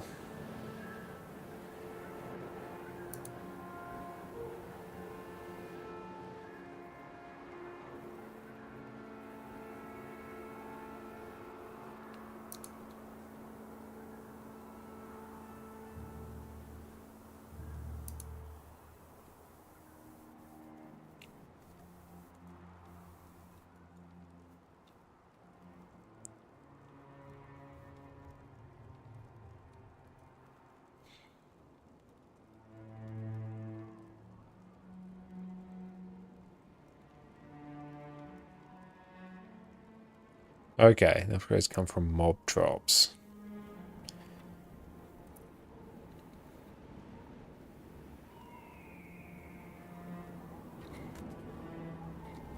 Oh, well, we'll continue down this way and we can deal with that after.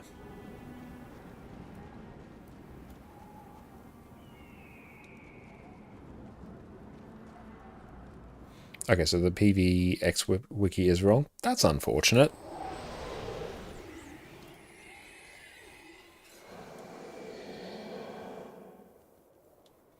I have one 50% while enchanted if you want it. That would be massively appreciated.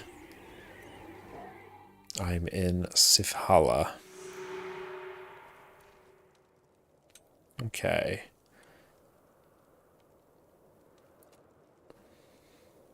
Though having a hero running Strength of Honor is amazing. No.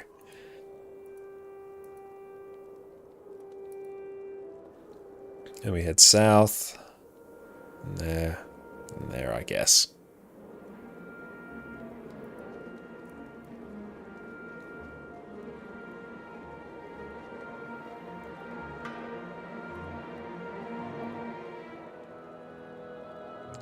Inscription guided by fate. Thank you. I really appreciate that, Afaro. F9.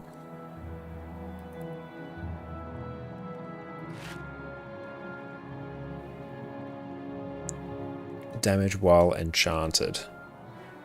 Cool, and that's going to be more while we have spirit strength up. Thank you very much for that. I really appreciate that. Okay, I'm starting to get the hang of gearing out characters now, though, so that's good. It was good to empty out my storage. I'm more than happy to take things off your hands. You save way too many random mods. I'm going to have to start doing that as well. I have to sort of learn, I have to get like a crash course as to what the best ones are.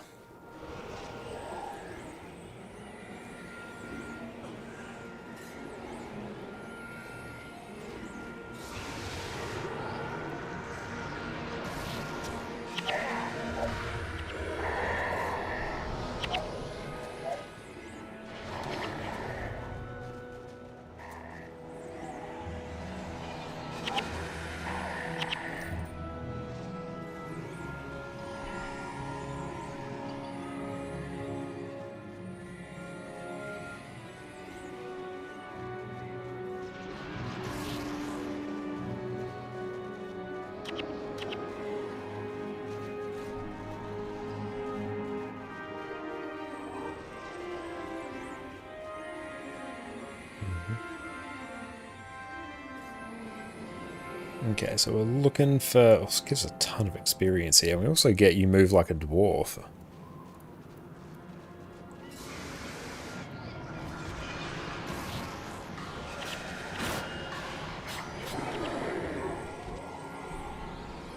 You save inscription stuff and still don't have the ones you need. I feel like that's definitely going to be me.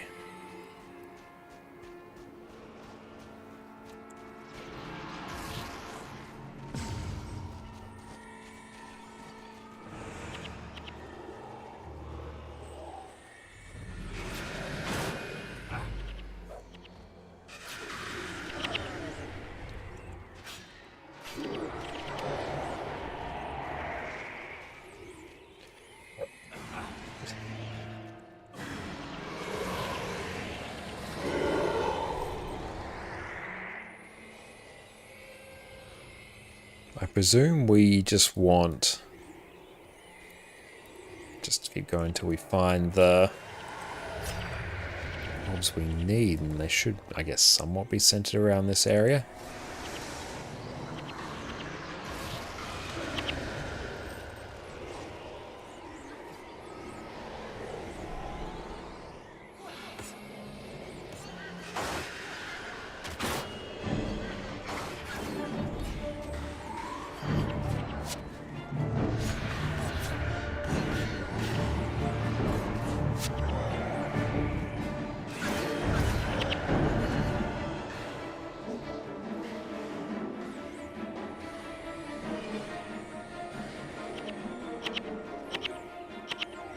So what I'm looking for now does a massive lap around the lake. Good to know.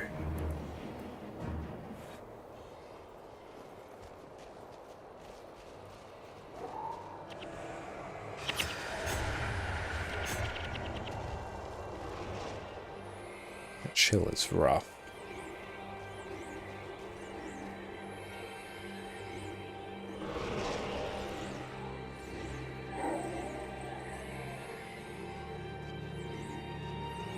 Okay.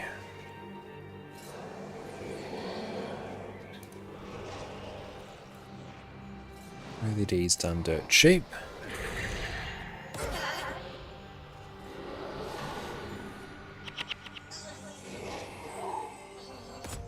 Follow trail of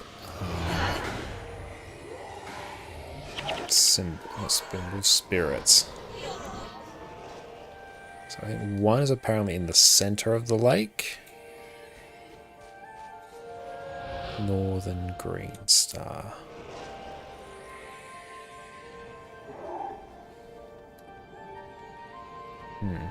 Hey, Awesome, thank you for the hydrate, mate. There's one.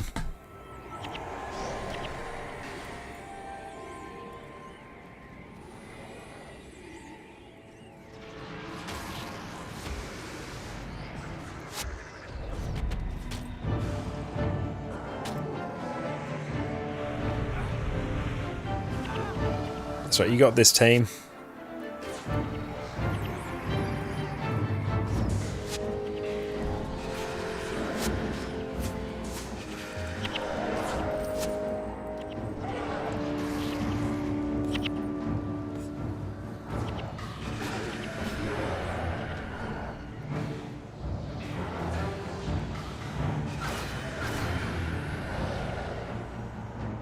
Cool, that one's done.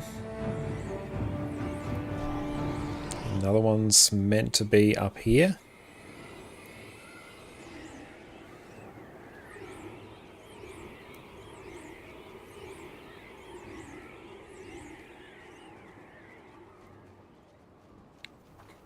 At the center of the lake.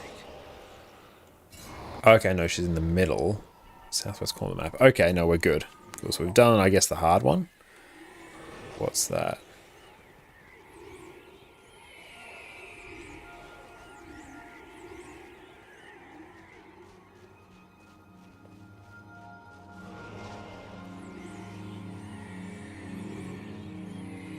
Mish, there we go. Okay.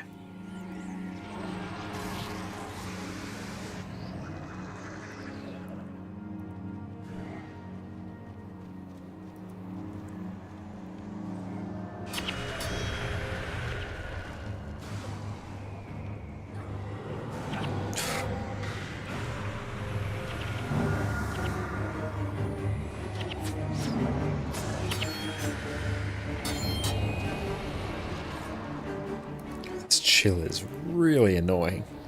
Oh, look, I asked, yeah, we've got Drakkar there. That is really cool. Zero, thank you so much for the sub, mate. I really appreciate you. Guild Wars streams. Thank you very much. It doesn't matter to me, haha. I am glad. Thank you so much. It's a lot of chilling wisps.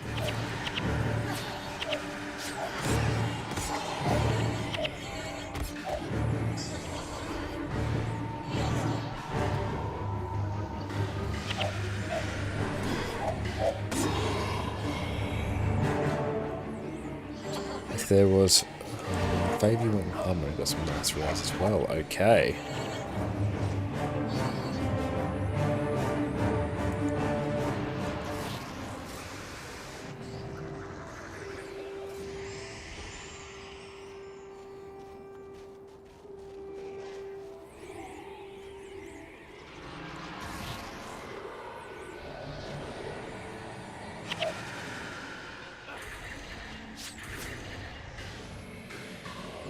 Come on.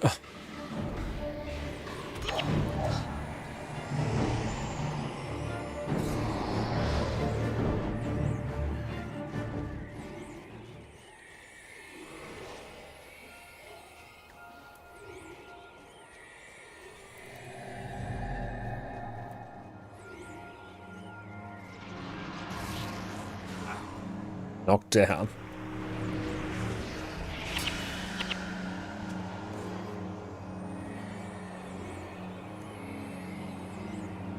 So this one, yeah, is going to be sort of over this way.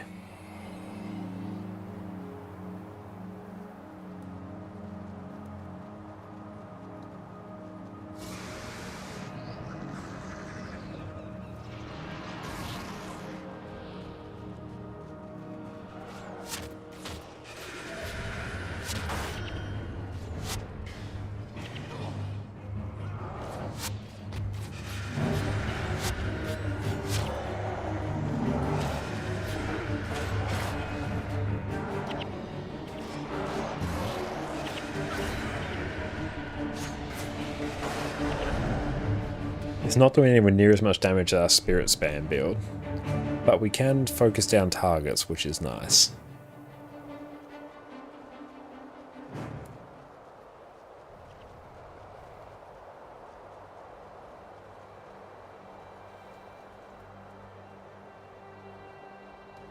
I think we have to go down here.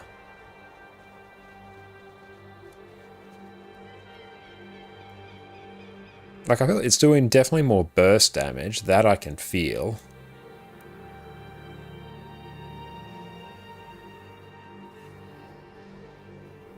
Oh, that's a nice area.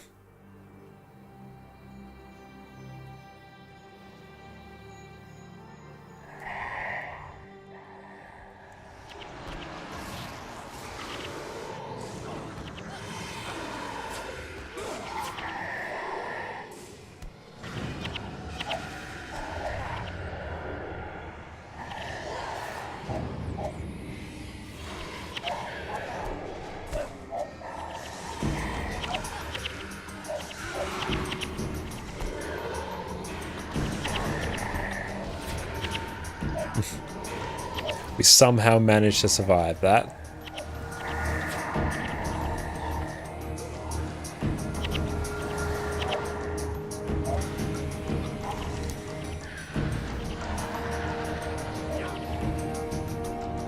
Yeah, the area doesn't like me. Yeah, I do get that I need to... You're absolutely right, that I need to restart the combo. In that sense, I'm doing it wrong.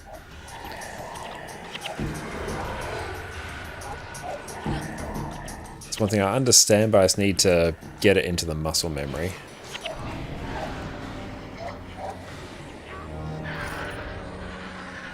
And you're missing the weapon spell all the time. As in like these ones here.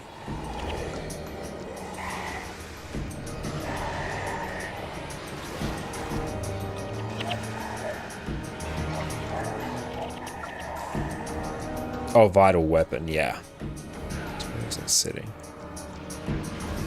Okay. Ah, specifically vital weapon. So I just need to keep doing vital weapon.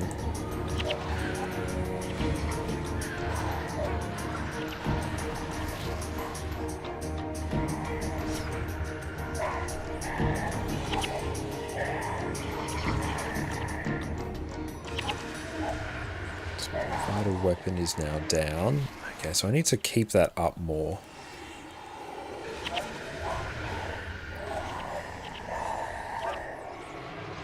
Yeah, we're forgetting that all the time. Oh, hand axe.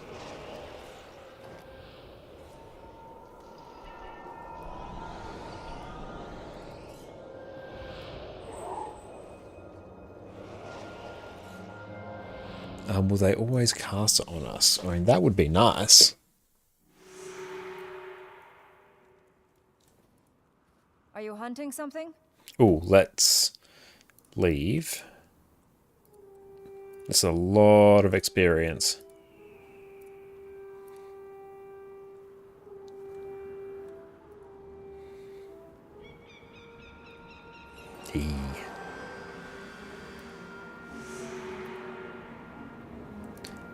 That's nice. I do love that feature.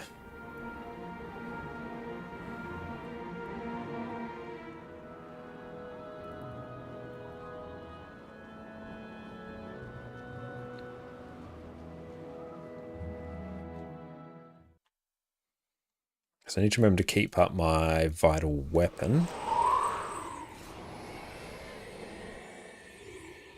Okay, so now we've done that. Anything you can do. So Sifhala.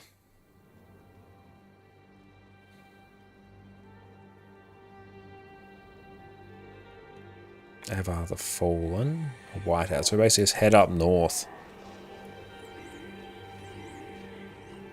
Who sent you? Oh, do I have you move like a dwarf now? Where is LaBuild?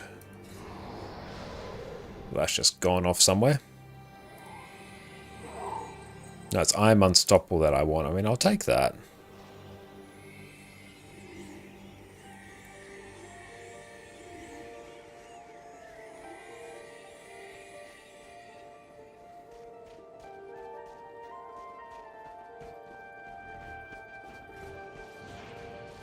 actually collecting tabs.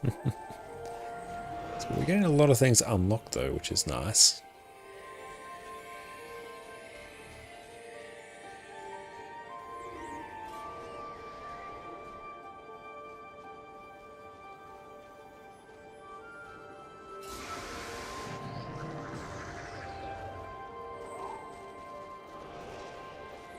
I need to abandon some of these. I only abandon a quest in town. Yeah, there's too much here.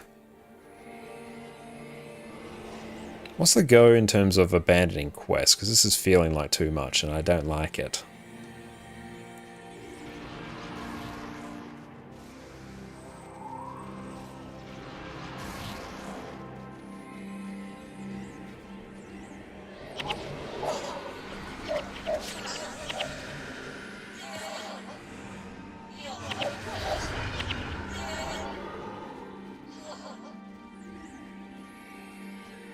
Tab. So just keep waddling up north.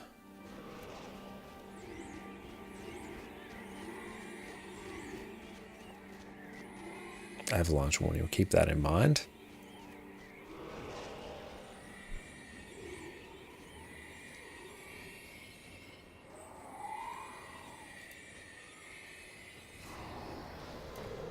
But you should be careful for something if you already progressed them a bit. Okay, because like a lot of these primary quests I don't really need to, like particularly the Jade Quarry ones.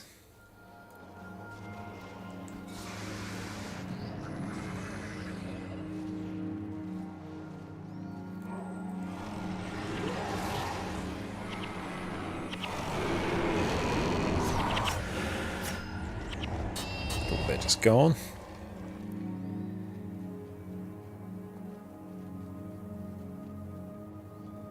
Oh, the secondary one's the ones that are clear. Makes sense.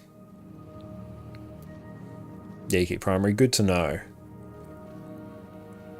Yeah, we have many things there. I might even get rid of the polymorph ones.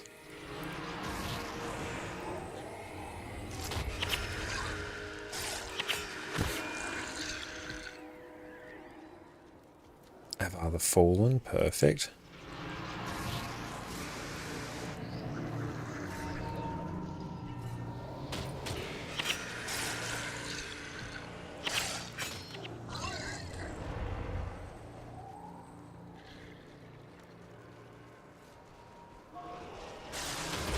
Whoop, let's back it up, back it up, back it up.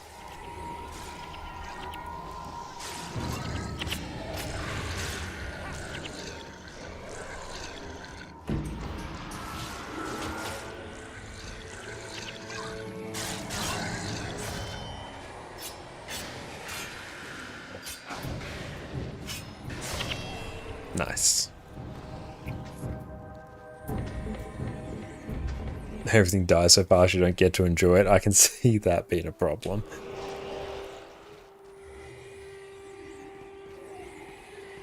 So Surun scan you cannot miss. And you move like a dwarf. Well, actually that's going to be replaced by I am unstoppable.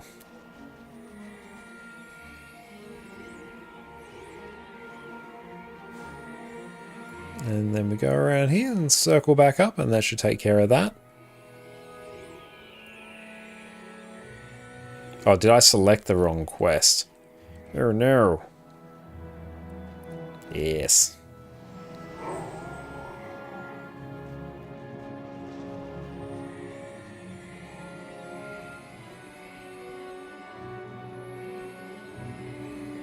What do you prefer, Faro? The dagger spam or spirit spam?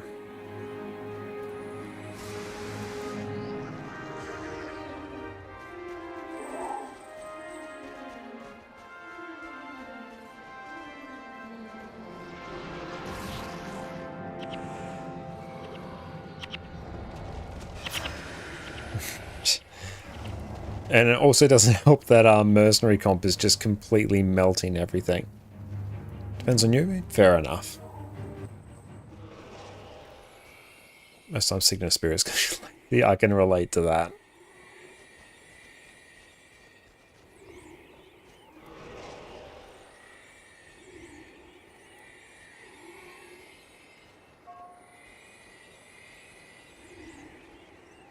So we don't want to head that way.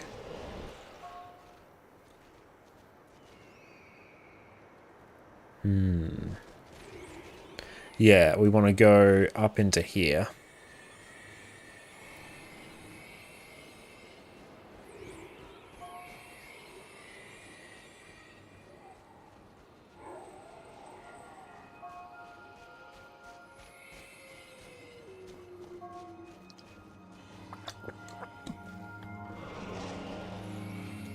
And it'll probably actually end up being tomorrow that we fix up our comp. No, we actually not fix up our comp, but actually experiment with getting the heroes set up. And Divine, welcome in. Yes, we are indeed no life in Guild Wars 1. We're having a great time with it.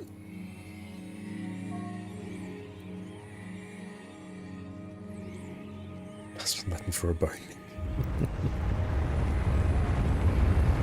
No, no.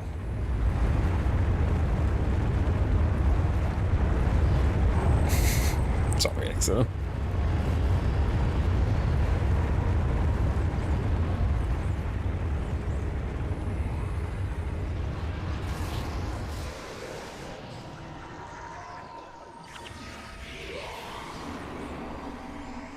Come on. Oh, we're so slow.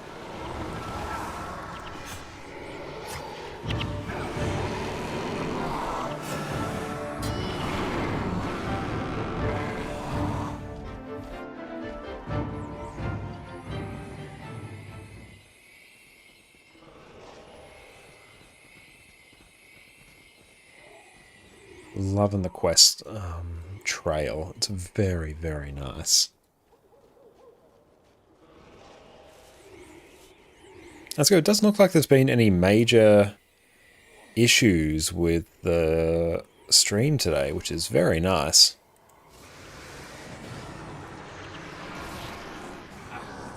Such knockback.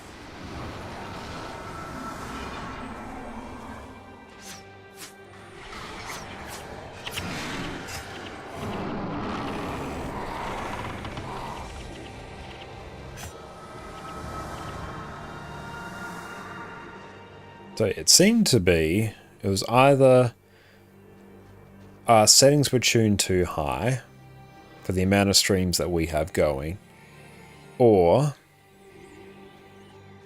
a bunch of our stream assets were on the server. Where did all my tabs go? That's annoying. Okay, I've got to go bring up a whole bunch of them that actually need to manage things. I accidentally closed everything.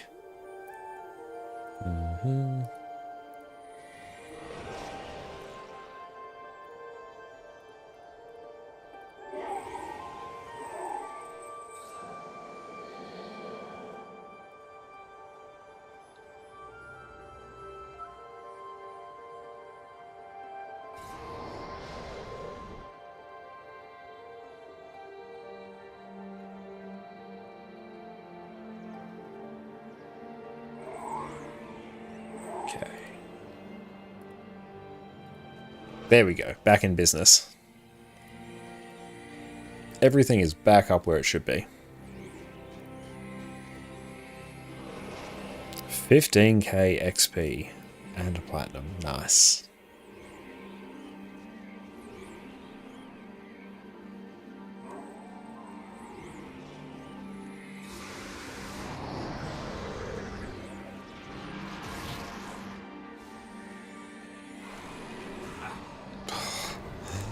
That knockback is brutal.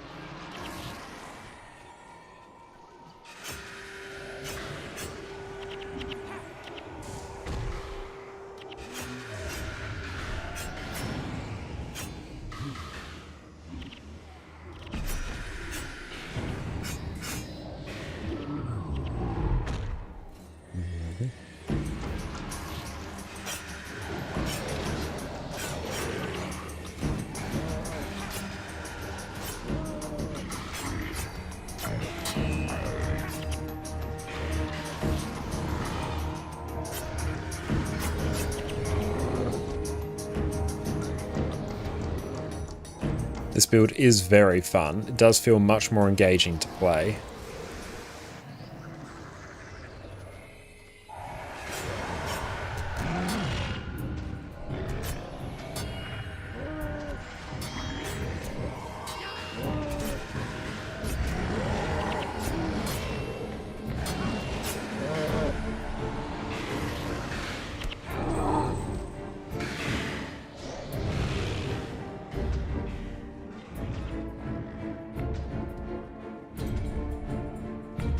High damage numbers go brr. It is quite fun. Okay, what other improvements do you think we should take for the build? Did you customize them? No, I didn't.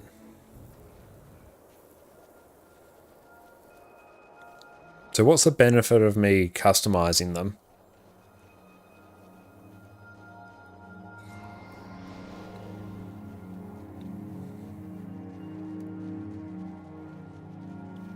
Oh, 20% more base damage. Okay, yep, fair enough. We'll do that after this.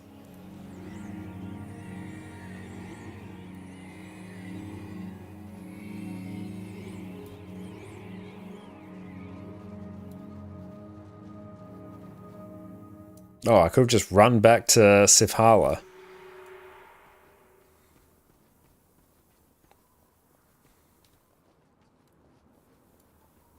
Okay, let's go weapons.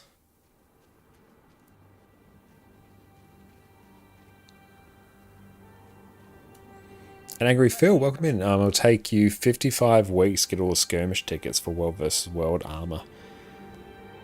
It's a long time. It doesn't sound that far off.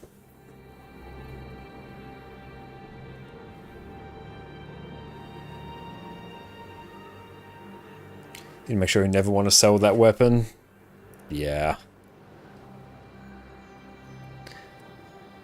Damage for 20%. Okay. I don't quite know why it's a mechanic, but oh well. But yeah, that sounds like a good time.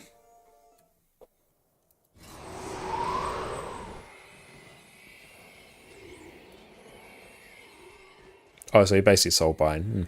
I don't quite understand. Well, in a sense, I can understand why soul binding it gives the damage increase. It encourages you to soul bind it rather than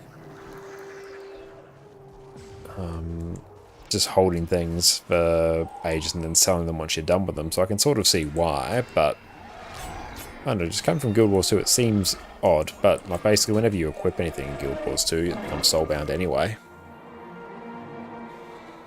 I can speed up considerably, but that would require doing more World vs. World.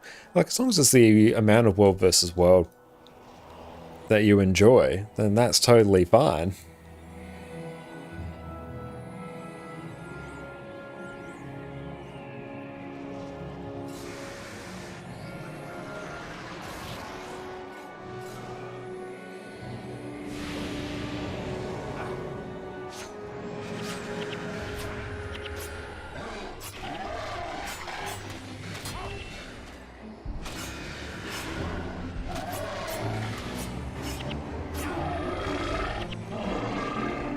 Nice. Damage is good. We're actually ahead of Afaro for damage. That never happens.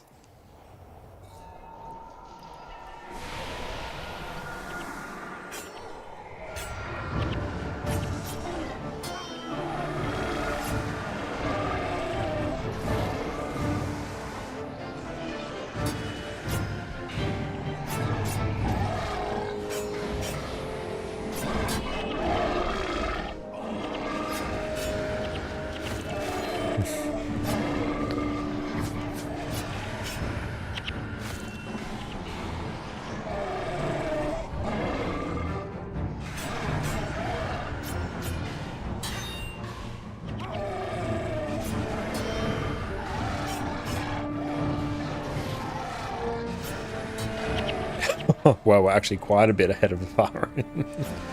Here's your top DPS, but you were holding it for a very long time. Okay, it's starting to come together now. Navigation system sending you on your world journey. It really is. It's taking us on a big old adventure.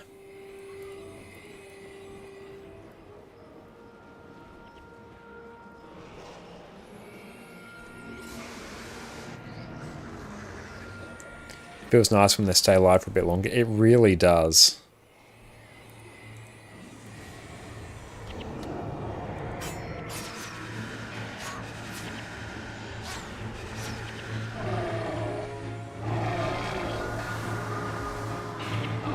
She runs straight over him. Stay, already be there. Nice. That's right, we will just mindlessly follow it.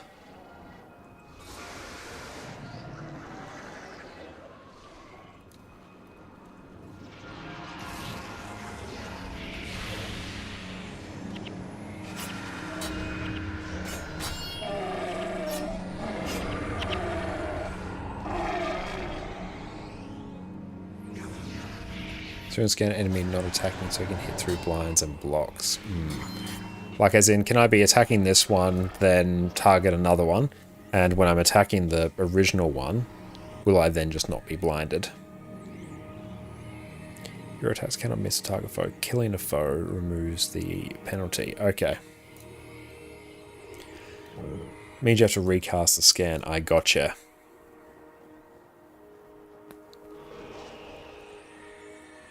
No description is wrong. Lovely. That's helpful. For a dagger that gives +5 crit strikes combined with zeal, you get 2 energy back instead of 1. That sounds good. If it's on any target, you won't miss anything.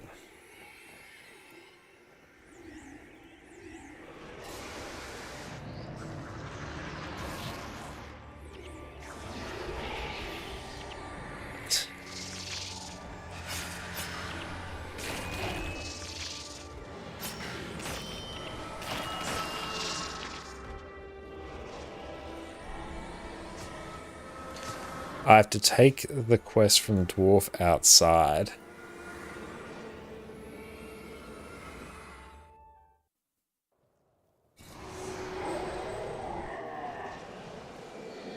Where is Mouse?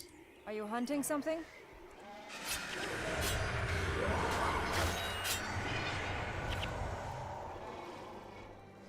There is much to do.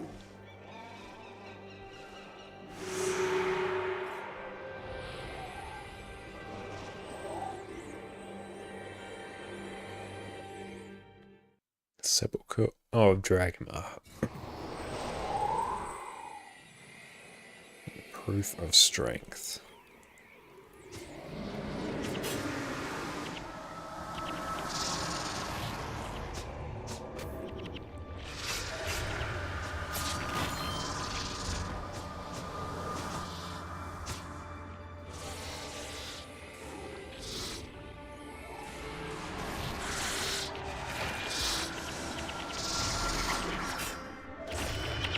I did your Guam on Ranger and Para. Okay, nice.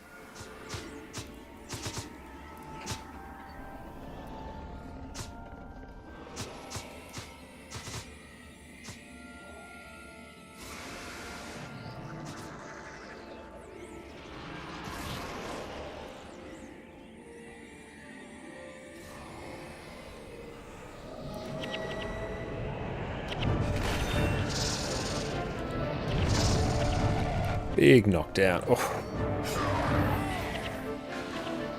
You got this, team.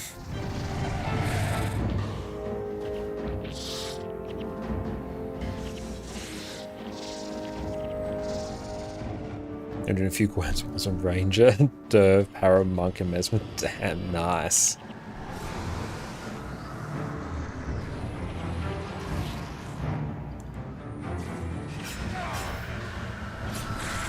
I don't think that's the right way. Excellent. Should I get the area map?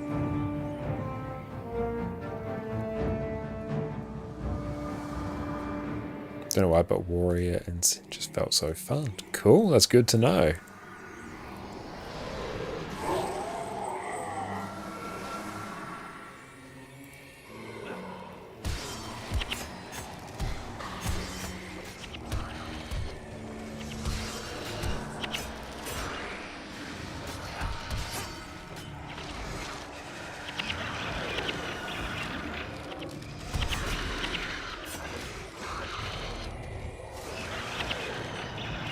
Target down this one. Definitely looking forward to when we can finally get the...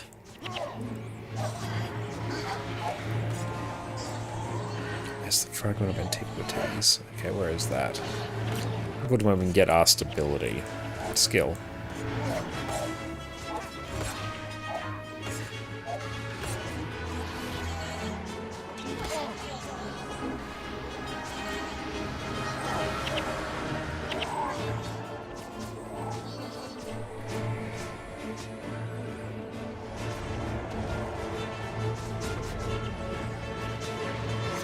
Anything you can do. You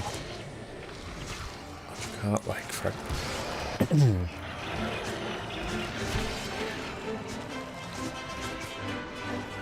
okay.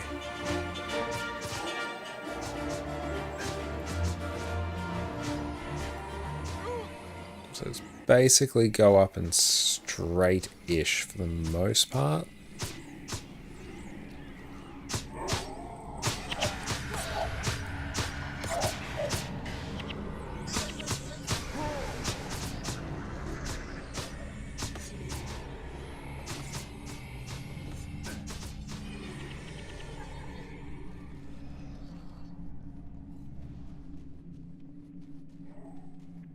So we head through here. Should be out this way. Fragment of Antiquities, yes.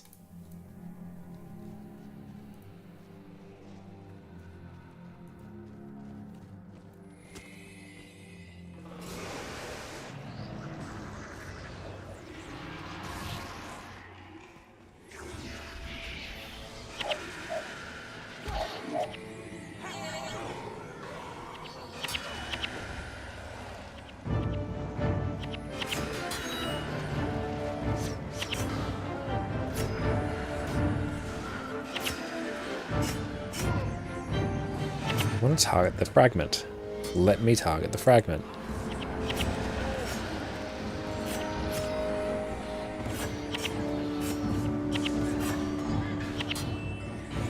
Oh, so slow.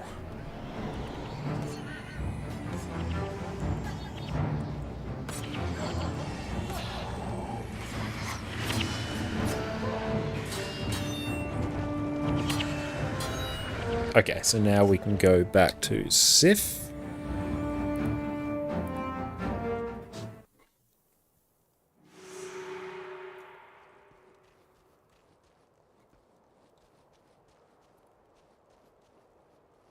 Why are you here? Oh, hang on. Leave.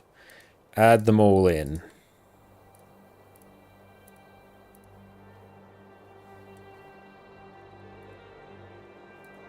E.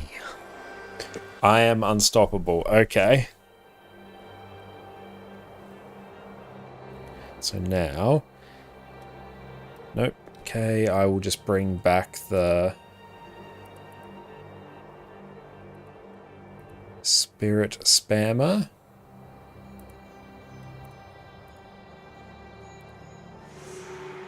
Who sent you? Speak to Sif when you replace Glacial Griffin. That's cold as ice. Who goes there?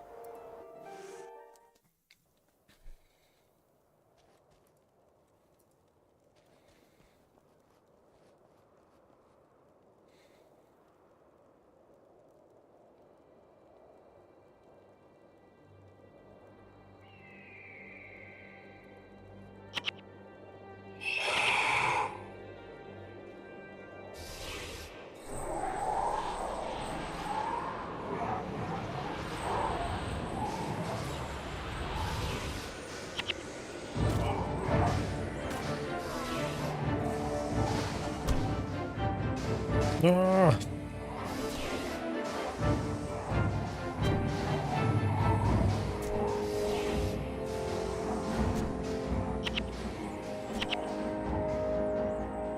Oh no.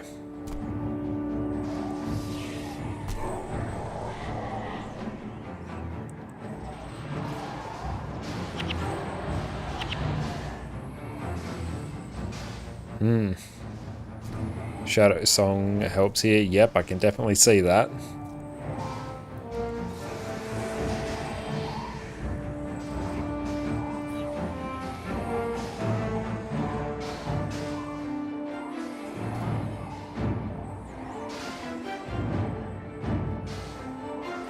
Armor Thing's pretty good skill. It always is.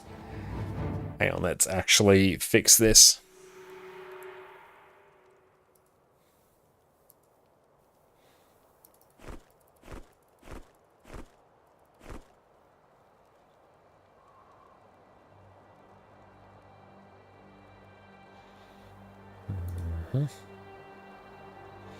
Where is me staff?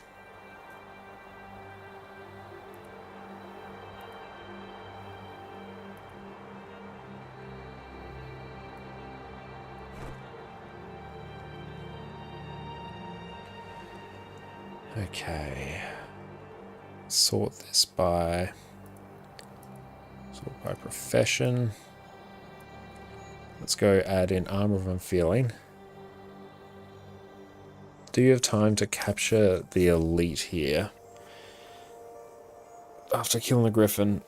I might struggle a bit. I mean, I can see. I might focus on just getting it done first.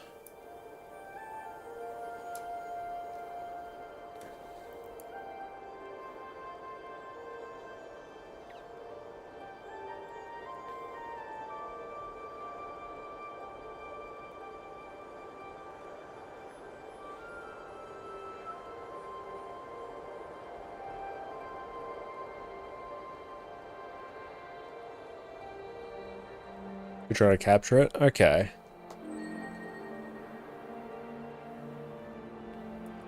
Oh, thank you for that.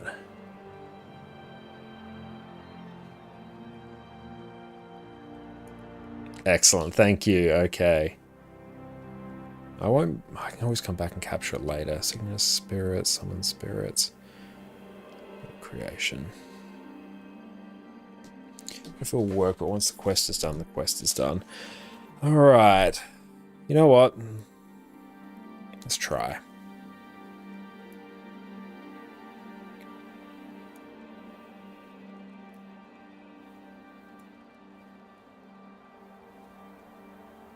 Yep.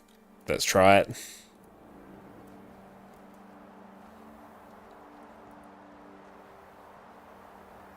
Who sent you?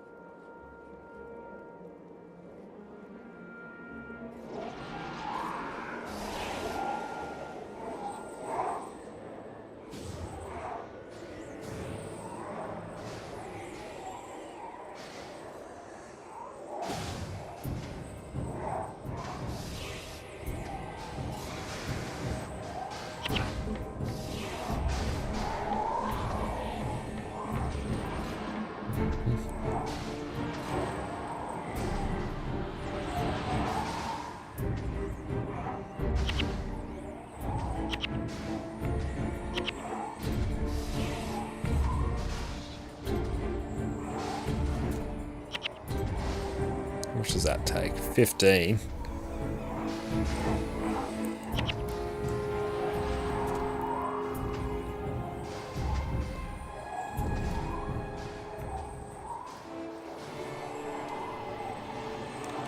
Ritual Lord. Yeah. Nice, that was much better. Thank you for that.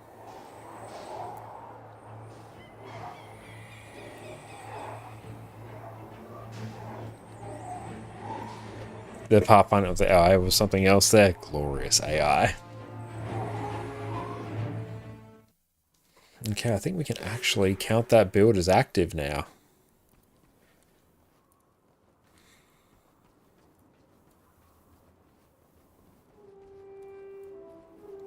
Never anger a I am unstoppable. So we get that now. So, see, let's go find our gear.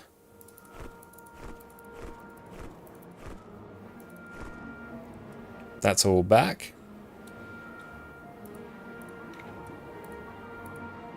There it is. The build is active.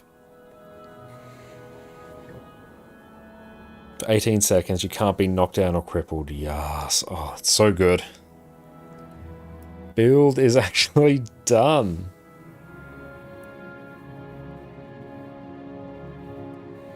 I'm just going to abandon that.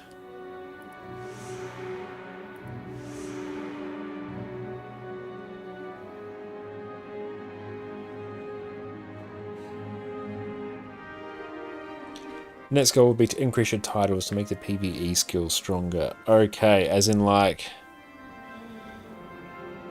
These ones here, I am unstoppable, as we... And like Delta or Title 1. As we increase the titles, they get stronger. Is that what I'm hearing?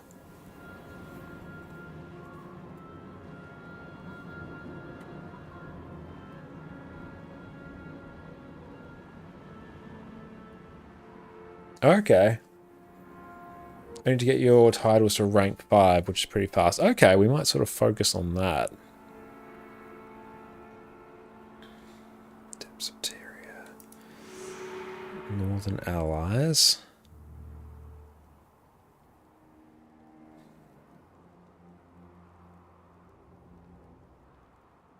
Are there a few hours of double add North points? Okay, that might not be very helpful for now. I have to do Northern Allies.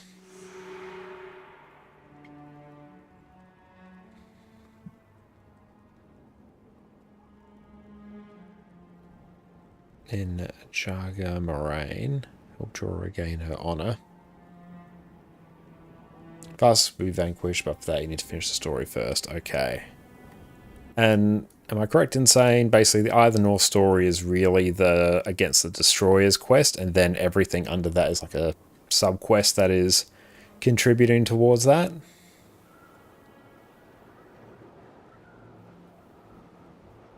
Do I have Olasted?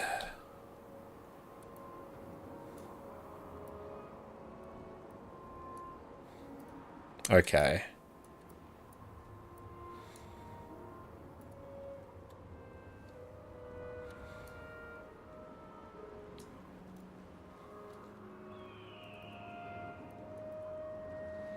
Already in the outpost. Oh, hang on, I better actually make a team. Hey. That's better. Also, just keep an eye on who else is online as well this evening.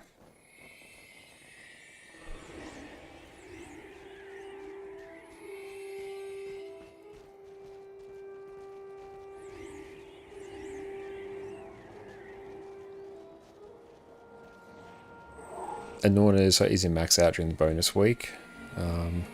3 to 4 rounds of Kirsch Quest will get you what you need. Okay, nice. That's good to know.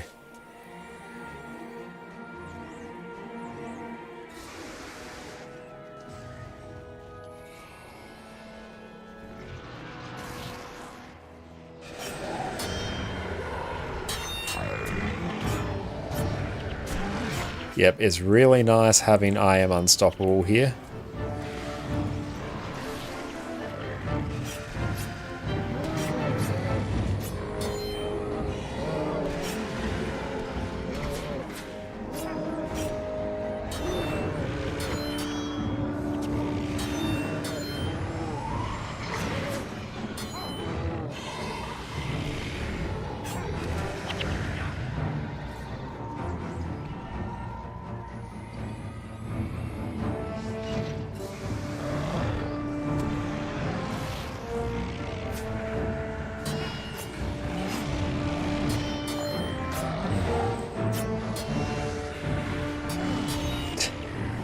Making your DPS numbers, you're just gonna have to focus on your rotation afar. I don't know what to tell you.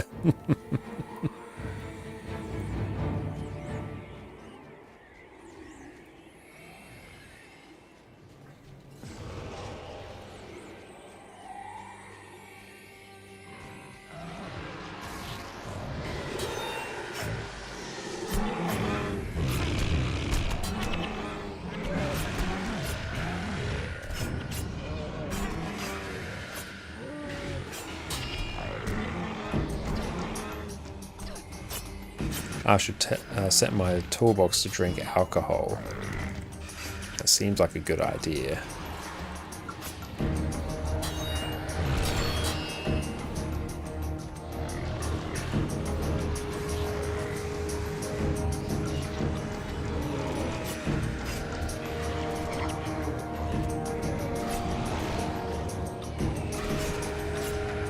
There we go, we're getting the hang of it.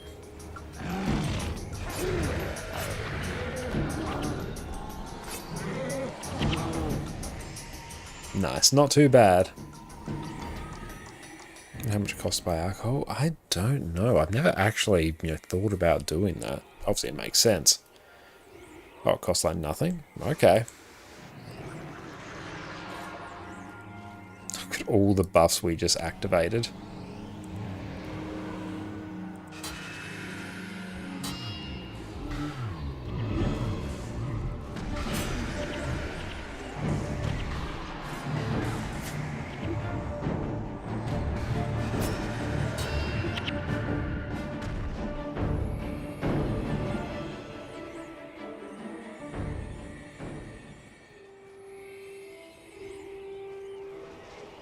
The damage is good. Okay, I'm liking this.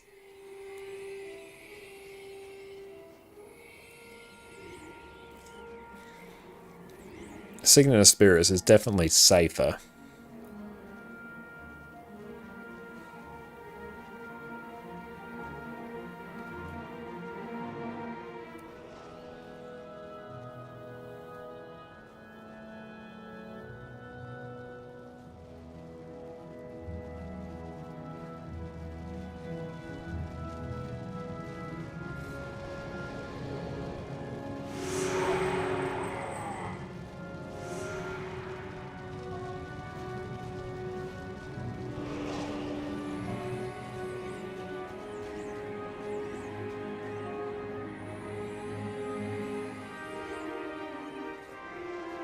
Music is just exceptional.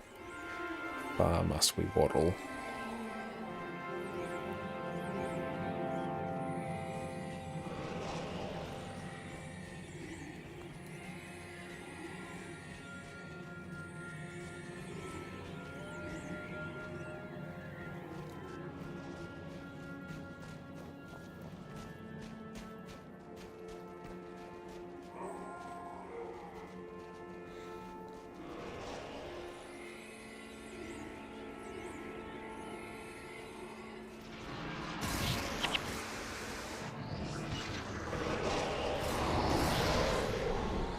Okay, let's go target this one.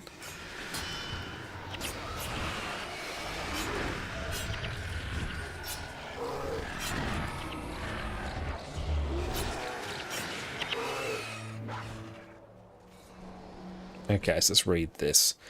Jagged Strike, lead attack. If it hits, it gets bleeding in 17 seconds. Fox Fangs must follow a lead attack. Fox Fangs cannot be blocked and strikes for 30 damage.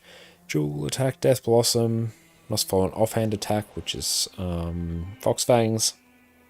Death Blossom strikes for 40, and all adjacent 40. Strength of Honor, Monk Skill, Smiting Prayers is also a good addition for any build. Okay, it's good to know.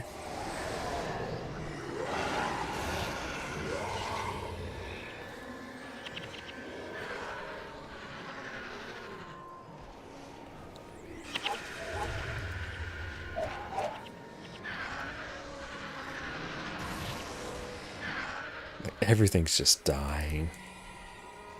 Karate, thank you for the follow.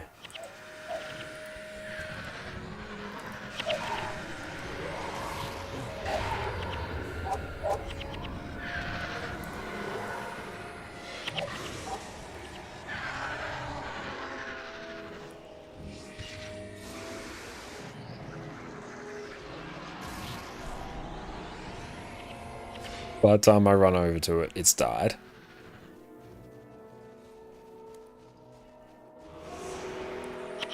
Just upping your charm unless you deal more melee damage. That sounds like a good one.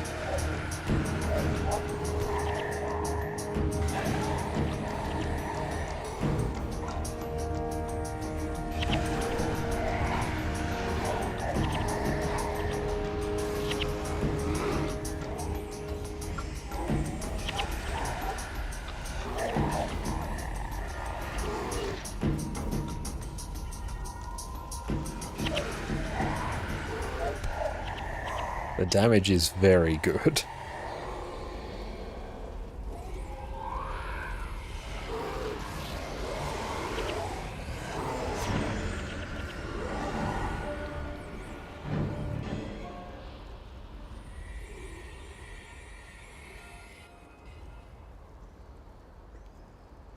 That's good. Things are coming together very, very nicely.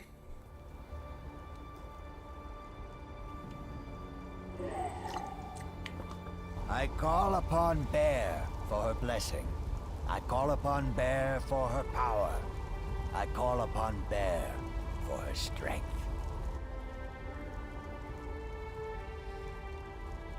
Progressing in light speed, it does feel like it. Stand before Bear and We've got a speak. ton of Eye the North skills today, which has been great. My brother erred most grievously. I seek to redeem my family's name. To rebuild your family's name, you must regain your family's homestead. Yet only tragedy may come from a home built with blood-stained hands. Wash clean your sins. Blood washes blood. Blood washes blood. Walk in the path of Bear. Receive her gifts. Walk in the path of Bear.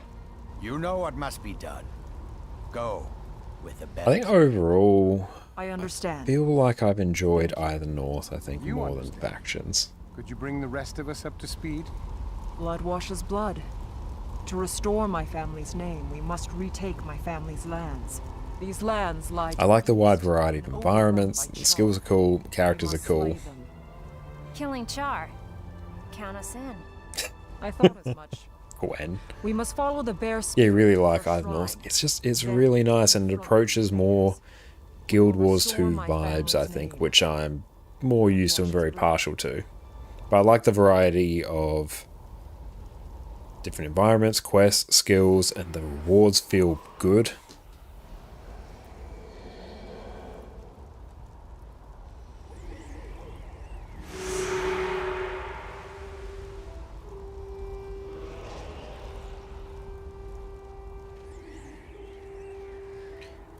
Okay, Bear Spirit.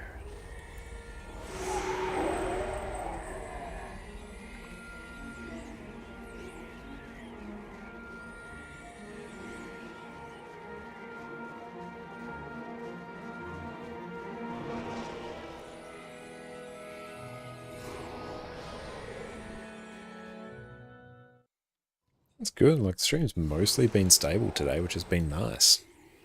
About 0.1% drop frames, that's okay.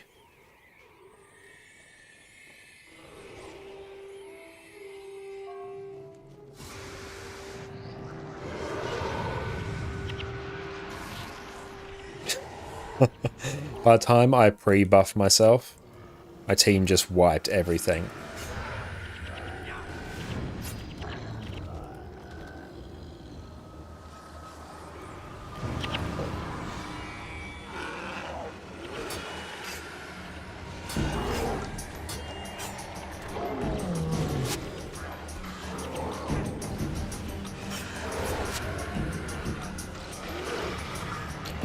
Definitely do feel like we need some bigger bosses here.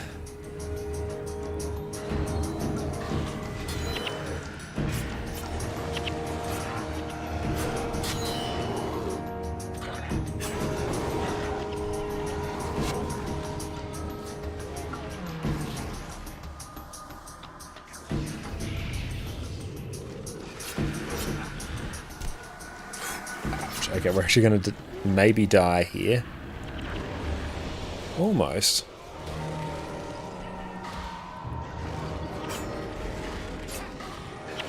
Yep, there we go.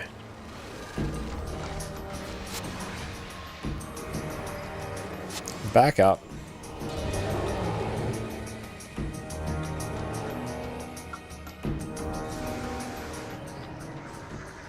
Is that a shout? Okay, yeah, so Drunken Master is a stance, and that's instant. Same thing as Unstoppable, that's a shout. Yeah, Livy's overrated yet. We gotta give everyone a chance.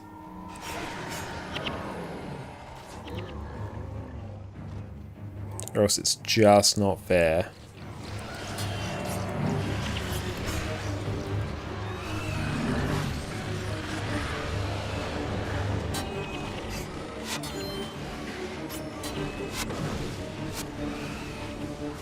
Oh, they shattered my spirit strength. That sounds like a bad thing.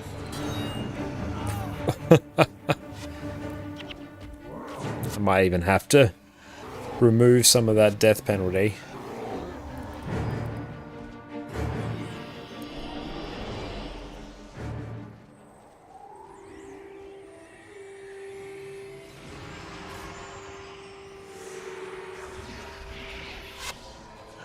Oh, the Dominator here.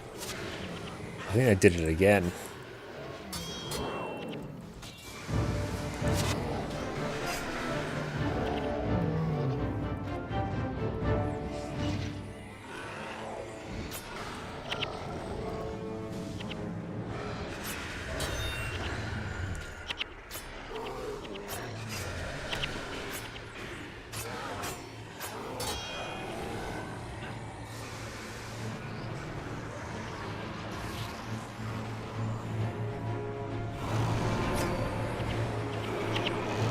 And it's gone.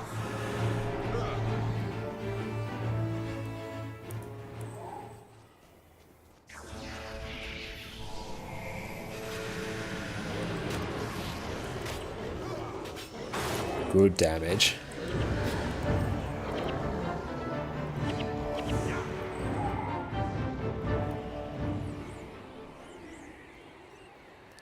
Person Aura. Been offered temporary skill. I guess I can equip that there.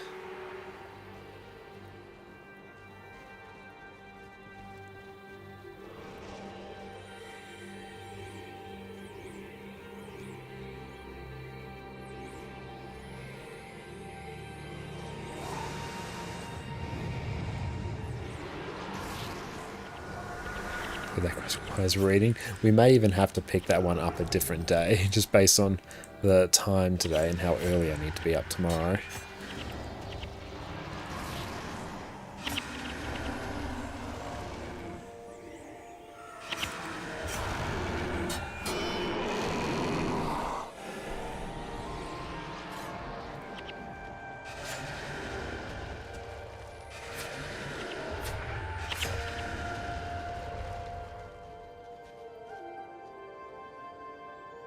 Okay, I think what we will do now, actually, is we will send everyone out for a raid. So today, we are going to head on out to Fireball Annie, a wonderful, wonderful friend of mine, an incredible Guild Wars 2 streamer who's blasting through some Guild Wars 2 right now. But yeah, it's been a very good evening. Made great progress in... Little burp there. Made a great progress in Eye of the North. We got a new build active Dagger Spam Ritualist Assassin, which has been awesome. Unfortunately, we weren't able to get the Rit Ranger spam going because we unfortunately trolled ourselves by buying the wrong bro. You know what? It just continues. Let's just roll with it. Stream tomorrow? Yeah, we're streaming tomorrow night as well because we didn't stream yesterday. We're doing a makeup stream tomorrow night, and I think we're going to do another Guild Wars 1 stream because that has been an absolute treat. I'm looking forward to continuing that. And yeah, I think tomorrow night I will try and make a real focus on actually getting our team of heroes up and going now. Because yeah, we've been carried very hard by mercenaries, but yeah, I would like some heroes, and we can, I don't know, be a bit more, I guess, lore accurate. So I think that sounds like a good time. But let's go and tee up that raid. And yeah, I hope everyone has a fantastic rest of your day. Make sure you check out my YouTube channel as well. We just uploaded a Heal Scourge build guide for Guild Wars 2. So if you are looking to pick up Heal Scourge in Guild Wars 2, which I recommend you do, make sure you check that out. But we're going to go get ready for bed. Busy day lined up tomorrow, but looking forward to it. And yeah, thank you all so much everyone for hanging out with us. Thank you, Afaro. Thank you, Joxa, Rima. Thank you for everyone who's helped us out, get this build sort of up and running and geared, and been patient as we have learnt the gearing system for Guild Wars 1. But it's been fantastic fun. Looking forward to seeing everyone tomorrow, and you all take care, and cheers. Learning how to play your class is going to make everything you do in Guild Wars 2 so much easier. But it's hard to know where to start. So today I'm going to walk you through exactly how I learn a new class and show you just how quickly you can become an absolute powerhouse in Guild Wars 2. I've put countless hours into Guild Wars 2. I've spent the last 2 years making guides on YouTube and squirreled away hours learning build after build after build. So after all this time, I can say without a shadow of a doubt, a bit of time learning your class as early as possible is one of the best things you can do to get the most out of your Guild Wars 2 experience. Being better at playing and piloting your class is going to make everything you do in Guild Wars 2 easier. And good news, everyone, this learning process doesn't even have to take that long. Today we'll be focusing on practicing your PvE builds. It's also my area of expertise, so cool beans. With a bit of preparation, a can-do attitude, and me to walk you through the process, you will be mastering Guild Wars 2 in no time. To start off on the right foot, let's get you sorted with a good build. Making builds in Guild Wars 2 can be rather complicated. There are countless trait and utility skill combinations, not to mention the seemingly infinite armor, weapon, rune, and sigil setups you have access to. Fortunately, there are some insanely smart people in the community that have you covered. There's tons of great build resources out there, which I've linked in the description. They each cover different areas of the game, but no matter which build you pick up, at least you're off to a good start. For newer players, picking an already optimized build is going to save you a huge amount of time, effort, and heartache. Not to mention these builds have been thoroughly tested and have things like DPS benchmarks and DPS logs, which you can use to check your progress. No matter what build you pick, take the time, it doesn't necessarily have to be all at once, to read your skill and trait tooltips. Know what your skills and traits do, how they work together, and any other bonuses you need to be mindful of, and this will already put you miles ahead of where you would be otherwise. Now, Guild Wars 2 doesn't do the best job of telling you exactly how you're performing. If you're in a group of 10 people and the boss dies 20 seconds faster than it did the last time, do you know how much better you did? There's no way for you to know just how much you've improved. That's where Arc DPS comes in. With Arc DPS, you can see your total damage